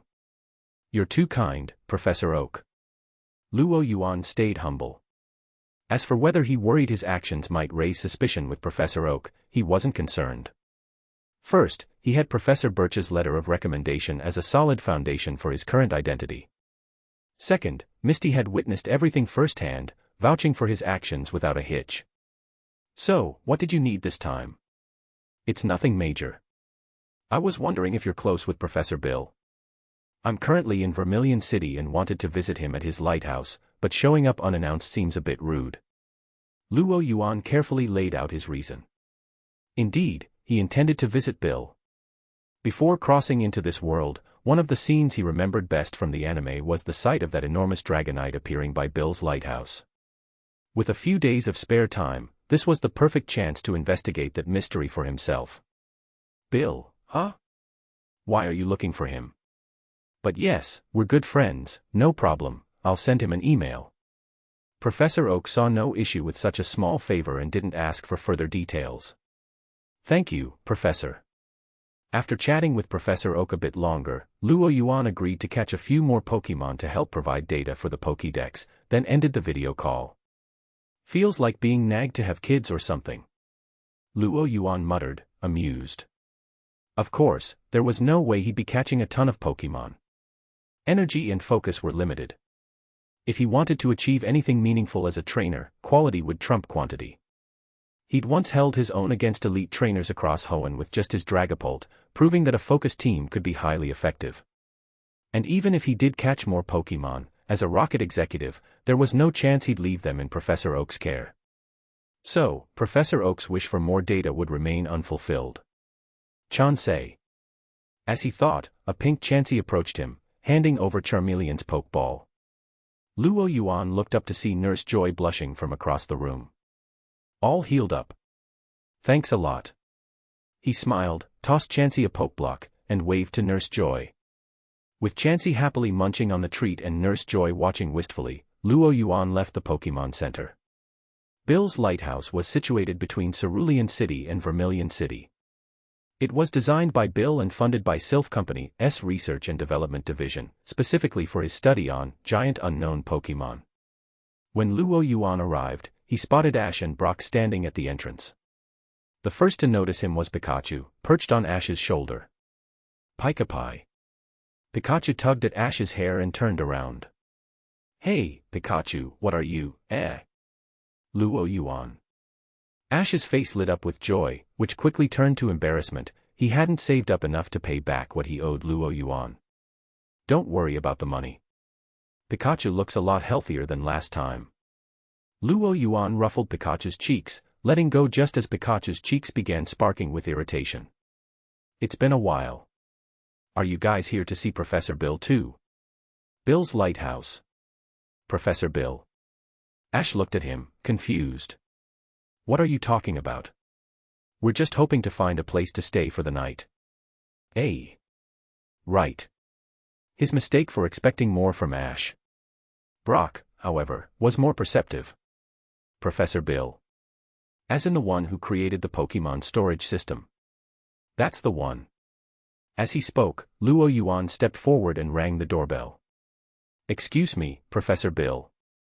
I'm here for a visit. Professor Oak should have contacted you about me, Luo Yuan. Luo Yuan. I remember. Come on in. Creak. The stone doors opened slowly. They stepped inside. And the first thing Luo Yuan saw was a massive Kabuto sitting on a throne. Just as Ash and Brock were gawking in shock. Bill's voice came from within the Kabuto, perfect timing. I got stuck inside this Kabuto suit, can you help me out? Luo Yuan had always thought this was just a humorous plot device in the anime to highlight Bill's passion for Pokemon. He hadn't expected Bill to be actually stuck in the suit. How absent-minded could he be? After freeing Bill from his armor, they introduced themselves briefly. Bill quickly realized Luo Yuan was the only one actually visiting. Ash and Brock had simply tagged along. Curious, Bill turned to Luo Yuan. Professor Oak only mentioned that you wanted to visit. What brings you here? Well, I read your paper on the giant unknown Pokemon in the Pokemon Studies Journal, and I was intrigued, Luo Yuan said, sharing the reason he'd prepared. Hearing this, Bill's eyes sparkled. You're interested in it too? For a moment, Bill looked like he'd found a kindred spirit. Only he knew how rough it had been these past few years. Despite the global influence of his Pokemon storage system, his research on the giant unknown Pokemon had faced constant setbacks and skepticism. His work was misunderstood, his assistants had quit one after another, and even Sylph Company had considered pulling its funding after deciding there was no profit to be made. Only his passion for the unknown had kept him going this long.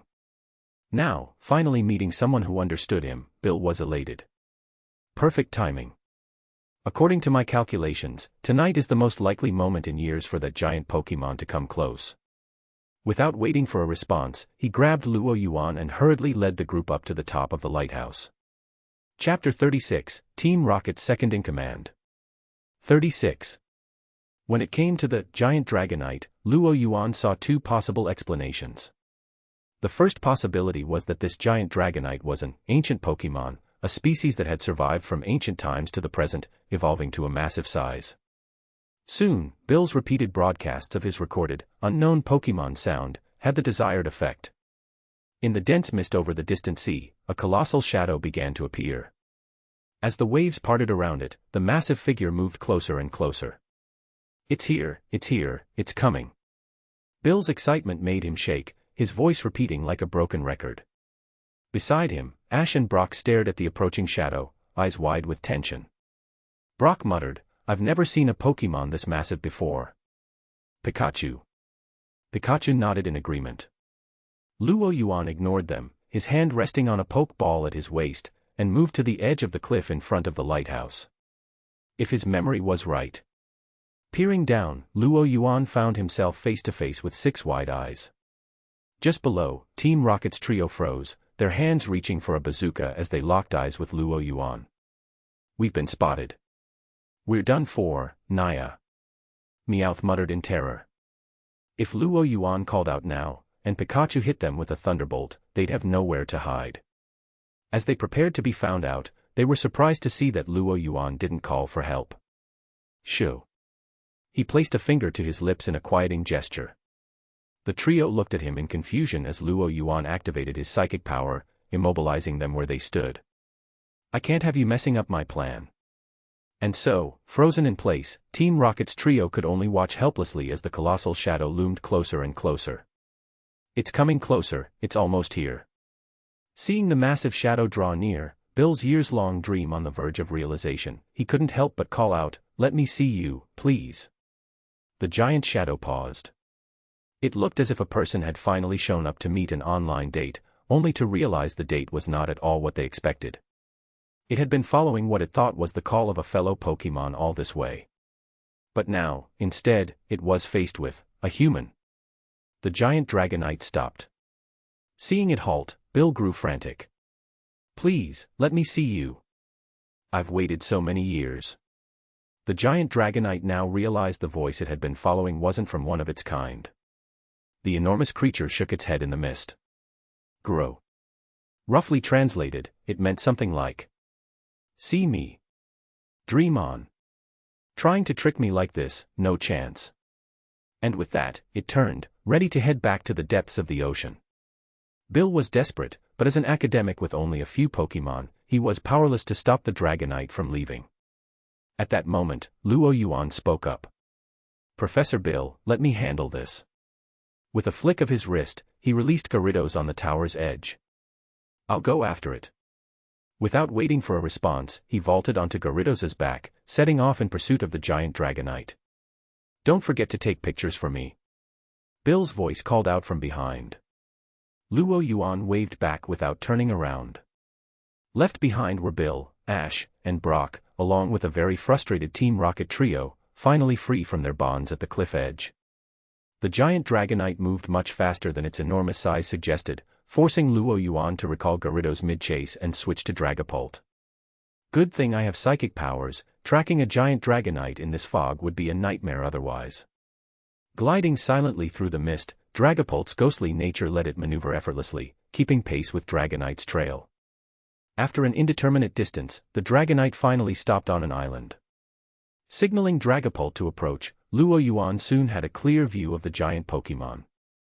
Its yellow skin, round belly, and twin antennae matched any ordinary Dragonite's features. "It doesn't seem to be Gigantamaxed," Luo Yuan mused. The traits of Gigantamax Pokémon were unmistakable. Their bodies emitted a red aura, with 3 red clouds floating around them, a look this Dragonite clearly lacked. Satisfied with his curiosity, Luo Yuan snapped a few photos to bring back for Bill. "Grow." The giant Dragonite sensed something nearby. Turning around, it spotted Luo Yuan riding on Dragapult's back. "Grow." The Dragonite let out a warning growl. "So cautious, are we?" "Don't worry, I don't mean you any harm." Luo Yuan wasn't lying. If it had been a Gigantamax Dragonite, he might have been more interested, but he held no particular fascination with this one. Mostly because he didn't have a Pokeball big enough to capture it. Even a Wailord, which was mostly air, required a heavy ball to catch.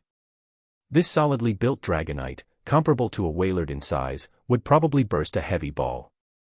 As for a Master Ball, if he had one, he'd have already gone to the Sevii Islands to hunt down Deoxys.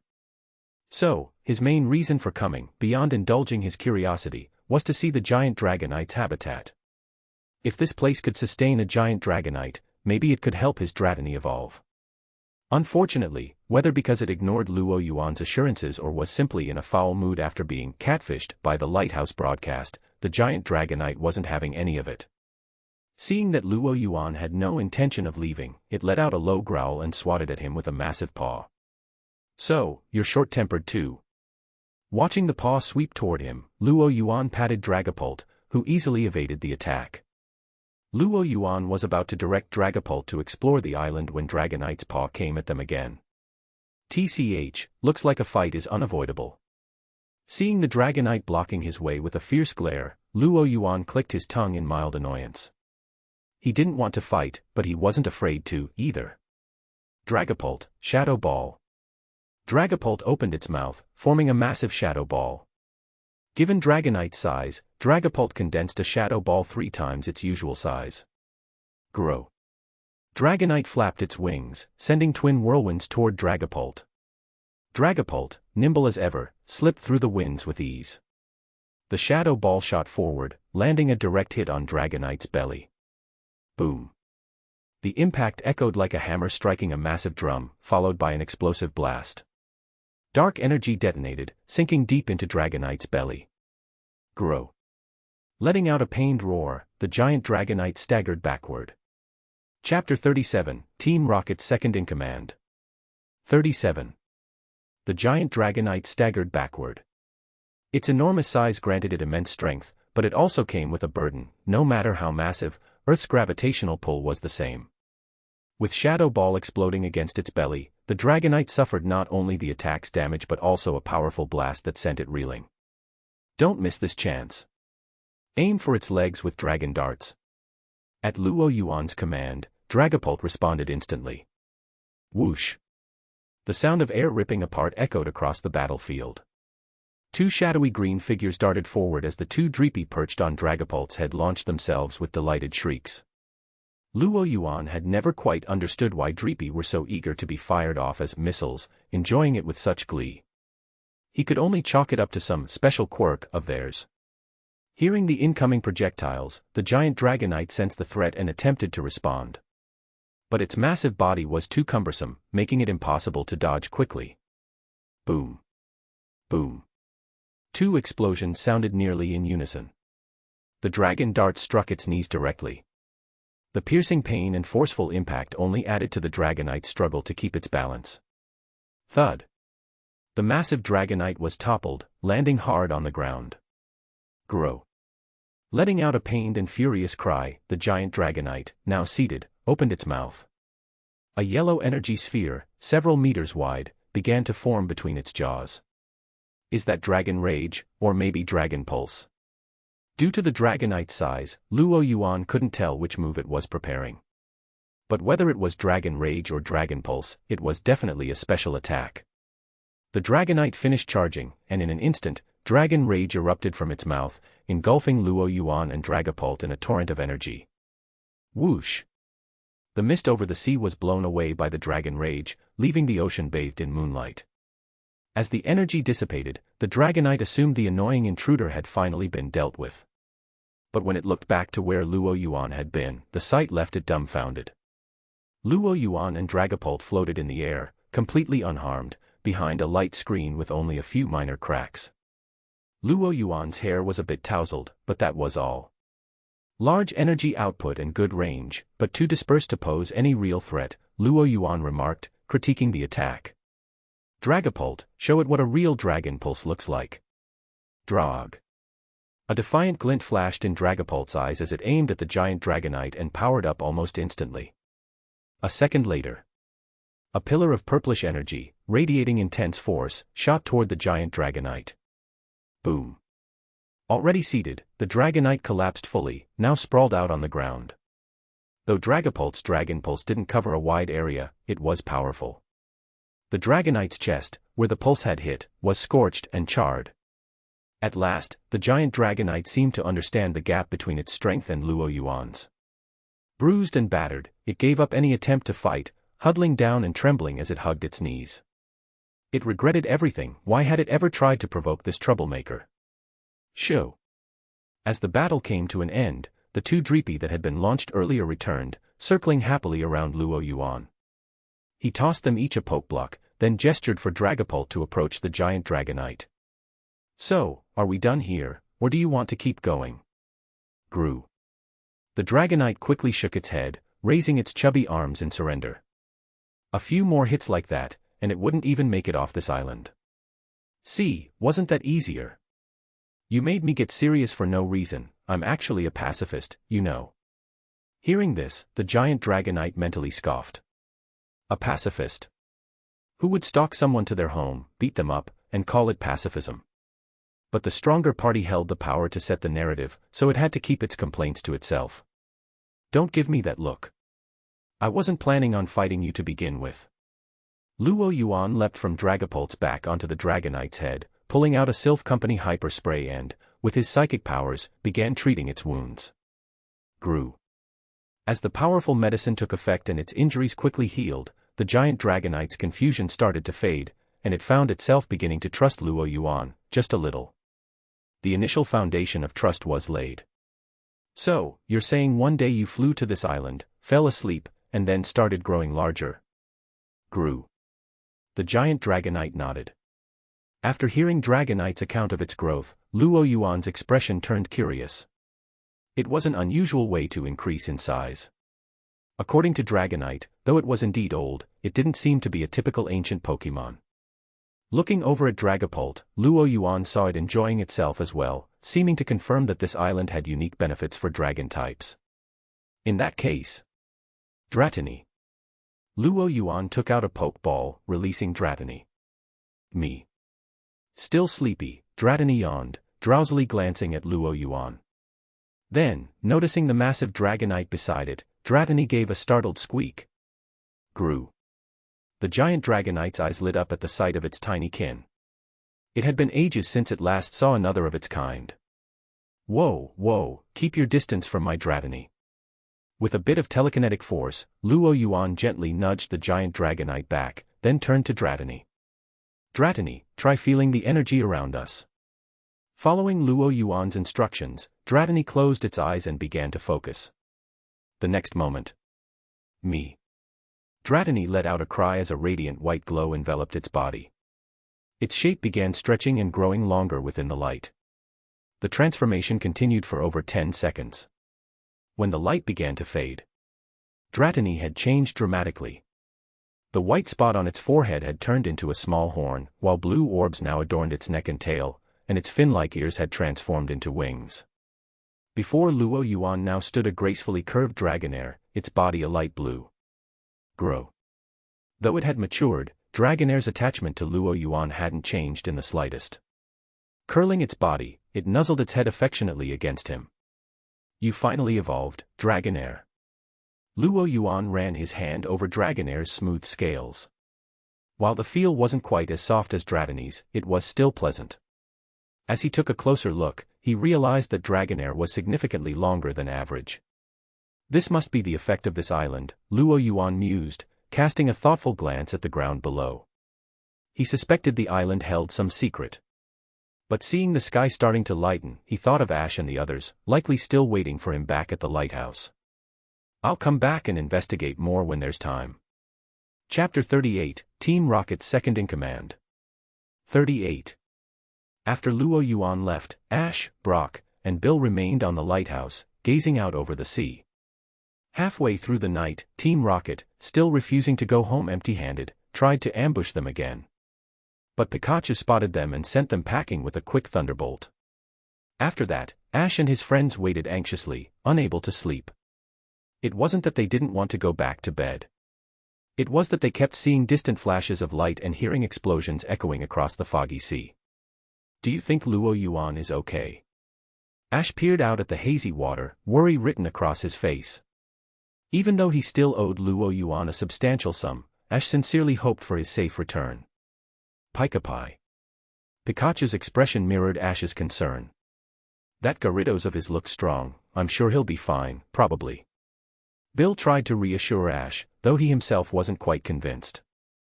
The sounds of the distant battle were genuinely unnerving. And from Ash and Brock, Bill had learned that Luo Yuan was still a rookie trainer who'd only set out this year. A rookie trainer facing off against a giant unknown Pokemon. The outcome was easy to imagine. I just hope he makes it back safely. Bill couldn't help but feel a pang of guilt. If anything happened to Luo Yuan because of his fascination with that mysterious Pokemon, he would carry the regret for the rest of his life. As their anxiety grew, the first light of dawn finally broke over the horizon, revealing a faint silhouette in the distance. Pika. Pikachu, with its sharp vision, spotted it first and stood up, pointing toward the figure ahead. Is that Luo Yuan? Following Pikachu's direction, Ash and the others finally spotted Luo Yuan and collectively sighed in relief. Their spirits lifted. If Luo Yuan had battled with the giant Pokémon and returned safely, that must mean he'd gotten a good look at it, right? Gyarados was swift, and soon Luo Yuan was back at Bill's lighthouse. The moment he landed, Ash and the others hurried over. Luo Yuan, are you okay? What happened out there? Everyone chimed in at once. I'm fine. Do I look hurt? Luo Yuan replied casually. As for what happened? Luo Yuan paused, smiling. I was spotted while I was following it, but don't worry. I dodged quickly, so that giant Dragonite didn't land a hit on me. He spoke lightly, but even Ash could imagine how powerful that enormous Dragonite must have been. Wait. Bill's face froze as he processed Luo Yuan's words, and he asked in shock, Luo Yuan, did you say giant Dragonite? That giant Pokémon was a Dragonite. Yep, I managed to catch up and saw it clearly, Luo Yuan confirmed with a nod. I can't believe it, that Pokémon was a Dragonite. Bill muttered to himself. For years, he had chased this mysterious Pokémon.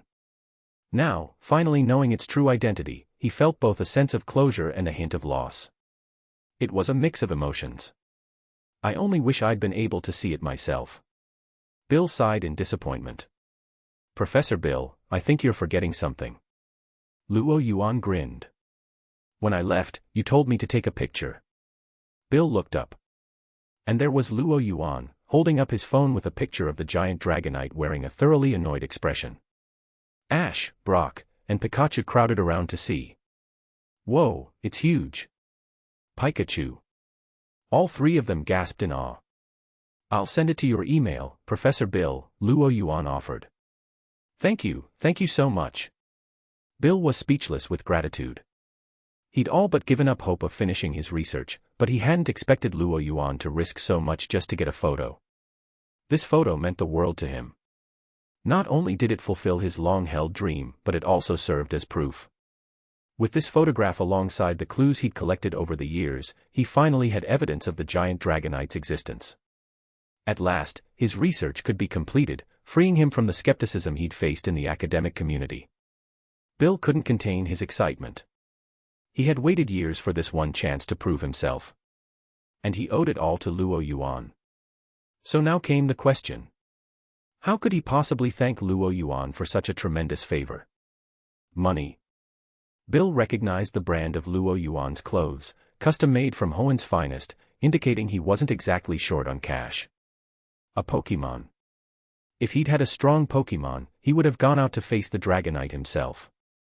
After pondering it over, Bill decided on a plan. He'd list Luo Yuan as the second author on his paper. When Luo Yuan heard about Bill's decision, he was pleasantly surprised. He hadn't taken the photo expecting anything in return, it had just been a quick snapshot.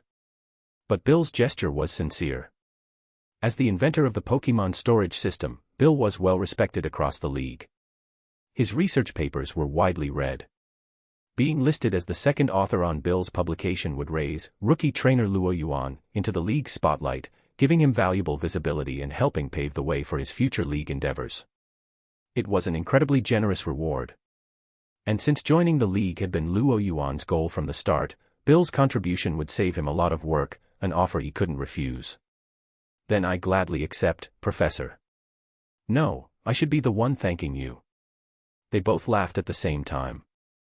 With psychic powers, Luo Yuan felt his ability to manage time had improved significantly. His energy seemed boundless. While Ash and Brock stayed behind at Bill's lighthouse to catch up on sleep, Luo Yuan returned to Vermilion City atop Gyarados.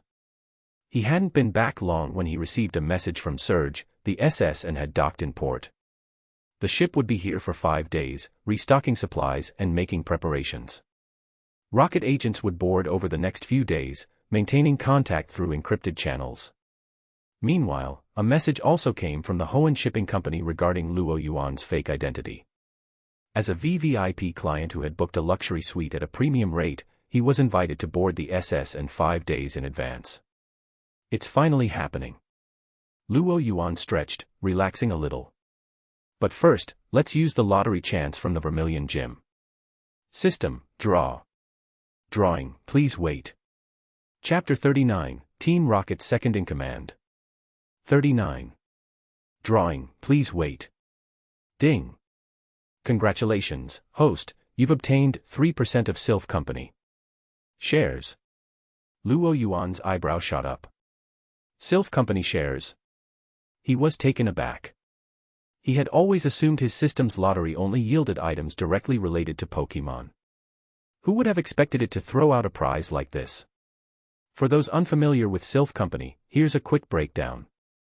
As a major manufacturing giant spanning Kanto and Johto, Sylph Company revolutionized Pokeball production, transforming it from a small-scale, craft-based process into an industrial enterprise, thus becoming one of the 3 largest Pokeball manufacturers in the world.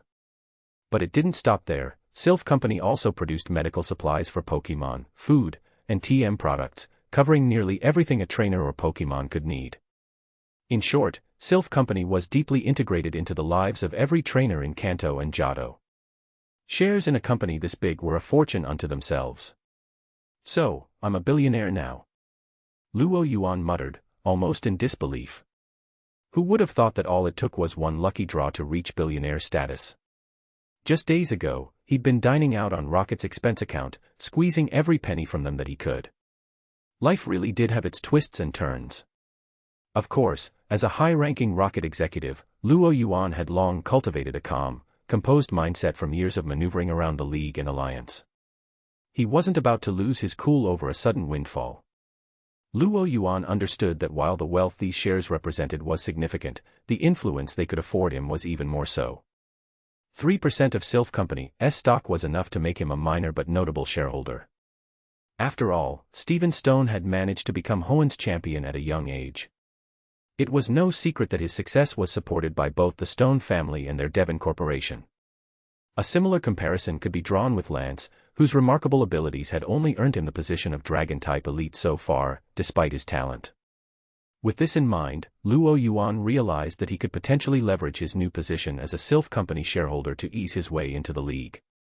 System, redeem the shares. A flash of light appeared, revealing a key in his hand. Luo Yuan had expected a certificate or document. Instead, the system sent a message directly into his mind, clarifying. Please visit the Pokemon Bank in Vermilion City and access safety deposit box number 30. Following the system's instructions, Luo Yuan made his way to the bank. Under the guidance of a staff member, he unlocked the designated safety box. Inside were a journal and a set of documents. The documents were unregistered stock certificates, but Luo Yuan's interest was piqued by the journal. He flipped it open and skimmed through. The journal belonged to someone named Sawano, an adventurer by trade. The earlier entries detailed his explorations and adventures, but it was only in the latter pages that Luo Yuan found the information he was looking for. May 7th, so, Sylph Company went public. I heard the CEO claimed no one knows more about Pokeballs than he does. I'm betting everything on their stocks, I'm sure it'll pay off. May 9th, as expected, prices are up. Looks like Sylph Company stock will be a solid long-term investment. May 13th, jackpot. Maybe I can finally buy a new car. May 14th, Drake invited me on an expedition, so I'm leaving the journal here. Here's hoping that when I come back, Sylph Company stock keeps climbing. And that was where the entries ended. Luo Yuan glanced at the date written on the last page. 30-some years ago. Seeing the date, Luo Yuan quickly pieced together the story behind these shares. It seemed that this Sawano had likely encountered misfortune during his expedition, preventing his return. Since then, these shares had remained in the safety box, growing in value as Sylph Company expanded. Until now, when Luo Yuan's lucky draw had led him to this long-lost key. What a tragedy. Sawano had been this close to becoming a billionaire, only to meet his end on an expedition. Rest easy. I'll make good use of these shares. Luo Yuan couldn't help but wonder which ruin Sawano had ventured into. If he knew, he might have even considered going to pay his respects. He took the unregistered stock documents, stashing them in Jengar's belly for safekeeping. As he was preparing to leave, the communicator at his waist buzzed. Hello. This is Luo Yuan. Sabrina's soft voice came through on the other end. I'm here in Vermilion City. Waiting for you at the hotel. Vermilion Hotel. The hotel's name alone hinted at its prestige. Standing at the door, Luo Yuan hesitated, eyeing the room.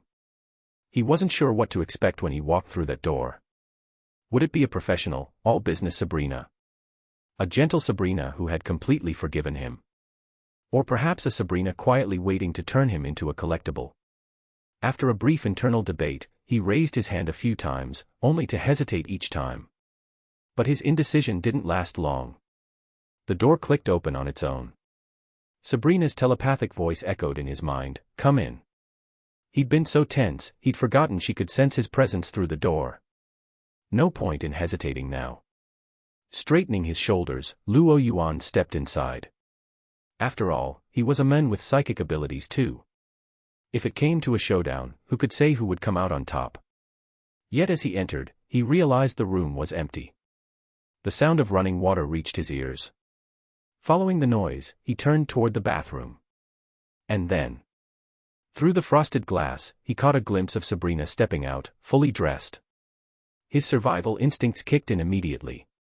He had imagined many scenarios, but this wasn't one of them. 10 minutes later. With her purple hair still damp, Sabrina sat across from him, drying her hair as she smiled. "So, do you think I'm beautiful?" "Yes," Luo Yuan replied earnestly. After the scene just now, anyone with normal taste wouldn't deny that fact. Compared to your friend Misty. Although Sabrina's expression remained light, Luo Yuan sensed the dangerous undertone. One wrong answer, and he'd likely find himself aboard the SS and as a living action figure. Thinking quickly, Luo Yuan put on a serious face. "Don't listen to Matori's nonsense. Misty and I are just friends, and besides, your figure is leagues better." To be fair, he wasn't lying. Sabrina's figure was indeed exceptional. As he spoke, memories of the recent scene involuntarily came to mind. Judging by his expression, Sabrina could tell exactly what was on his mind and smiled faintly. She leaned forward, her face close to his, whispering in a sultry tone, "Really?" Her breath tickled his ear, sending a shiver through him. Chapter 40, Team Rocket's Second in Command. 40. Luo Yuan remained unfazed. As a model young man of great discipline, he wouldn't be swayed so easily. Sabrina raised an eyebrow in response. "Ah," she murmured, stretching her arms in a cat-like yawn. "Luo Yuan. Did you enjoy that?" Sabrina asked with a playful glance. To be honest, Sabrina wasn't as composed as she appeared. She was feeling a bit self-conscious. This idea had been a sudden whim, and she was now feeling unsure of herself. Luo Yuan, ever perceptive, picked up on her shift in attitude, and an audacious idea sparked in his mind. He ran his hand through his hair, leaning in and wrapping his arms around her. Sabrina hadn't anticipated the move. Startled, she tensed up in his embrace, trying to regain her composure as she stammered, "If you ever change your number again without telling me, I won't let you off next time." "Won't happen," he reassured her. Had she said this a few days ago, he might have panicked, but now, her tone carried a very different vibe. Sabrina quickly sensed the lack of authority in her current position and collected herself, turning the conversation in another direction. "By the way, when did you awaken your psychic powers?" Luo Yuan, though momentarily disappointed as the moment shifted, obliged. "You noticed?" "Of course. That day back at HQ, I could feel the psychic energy radiating from you." He paused, then gave a slight nod of understanding. If all the world's psychics were ranked, Sabrina would undoubtedly be number one. She was, without question, an authority on psychic power. It was recent, really. One day, I just sort of awakened it. With a wave of his hand, he summoned a glass of water from across the room. Sabrina observed him, closing her eyes to gauge his abilities. Your strength doesn't seem weak at all." "Well, I did use it to control a Gyarados." "Interesting." Sabrina muttered, smoothing her hair thoughtfully. She raised her hand, and a small pouch floated over to her. After rummaging through it, she pulled out a notebook and handed it to him. "This notebook details my research on using psychic techniques like hypnosis and teleportation." Try practicing with it. The notebook still held Sabrina's light lavender fragrance, a unique scent that brought a slight warmth to Luo Yuan's nose. This notebook contained the methods for humans to use moves like hypnosis and teleportation. If psychic enthusiasts got their hands on it, they would go mad with excitement. But Sabrina handed it over without a second thought. Seems like I'm practically being pampered by you at this rate, Luo Yuan joked. And would that be a bad thing, she countered, tilting her head with a smirk. No complaints here. But since you're pampering me, could I ask for another favor? What is it? I recently acquired around 3% of Sylph Company's shares, and with your gym based in Saffron City, you'd be the perfect representative for me at their shareholder meetings. Luo Yuan grinned.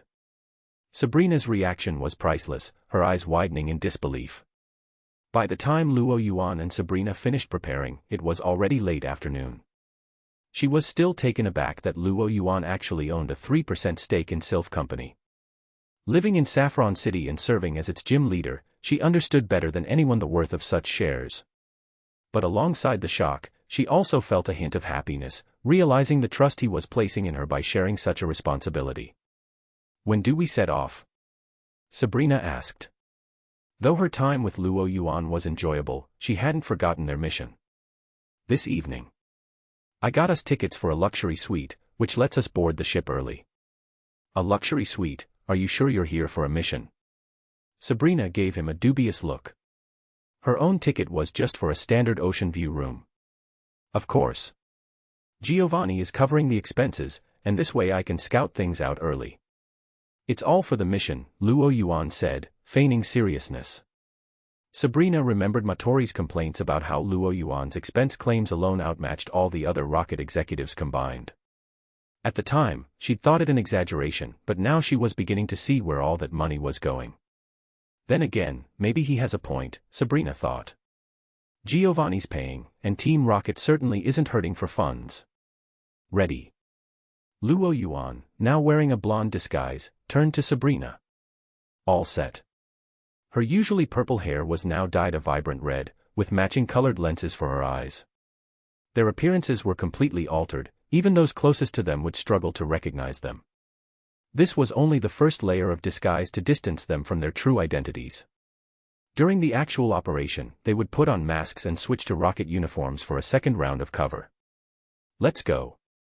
Luo Yuan led the way to the SSN, with Sabrina holding his arm, posing as his partner. As they approached the ship, the crowd began to thicken.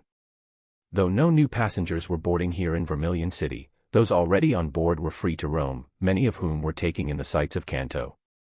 The area surrounding the SSN was bustling with people. Meanwhile, a line had formed at the regular boarding gate as passengers were checked in.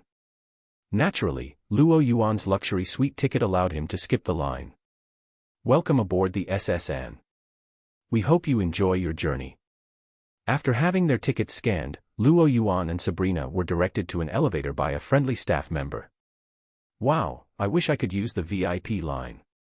Must be nice to have that kind of money. Nearby, envious murmurs floated over from the crowded regular check-in line. The luxury suite was on the SSN's top floor. It boasted the best views, a private pool, and from the glass railings, they could look down at the public pool and deck below. I've always wanted to experience this. Totally worth the money, Luo Yuan remarked, lounging back on the bed. He was starting to regret not having traveled back from Hoenn on the SSN. Though he was finally aboard now, it didn't look like he'd be on the ship long. Sabrina rolled her eyes at him, closed her eyes, and extended her psychic senses. Moments later, she opened her eyes, her expression serious. I've located Drake's room, but something seems off. Besides Drake and the expected security, there are others in the room. Chapter 41, Team Rocket's Second in Command. 41. There are others. Hearing Sabrina's words, Luo Yuan sat up in bed. Are you sure? Maybe it's just room service delivering food or something. With that many security personnel around, it wouldn't be unusual for someone to be bringing them food and drink. I can tell the difference, Sabrina replied, her tone calm. My psychic sensing may not be precise, but I can determine they're all trainers. With a casual wave of her hand, a pen and paper floated out of her bag, and she began sketching the layout of where she'd sense the people. Luo Yuan glanced over and immediately noticed a problem. Several people were evenly distributed around the surrounding rooms. If anyone tried to launch an attack, they'd instantly be surrounded from all sides. Could it be that there's a mole in Team Rocket, leaking information? The thought crossed his mind, but Luo Yuan dismissed it almost as quickly. The only people who knew the full plan were Giovanni, Matori, Sabrina, Lieutenant Surge, and himself. Other members would only learn their objectives just before the mission. Any leaks would have to come from one of the higher-ups who knew the full plan. There was no reason for Giovanni to betray his own organization. As for the rest, all of them had proven their loyalty time and again. Their interests were deeply tied to those of Team Rocket. The problem isn't on our side, maybe that Team Flare woman held back some intel. Luo Yuan speculated. But it was only a guess, he would need to gather more information to be certain. So, what do we do now? Call off the mission? Sabrina asked. The situation was unclear, and moving forward would be risky. Let's wait and see. Have Matori check our network, and as long as there's no more than one elite on board, there shouldn't be an issue. Luo Yuan was confident. With his Jengar and Dragapult, he felt invincible. Those Mega Evolution stones were as good as his. Seeing his confidence, Sabrina nodded. She knew of Luo Yuan's track record in Hoenn. Together, the two of them could defeat most opponents. Giovanni must have considered this, which was likely why he'd sent them to work together. So, what do you want to do next? Sabrina asked. Prepare for the mission, and enjoy ourselves in the meantime.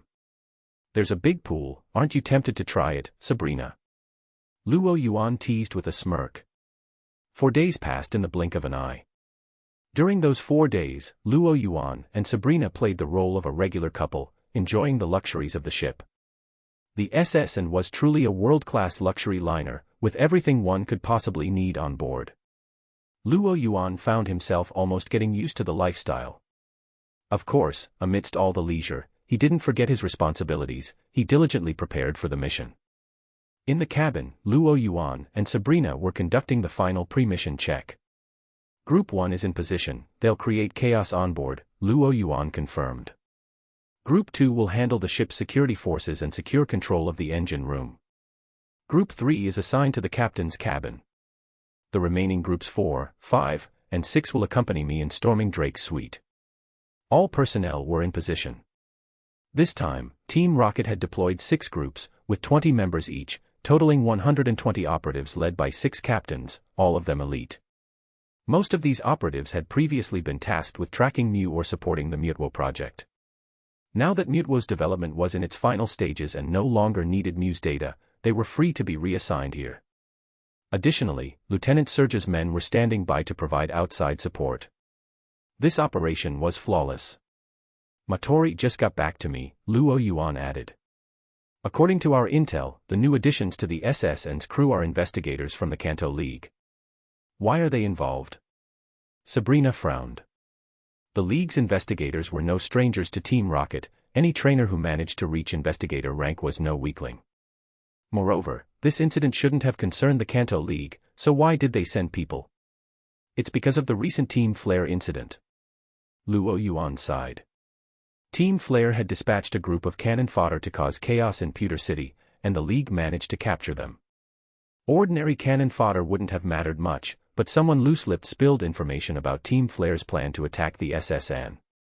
So, the League sent agents to assist Drake, intending to apprehend the Team Flare operatives. But didn't you already capture Team Flare's people? Sabrina asked. After capturing Team Flare, Giovanni had ordered a thorough sweep of the area under Team Rocket's control to confirm there were no other Team Flare operatives in Kanto. That's true, Luo Yuan replied. But the League doesn't know that, they think Team Flare members are still lying low. This entire situation is pure bad luck, he grumbled. Luo Yuan's jaw clenched. Team Flare couldn't have chosen more dependable operatives. Even Cannon Fodder knew the details of the plan, and then they went and blabbed the whole thing, dragging Team Rocket down with them. How had Team Flare even managed to survive this long? Sabrina remained silent. She hadn't expected things to turn out this way, either. The League thought they were up against Team Flare, but what they were actually dealing with was a fully prepared Team Rocket force, far stronger in numbers and skill. "So, what's the plan now?" Sabrina asked. Giovanni had emphasized avoiding direct confrontation with the League until Mutwo's development was complete. "We proceed. Everyone's already in place, and it would be a waste to retreat now." With Drake, an elite, on board, the League didn't send any additional heavy hitters, just a few skilled trainers who aren't a serious threat. Luo Yuan's annoyance was rooted in the sheer inconvenience, not fear of the League. As they talked, the ship's horn suddenly blared. Walking over to the railing, Luo Yuan watched as boarding was halted and the SS and prepared to set sail. As the operation leader, he turned to Sabrina. "Sabrina, notify everyone, start the timer. 1 hour after departure, we begin." Chapter 42, Team Rocket's Second in Command. 42. Drake sat in the cabin, hand resting on his belt, remaining vigilant. 5 days earlier, when the SS and first docked, he'd received a warning from the Kanto League. They'd learned that Team Flare was planning to steal his evolution keystone and mega stones. Drake hadn't believed it at first. After all, he was the formidable dragon-type elite of Hoenn. Thinking Team Flare could swipe something under his nose seemed like a joke. But when the Kanto League agents arrived and uncovered a few Team Flare operatives planted within his security detail, Drake had broken out in a cold sweat. 2 of the exposed spies were, shockingly, key members of his security team. Had he been unaware, Team Flare might have actually succeeded. To thank the Kanto League for their assistance, and to settle matters himself, Drake decided to join forces with them to capture Team Flare in one clean sweep. Yet now, some time after departure, Team Flare had yet to make an appearance. Faint noises of commotion drifted in from outside. Uneasy, Drake picked up his radio. "What's the situation out there?" "All clear, Elite Drake." The response crackled over the radio. "All right, keep on guard." Drake relaxed slightly as he put the radio down. Then, without hesitation, he grabbed a poke ball. Altaria, Dragon Pulse. His Altaria, body fluffed by wings as soft as cotton clouds, appeared in the room. Alt. With a high-pitched cry, Altaria released a violet dragon pulse straight at the door. Boom. The door shattered in an instant. Through the splintered wood, a mook stationed outside the door took the full force of the attack, slamming into the wall and losing its ability to fight. "We've been discovered." Behind her mask, Sabrina glanced at the unfortunate mook, a flicker of surprise in her eyes. She hadn't expected Drake to pick up on their presence. "What's going on?" Elite Drake. League trainers stationed nearby heard the commotion and rushed toward Drake's room. Before they could even reach the hallway, the waiting Team Rocket operatives burst into the rooms, catching the League trainers off guard. Listening to the sounds of battle echoing from the surrounding rooms, Drake's expression darkened as he recognized his attackers. Team Rocket. It wasn't Team Flare, as he'd been led to expect, but the infamous Team Rocket, a Kanto organization he knew was in a different league from Team Flare. And they'd managed to slip in this close without him noticing. What happened to my security outside? He had stationed guards beyond the cabin door. How had no warning reached him? "You mean these two?" A distorted voice came from behind Sabrina's mask as she gestured to her alakazam. Its spoon twitched, and 2 hypnotized League trainers stumbled forward. "I'm curious, though. How did you figure out something was off?" "We made sure to keep quiet," Sabrina asked. "They're my crew members. They always call me Captain, not Elite Drake." Drake's eyes narrowed. That single slip-up had been enough for him to catch on. "I see. That's where we went wrong." Sabrina nodded in understanding. Although hypnosis allowed her to control someone, it only influenced actions, not speech habits. Without knowing specific nuances beforehand, replicating natural behavior was nearly impossible. But no matter. Sabrina smirked as she surveyed the room.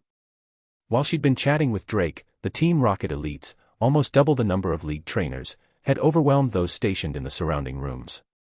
Now, all that stood between the evolution keystone, the mega stones, and Team Rocket was Drake and his trainees in the cabin. Her eyes fell on a silver metal case on the table. Sensing her gaze, Drake let out a derisive snort. "So, you're after the mega stones as well?" If you think you'll just waltz out of here with them, you'll have to get through me first. Drake's confidence stemmed from his title as the Dragon-type elite. With a sharp glance at the silver case, Drake snatched it, leaping out the window to the deck outside. Don't get him wrong, he wasn't running away. The sheer size of his dragon types made it difficult for them to fight effectively in such a cramped space. Drake's trainees followed him outside. To their surprise, however, the Team Rocket members hadn't pursued them right away. As they wondered why, a voice rang out from above. Elite Drake. Your name is known throughout Hoenn. I'm honored to finally meet you. They looked up. Standing on the back of a dragapult, looking down at them, was a figure they'd seen in countless intelligence reports, a face they couldn't mistake. The Tech Hunter. Drake's expression shifted. If it had been Team Rocket alone, he could have taken it in stride. But what was the Tech Hunter, a notorious Hoenn mercenary, doing here in Kanto? His dragapult didn't require Mega Evolution Stones, so why was he here? And did his timing mean he was working with Team Rocket? These thoughts raced through his mind, things he'd have to factor in later. But he knew there was no time to linger. Focused, Drake raised his head, locking eyes with the Tech Hunter in his black armor. Altaria, Dragon Pulse. He chose to strike first. Whatever the reason, if he could take his opponent down, that's all that mattered. It had to be said, Drake's Altaria was every bit the well-trained powerhouse one would expect from a dragon-type elite. Purple energy gathered instantly, firing towards Dragapult with a concentrated pulse of dragon energy. Its sheer power forced Luo Yuan to take the attack seriously. After all, this Altaria was an elite-level opponent. But Luo Yuan showed no sign of panic. These days, who wasn't at least elite-level? Dragapult, Dragon Pulse. At Luo Yuan's command, Dragapult's eyes glinted with ferocity as it opened its maw, unleashing a crimson dragon pulse toward Altaria. Boom. The two dragon pulses collided mid-air, bursting in a dazzling explosion. The shockwave sent Luo Yuan's and Drake's capes billowing. When the smoke finally cleared, Drake's trainees looked to see Altaria's once pristine wings now bearing charred patches, while Luo Yuan's Dragapult stood unscathed. Their gazes met, each realizing something that sent a chill down their spines. Master is being overpowered. Chapter 43, Team Rocket's Second-in-Command. 43. While Luo Yuan was battling Drake, Team Rocket had already begun their operations in other parts of the SSN. The ballroom. A grand ball was in full swing, with nearly all passengers gathered in the lavish hall. Suddenly, bang! The ballroom doors were kicked open, and every head turned toward the entrance. A large group of Team Rocket operatives stormed into the hall with their Pokémon. This ship is now under Team Rocket's control. No one move, and we won't harm you. Team Rocket. Why should we listen to you? A trainer, clearly not from Kanto, stepped forward defiantly. He threw out a Pokeball. Toxic Roke, Sucker Punch. But before his Pokémon could react, the squad leader's Crobat flared its wings with a brilliant white glow, darting forward in a blur and slamming Toxic Roke into the wall. Thud. Toxic Roke. The trainer barely had time to call out before Crobat's wing struck him as well, knocking him out cold. Chaos erupted in the ballroom as others scrambled back. Watching with satisfaction, the Team Rocket captain calmly pulled out a megaphone. Everyone, please cooperate and stay here. Don't play hero, unless you want to end up like him. Below deck. A squad of Team Rocket operatives crept toward the SSN's engine room, treading lightly. This area was heavily guarded, with most of the ship's security stationed here. The team leader peered through the glass in the door, surveying the room, then nodded to the team behind him. One of the operatives stepped forward, cracked the door open slightly, and rolled a Pokeball inside. Huh? What's that? One of the engineers paused, noticing the Pokeball. Some of the more seasoned crew members instantly sensed trouble and reached for their own Pokeballs. In an instant, the Pokeball popped open. A flash of white light revealed a wheezing. Wheeze. Oh no. Realizing the danger too late, the crew scrambled to grab their Pokémon. But it was already over. Thick, suffocating smog billowed from wheezing, filling the room. Coughing and sputtering, the engineers and security guards staggered outside, eyes streaming, only to be subdued easily by the waiting Team Rocket operatives. That was too easy. Such poor security, what a bunch of useless grunts. The Team Rocket captain kicked at one of the furious, yet helpless crew members, chuckling as he pulled out his radio. Reporting in, Group 2's mission is complete. 0 casualties. Captain's cabin. A polyper crashed against the wall, defeated by Hypno's psychic power. Polyper. The ship's captain, an older man, cried out as he moved forward to help. But before he could do anything, a beedrill drifted forward, its gleaming stingers inches from his throat. Don't move, or I can't guarantee what happens next. Swallowing nervously, the captain looked around at his subdued crew members, all already defeated. Reluctantly, he nodded.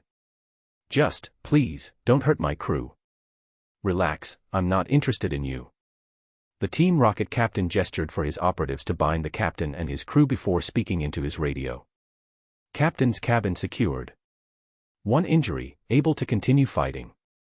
Drake remained oblivious to all that was unfolding elsewhere on the ship, or rather, even if he knew, he had no time to spare. Alteria had been on the defensive since the start of the battle. With eerie agility, Dragapult circled Alteria, striking with quick, low-powered moves that wore it down bit by bit. Like a cat toying with a mouse, Dragapult's constant, pestering attacks were piling on the damage. Alta! Alteria cried out as another dual wing beat struck, a pained sound escaping it. Drake's mind weighed heavy. This guy's stronger than the intel suggested. The fact that someone could pressure his Alteria in a direct confrontation meant this opponent was more formidable than anticipated. But he wasn't out of options yet. From what he'd read, the tech hunter had only ever been seen using a single Dragapult. Some in the Hoenn League believed he didn't have any other strong Pokémon. And for this mission, Drake had brought his best team. His hand slid toward the next poke ball on his belt. He didn't want to do this, but the mission mattered more than his pride.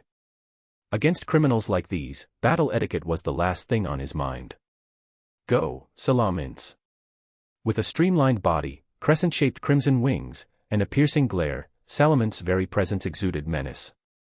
With a 2-on-1 setup, Drake felt victory was within his grasp. Yet Luo Yuan's face didn't show any tension, instead, he wore an expression that seemed to say, finally. He'd been waiting for this moment. You finally sent out a second Pokémon. Show me what an elite can do. Dragapult, Dragon Darts. At Luo Yuan's command, the Dreepy perched on Dragapult's head shrieked with excitement as they were launched, whistling through the air toward Salamence. Rarg. Salamence let out a furious roar. Stronger than Alteria, Salamence was Drake's team anchor. Without waiting for an order, Salamence retaliated on its own, unleashing a blazing flamethrower at the incoming Dreepy. But Salamence had no experience fighting Dragapult. It had assumed Dragon Darts was an ordinary move. In reality, the launched Dreepy were very much alive. Faced with the flames, the Dreepy twisted midair, dodging the flamethrower by curving into arcs and skirting around the fiery blast. Drake's face shifted. Salamence, be careful. Alteria, back it up. Salamence raised its wings in defense, and Alteria fired a Dragon Pulse to intercept the incoming Dragon Darts. Only one Dreepy was deflected by the Dragon Pulse. The other shot straight through, hitting Salamence squarely on the wing. Grayerg.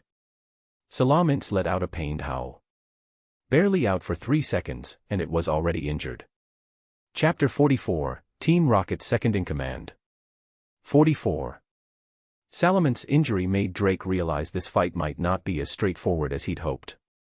Still, a single setback didn't mean the battle had shifted in Luo Yuan's favor. Alteria, Dragon Breath. Salamence, Dragon Pulse. Alteria supported, while Salamence led the charge, the two Pokémon synchronizing their attacks perfectly. With both pressing the offensive, Dragapult couldn't afford to take any risks and had to swiftly dodge in midair. Now that's more like it. Drake's apprentices watching from the sidelines breathed a sigh of relief. Sure, there'd been a minor setback, but the advantage still lay with their teacher. Going 1-on-2 is pushing it, and there's barely enough room to maneuver, Luo Yuan thought, directing Dragapult's evasive maneuvers as he assessed the situation.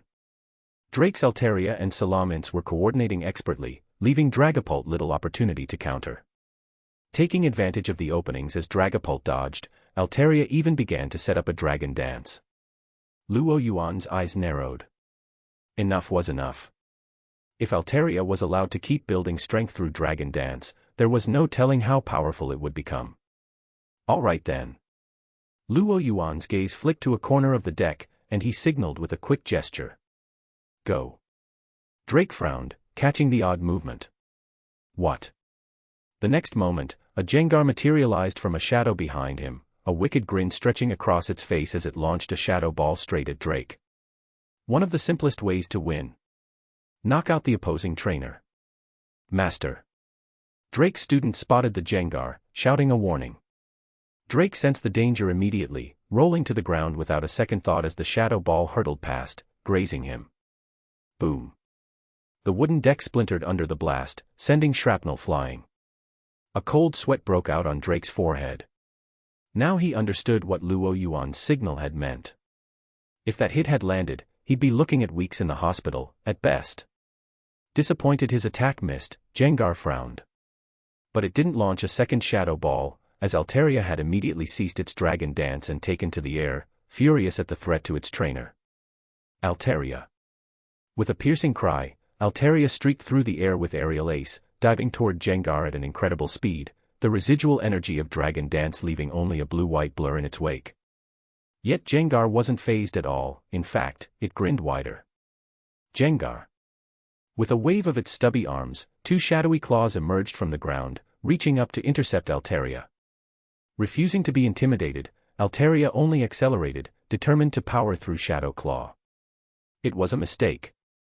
The first claw broke under Alteria's force, but by the time it reached the second, Aerial Ace's momentum had waned.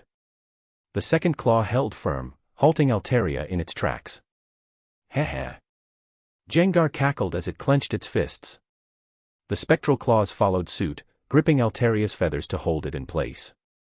Alteria, use agility to break free. Drake called, sensing imminent danger. Alteria instantly obeyed, pulling away with a burst of speed. It was the right choice. Moments later, another shadow ball whizzed past where Alteria had just been. 1 second slower, and it would have taken a direct hit, and the results would have been devastating. While Alteria narrowly evaded Jengar's critical shadow ball, the distraction was all Luo Yuan needed on his end to seize an opening. Dragapult, Phantom Force. Seizing the moment as Salamance's attack missed, Luo Yuan commanded Dragapult, then leapt off its back and landed on the deck. Dragapult nodded, letting out a fierce cry as it rocketed skyward, vanishing into another dimension as it dive-bombed back down. Alert, Salamence warily scanned the area, searching for Dragapult's whereabouts. It never expected Dragapult to reappear from a shadowy portal at its side, launching a full-body tackle that sent Salamence flying. Salamence crashed through the deck's railing, tumbling into the sea below. Drake's apprentices, watching the fierce battle from a safe distance, could only exchange helpless glances. They were utterly outclassed, unable to do anything but stand by. By this point, the battle had escalated beyond anything Drake had anticipated. He'd expected to face Team Flare. But then Team Rocket had ambushed him, catching him off guard. Just as he adjusted to Team Rocket's presence, the Tech Hunter had shown up out of nowhere. Now. Drake looked around, realizing that his position was steadily weakening, and his brow furrowed in frustration. 2 elite-level ghost types. Just who is this guy? Drake could count the number of ghost-type elites on one hand, and none of them were men. Instinctively, he reached for the remaining poke balls on his belt. He still had Flygon and Kingdra in reserve. But could bringing them out secure a swift victory? After all, his enemies didn't consist of the Tech Hunter alone. Just as the thought crossed his mind, the sound of footsteps grew louder. At that moment, Team Rocket, led by Sabrina, emerged from the cabin and cut off any chance of retreat. Drake's heart sank. The worst-case scenario had come to pass, and the situation had spiraled into his biggest fear. If Team Rocket had made it to the deck, that meant they'd defeated every league trainer inside. Now, Drake was caught between the Tech Hunter, a notorious thorn in Hoenn's side, and the dominant force of Kanto's underworld, Team Rocket. And a more troubling thought nagged at him: the timing of the Tech Hunter and Team Rocket's assault was suspiciously close. Could they be working together? Maybe. Maybe I should call for backup from the Kanto League. Drake was beginning to realize he might not have a choice. Chapter 45, Team Rocket's Second in Command. 45. Drake considered calling for Kanto League backup. But he dismissed the idea just as quickly. The SSN was far from port by now, and even if the League sent help, there was no guarantee they'd arrive in time. In any case, unless they sent an elite or a battalion, reinforcements wouldn't be of much use here. Not that it mattered, any message for help wouldn't go through. Team Rocket had jammed all signals around the SSN.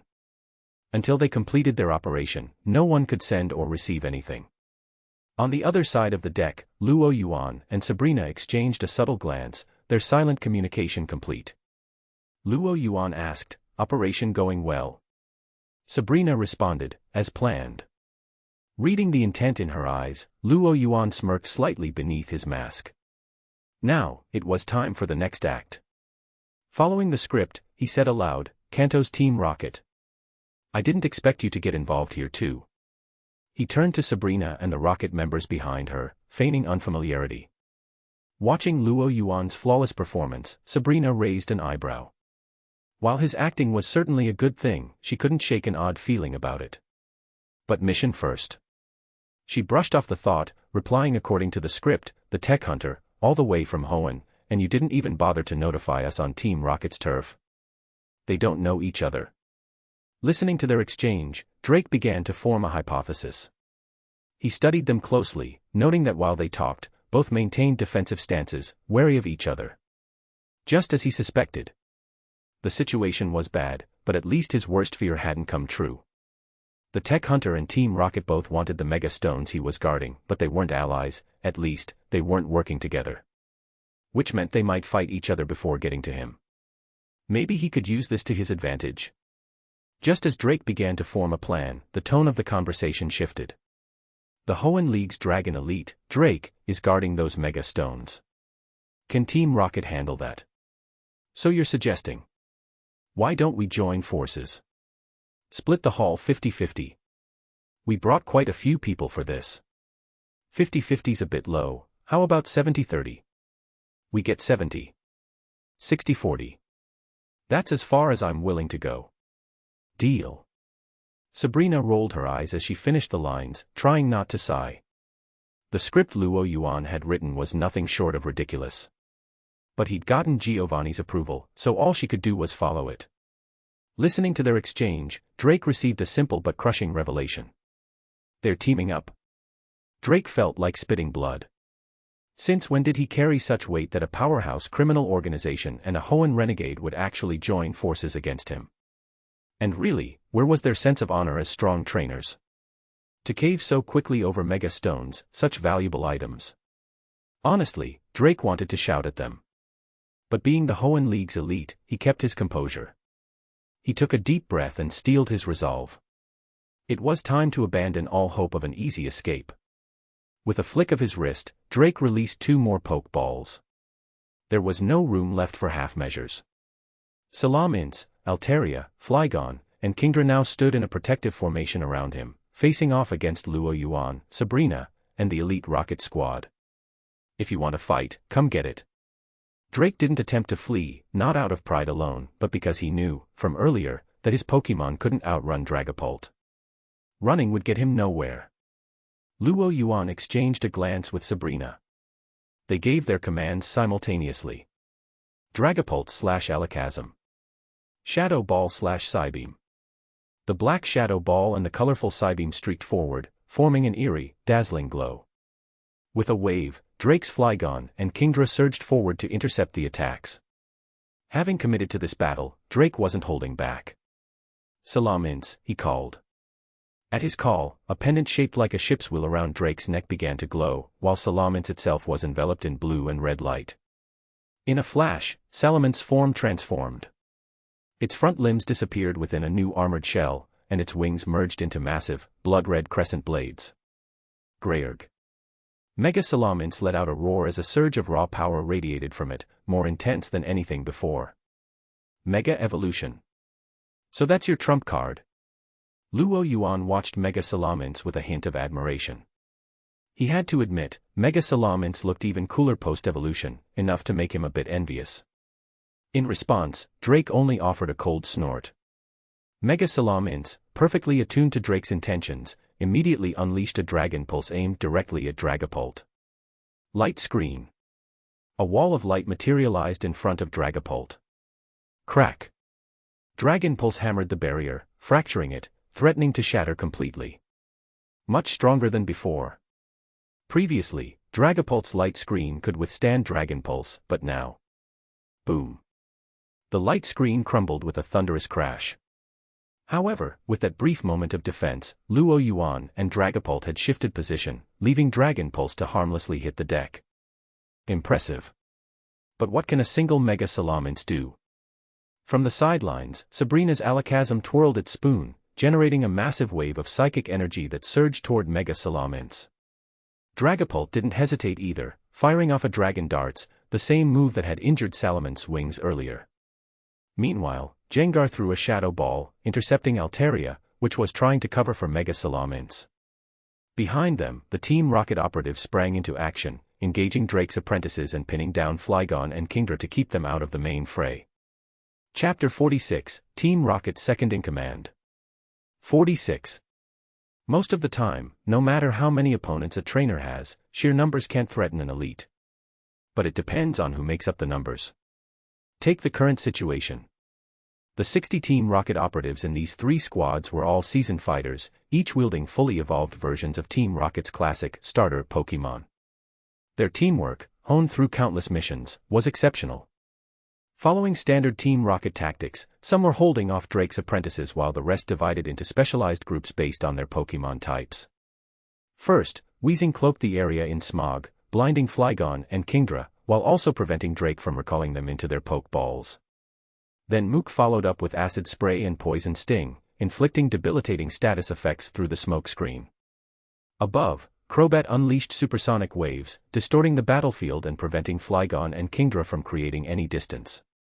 Finally, the heavy hitters, Cloyster and Jinx, waited for openings, ready to deliver precision strikes with their Ice-type moves.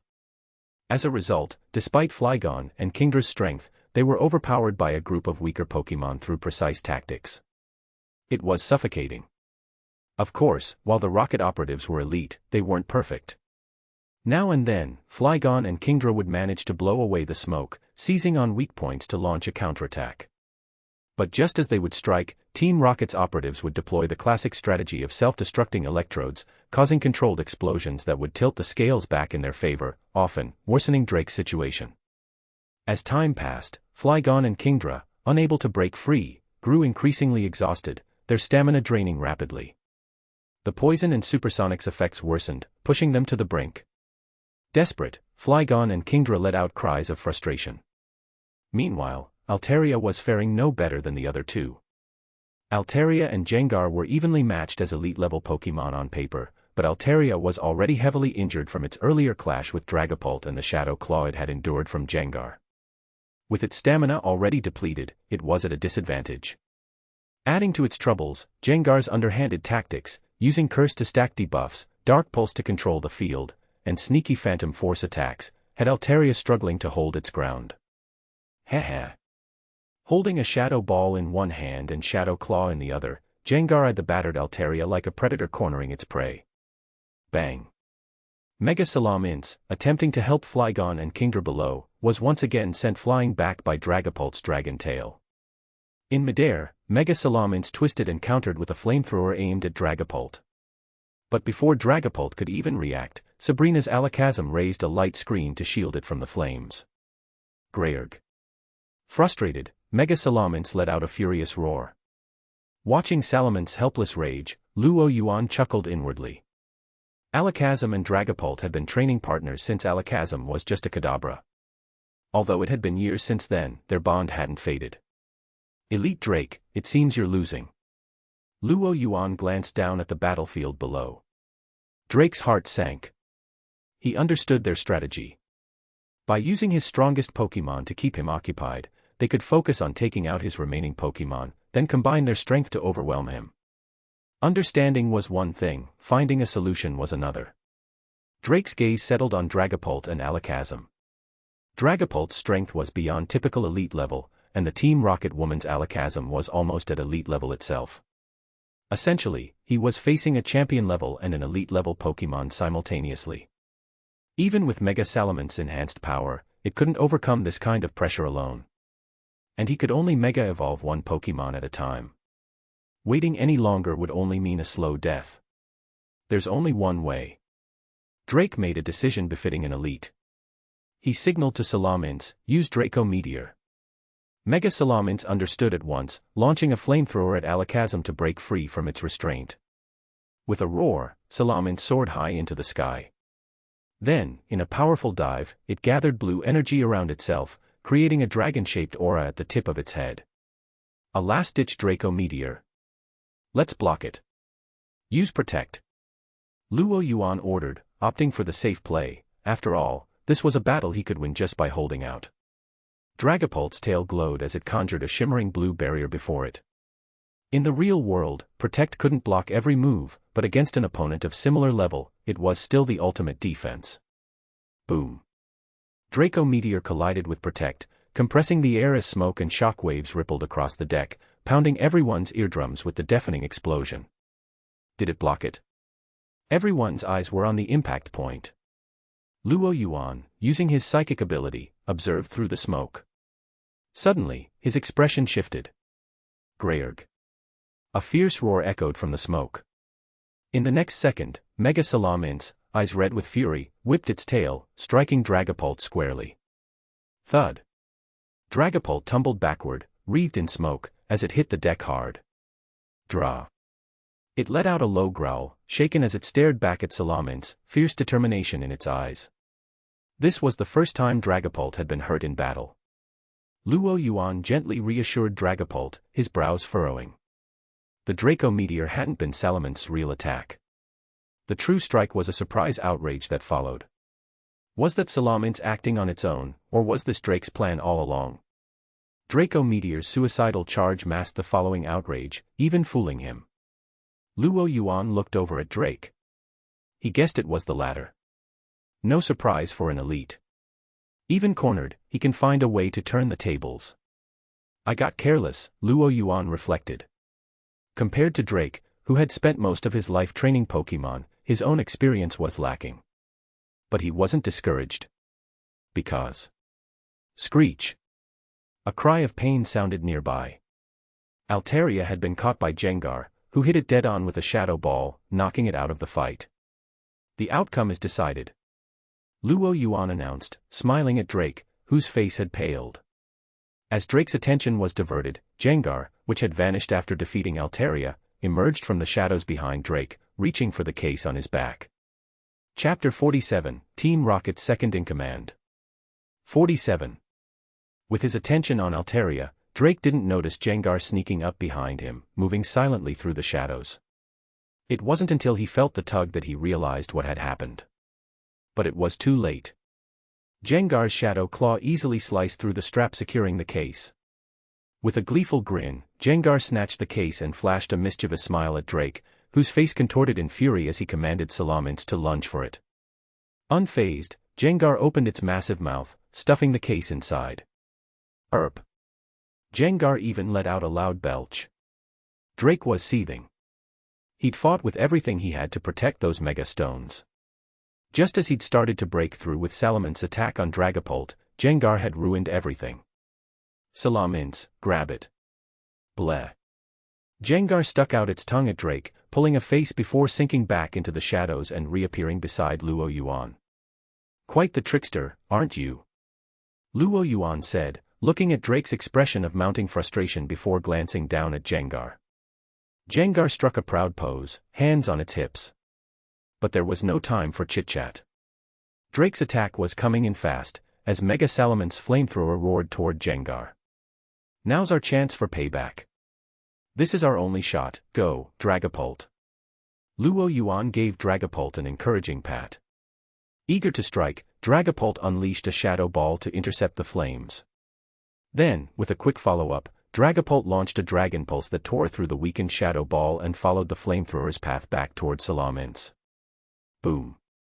The blast seared Salamance's chest, its armor blackened and charred as it skidded back across the deck, breaking through the railing. Luo Yuan watched the wounded Salamence but held off on pursuing it further. With a grin, he shared a look with Sabrina. Picking up Jengar, Luo Yuan tucked it into his shadow before hopping back onto Dragapult. Where do you think you're going? What about Team Rocket's share? Sabrina demanded, as planned. You're all a bit naive, aren't you? Whoever grabs it, keeps it. Luo Yuan gave a casual wave. So long, everyone. Whoosh. With a silent leap, Dragapult shot into the sky, then sped off into the horizon, vanishing in an instant. Damn it. Sabrina snarled. It was only then that Salamence, dazed and still shaking off the effects of Dragon Pulse, was able to regain its footing. But it was too late to give chase. Drake could only watch as Luo Yuan disappeared. The Mega Stones were lost. With a grim expression, Drake turned to the other culprit in this attack, the Rocket agents, who were preparing to retreat. If not for Team Rocket, the Tech Hunter would never have had an opening. He resolved to bring every last one of them down. Without the Tech Hunters Dragapult and Jengar, Team Rocket was no match for him. However, Sabrina and Luo Yuan had anticipated this. Sabrina calmly smoothed back her hair and addressed the irate Drake, who was preparing to attack. Rather than waste your time on us, perhaps you should be worrying about the SSN. What do you mean? Drake paused, his brow furrowing. Exactly what it sounds like. We've planted 20 electrodes under the ship, and in about 20 minutes, they'll start self-destructing one by one. So instead of going after Team Rocket, you might want to handle them first. With that, Sabrina turned on her heel and began leading her operatives away.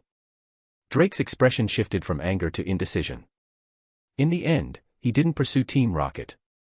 As an elite, his duty was to protect the SSN and its passengers, not to capture Team Rocket. Lamprecht Resort Hotel. Inside the luxurious suite, Luo Yuan and Sabrina met up again after departing from the SSN. All taken care of? Luo Yuan asked casually, hanging up the phone as Sabrina walked in. She eyed the phone, feeling something strange, but dismissed it. All operatives are en route to the base on New Island by submarine, she replied. Drake didn't chase you. He was too busy hunting down those electrodes to worry about us. Luo Yuan chuckled. There actually had been electrodes planted beneath the ship. However, instead of 20, there was only one, intended to create a minor leak at most. He wasn't a fan of involving innocents, and risking innocent lives wasn't his style. The plan was simple: if Drake doubted the threat, Sabrina would detonate the single electrode to prove it was real. But Drake had taken them at their word, so no electrode had to explode at all. Well, I'd call that a complete success. Luo Yuan gestured to Jengar, who promptly spit out the case. After confirming there were no tracking devices, Luo Yuan opened it. The Mega Stones were neatly arranged inside, each one labeled with its corresponding species. Luo Yuan scanned the case, noting that legendary Mega Stones and those for certain rare Hoenn Pokémon were missing. And, as expected, the slots labeled for Altaria and Salamence were empty. Seems Hoenn didn't leave empty-handed after all. Luo Yuan chuckled. Sabrina's eyebrow twitched. If Hoenn heard that all they'd managed to protect were 2 Mega Stones, they'd want to kill him. Now came the loot split. First, the Mega Stones for Beedrill and Kangaskhan would be set aside for Giovanni, as those were non-negotiable. Luo Yuan pocketed a Gyaradocyte, Gungarite, Charizardite X and Y, and Aerodactylite. Aren't you worried Giovanni will notice some stones missing? Sabrina asked as he picked through the case. We work so hard on this mission, isn't it fair we keep a few for ourselves? Luo Yuan replied, perfectly at ease. Giovanni knew him well. If he'd been chosen for this mission, Giovanni was likely already prepared to lose a few Mega Stones. Sabrina blinked, then nodded. It made sense. Luo Yuan then pulled out an Alakazite, Gardevoirite, and Slowbronite, handing them to her. These are for you. I only have an Alakazam. What do I need Mega Stones for Gardevoir and Slowbro for? Maybe you don't have them now, but who knows? Just like I don't have an Aerodactyl yet. Besides, these are all psychic types, consider it a backup plan. Chapter 48, Team Rocket's Second-in-Command. 48. Sabrina accepted the Mega Stones without much hesitation. After all, by Team Rocket's standards, she had earned the right to her share of the loot for being instrumental to the mission. Are you coming with me to the base? Sabrina asked Luo Yuan. No, thanks. I'm still a trainer, you know. Luo Yuan pointed to the badges sewn into the lining of his jacket. I'll stay in Lamperchi for a few days, then head to Saffron City. To challenge my gym. Sabrina raised an eyebrow, looking amused. What, I'm not welcome. If you want the badge, I'll just give it to you, she replied. Like Lieutenant Surge, Sabrina didn't see the point in Luo Yuan jumping through these hoops. As a trainer, I'm earning my badges fair and square. And if I plan to compete in the Indigo League, I'll at least follow Kanto's rules, Luo Yuan said with conviction. Sabrina still didn't get his logic. In the end, she took the remaining Mega Stones to the base on New Island. Besides distributing the stones to Team Rocket's top ranks, Giovanni had another plan. He intended to study the Mega Stones to incorporate a Mega Evolution feature into Mutuo's design. Luo Yuan was less than optimistic. It wasn't that he doubted Giovanni's ability to develop a Mega Mutuo. Team Rocket's research division was unparalleled, and with Giovanni's resources and the reference of the other Mega Stones, it seemed only a matter of time. What he doubted was Giovanni's ability to control Mutuo. In countless timelines of the Pokemon world, Mutuo eventually escaped Giovanni's grasp, without even needing to Mega Evolve. Adding a Mega form would only intensify that risk, whether it was Mega Mutuo X or Y. And if Team Rocket's billion-dollar Mutuo project were to backfire, it would inevitably send shockwaves through the organization, possibly even impacting him as a Team Rocket executive. But there was little he could do to prevent it. Giovanni was set on his path, and any objections from him wouldn't matter. All I can hope is that the losses aren't catastrophic. Lamperchi. Lamperchi, a coastal resort city in southern Kanto, boasted a mild, comfortable climate. With a group of girls around him, Gary Oak strolled along the beach, looking for a quieter spot to enjoy his holiday. Sun, sand, and Luo Yuan. Catching sight of a familiar figure, Gary quickly pulled down his sunglasses. He spotted Luo Yuan lounging on his Dragonair and called out. Luo Yuan. Hearing someone call his name, Luo Yuan, basking in the sun, briefly panicked, thinking he'd been caught. He was about to grab a poke ball when he recognized Gary. What are you doing here in Lamperchi? He asked, casually moving his hand away from his poke ball. Blissfully unaware of the close call with Dragapult's Dragon Pulse, Gary replied, I heard my grandpa's coming to town to judge some kind of beauty contest, so I thought I'd come check it out. But Luo Yuan, your Dratini evolved into a Dragonair. So soon. Gary had last seen the Dratini coiled around Luo Yuan's neck back in Pewter City, but now it had evolved into Dragonair. Seeing it lying next to Luo Yuan, Gary looked on enviously. After all, every Kanto native had a special fondness for Dragonite. His grandfather, Professor Oak, owned a Dragonite, and Gary had long hoped to raise one himself, if only he could find a Dratini. Must be all the good food my Dratini's been eating. Luo Yuan petted Dragonair, slipping it a poke block. Dragonair gave a satisfied purr. Good food. Her main diet is poke blocks, with berries added in for balanced nutrition. Gary's mouth fell open, at a loss for words. He'd heard of poke blocks before, but the machine needed to make them was incredibly expensive. And the cost of berries for the same amount of poke blocks was 10 times the price of even the best store-bought Pokemon food. Impressive. Gary gave him a thumbs up, realizing that, as wealthy as he was no match for Luo Yuan's extravagance.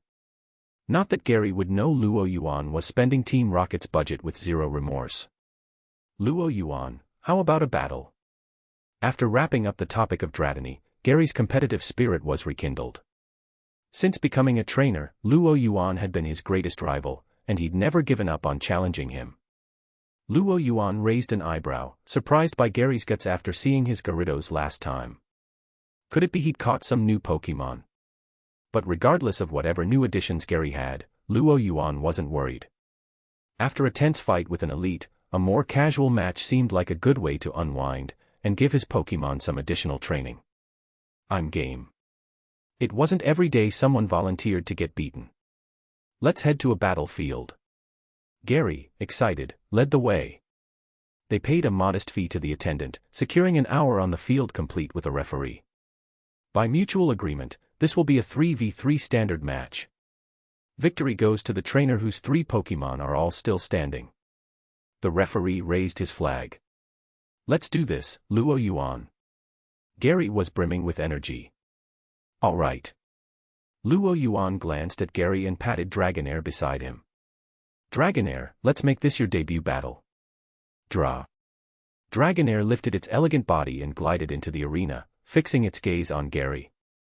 If it's Dragonair, then my choice is, you, Executor. Executor. Gary threw a Pokeball, and a 3-headed Executor appeared on the field. Unlike typical Executor with its carefree expression, Gary's Executor had sharp, determined eyes, ready for battle. Your Executor looks like a tough one. Of course. My Executor is really strong. Gary said with confidence. Luo Yuan gave a slight nod. Then let's see it in action. The battle was about to begin. Chapter 49, Team Rocket's Second in Command. 49. Gary's Executor, sturdy and compact, was quite unlike its Alolan cousin, which boasted a towering 10-meter neck. This Executor had a stout and robust frame. Facing it, Dragonair moved with elegance, its body undulating gracefully in the air, as if in harmony with some mystical rhythm, captivating everyone watching. Soon, a small crowd of trainers gathered around the battlefield. After all, it was rare to see a Dragonair in action, and Gary's Executor looked equally formidable. This was bound to be an interesting match. Executor, use confusion. Gary commanded, starting the battle.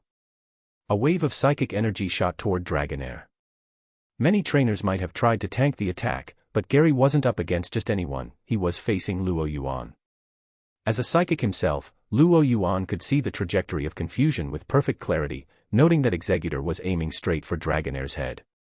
Dragonair, drop down. Skim the ground. Draw. Dragonair obeyed, instantly lowering itself and gliding along the ground toward Executor. Executor and Gary looked momentarily stunned as Dragonair deftly dodged confusion. Gary quickly recovered, though. Bullet Seed. The central head on Executor opened its mouth, unleashing a rapid-fire volley of seeds aimed at the approaching Dragonair. This time, Dragonair dodged on its own, weaving left and right as the seeds narrowly missed, kicking up small clouds of sand in its wake. So agile. Gary muttered in awe. The crowd murmured in amazement as well. Despite its size, Dragonair moved with impressive grace, truly the power of a Dragonair. Executor continued its seed machine gun, trying to keep Dragonair at bay, but the gap between them was already too small. Now, use Dragon Rage. Luo Yuan called. Draw. Dragonair came to a sudden stop, hovering in place as it raised its head. A blue energy blast formed in its mouth, then shot out as a beam straight at Executor. Gary's face tensed. Dodge. No, it's too fast. Brace for it, Executor. Dragon Rage was faster than Gary had expected. With no time to evade, Executor could only take the hit. Executor hesitated but then, at the last second, reacted. While Executor was known for lacking limbs, in moments of crisis, it could wield its most adept move, confusion. Hum. All 3 heads' eyes glowed blue as a light screen materialized in front of Executor. Crack. Dragon Rage slammed into the light screen, causing it to shudder and crack. Though strong, Executor was clearly at a disadvantage compared to Luo Yuan's Dragonair. The light screen held only briefly before shattering. Boom. Dragon Rage struck Executor directly, exploding on impact, and the battlefield was obscured by smoke. Did Dragonair win? With Dragon Rage, Executor should be able to withstand it. Not necessarily. It depends on how strong that Executor is. The spectators whispered, each guessing the outcome. But Luo Yuan, as a psychic, could sense that Executor hadn't been knocked out, it was still hanging on, and something was brewing. A sea breeze blew, clearing the smoke, revealing Executor with a slightly charred trunk. Still standing, huh? Looks like it's got decent defenses. But even so, there's no way it can win against such a power difference. Gary's situation looked bleak to the bystanders. Sunny day. Luo Yuan murmured, his eyes narrowing slightly. Exactly. My Executor's ability is chlorophyll. Gary announced, his expression triumphant. He had picked this tactic up from his grandfather's notes, refining it through practice, all for a surprise just like this. Executor, let's go. At Gary's command, Executor lunged forward. Chlorophyll was a common ability for Executor, doubling its speed under intense sunlight. In games, this meant doubling its speed stat. Though it wasn't as precise in reality, Executor's speed had increased significantly. With Dragonair briefly caught off guard, Executor closed the gap in an instant. Power Whip. 2 vines shot from the leaves atop Executor's heads, striking toward the airborne Dragonair. Looks like you've learned a few things. It's faster, sure, but speed alone can't make up for the power difference. Dragonair. Luo Yuan called. Dragonair nimbly dodged Executor's first power whip, weaving in the air. It heard Luo Yuan's voice and, without waiting for the vines to strike again, it twisted its body, and the orb at its neck began to glow. In the next moment, clouds rolled in from nowhere, covering the sun. In an instant, the bright sky turned cloudy. When it comes to weather control, Executor still has a ways to go. After all, Dragonair's weather-manipulating abilities were its specialty, well documented in the Pokédex. With the sky darkened, Executor's chlorophyll ability deactivated, and its speed dropped dramatically, as if someone had pressed slow motion. Thrown off by the abrupt shift, Executor hesitated, visibly disoriented. Taking advantage of this, Luo Yuan gave a swift command, Dragonair, use Dragon Tail to finish it off. Draw. With a high-pitched cry, Dragonair endured a grazing blow from Power Whip, then dove down from above. Executor, dodge it. Gary called desperately. But Executor, still recovering from Dragon Rage and without its speed boost, was unable to move fast enough. All 3 heads watched Dragonair approach, helpless. They exchanged one last, determined glance, ready to brace themselves. But the difference in power was too great. The blue barrier of Endure materialized around Executor for a brief moment, but it shattered under the force of Dragonair's glowing white tail. Wham! Dragonair's dragon tail struck Executor like a car at full speed, sending it flying. Thud! Executor crashed into the ground, unable to get back up. Executor is unable to battle, the referee declared. Executor was down. So, what's your second Pokémon, Gary? Luo Yuan asked, patting Dragonair, which had glided back to his side. Per 50, Team Rocket's second in command. 50. After losing the first round, Gary's face turned a bit somber. Executor was a recent capture, yet it had already become one of his core team members. He hadn't expected Dragonair to take it down so easily. The surrounding trainers sighed sympathetically. Dragonair was, after all, a Dragonair. Most of the spectators were average trainers. To them, Executor was already considered a strong Pokémon that they'd be lucky to catch. And yet, it was no match for Dragonair. The bystanders' thoughts didn't bother Gary. While he was disappointed, his many defeats against Luo Yuan had toughened his resolve. Go, Arcanine. Gary threw his Pokeball, and an enormous Arcanine appeared before him, its size towering over Gary himself. Arcanine. At the sight of the majestic Arcanine, the crowd's sympathy for Gary evaporated. While Arcanine wasn't quite as rare as a Dragonite, it was still an extremely prized Pokémon. Aside from Officer Jenny's in each city using Growlithe and Arcanine as police dogs, encountering a wild Arcanine was almost unheard of. It made sense, after all, who else but a well-connected trainer could show up with an Arcanine? Seeing Gary's Arcanine, Luo Yuan realized something. Both Execute evolving into Executor and Growlithe evolving into Arcanine required evolution stones. In other words, with the right stones, they could evolve regardless of experience level. Spared no expense, huh, Gary? Luo Yuan remarked. It seemed Gary was truly determined to surpass him, going to such lengths. Of course. After losing to Luo Yuan last time, Gary had re-evaluated his approach, obtaining a Growlithe from his father along with the money for a Fire Stone.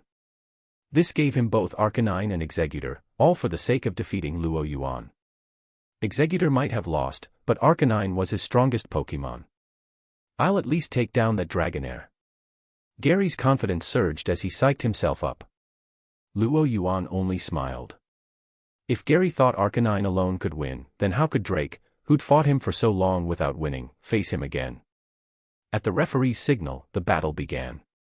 Gary's Arcanine fixed its gaze on Dragonair, eyes filled with fierce determination as it charged forward in a blur, dashing straight toward Dragonair. Such speed, impressive. Arcanine's speed was indeed formidable. If it could close the distance and engage in close combat, Dragonair would be in trouble. But how do you plan to hit Dragonair when it's airborne? Luo Yuan gave his command, Dragonair, use Dragon Breath. In response, Dragonair lifted itself higher, hovering well out of Arcanine's reach. Coiling in midair, it launched a blue Dragon Breath directly at the charging Arcanine below. A blue beam shot downward, aimed at Arcanine. Luo Yuan had chosen Dragon Breath specifically for its chance of inflicting paralysis. If it landed, paralyzing Arcanine, its speed advantage would be completely neutralized. But Gary wasn't Ash, he understood Dragon Breath's effects. Arcanine, block it. Use Flamethrower. A row. Opening its jaws, Arcanine unleashed a wide flamethrower upward, meeting Dragon Breath midair. Luo Yuan quickly noted Arcanine's high level.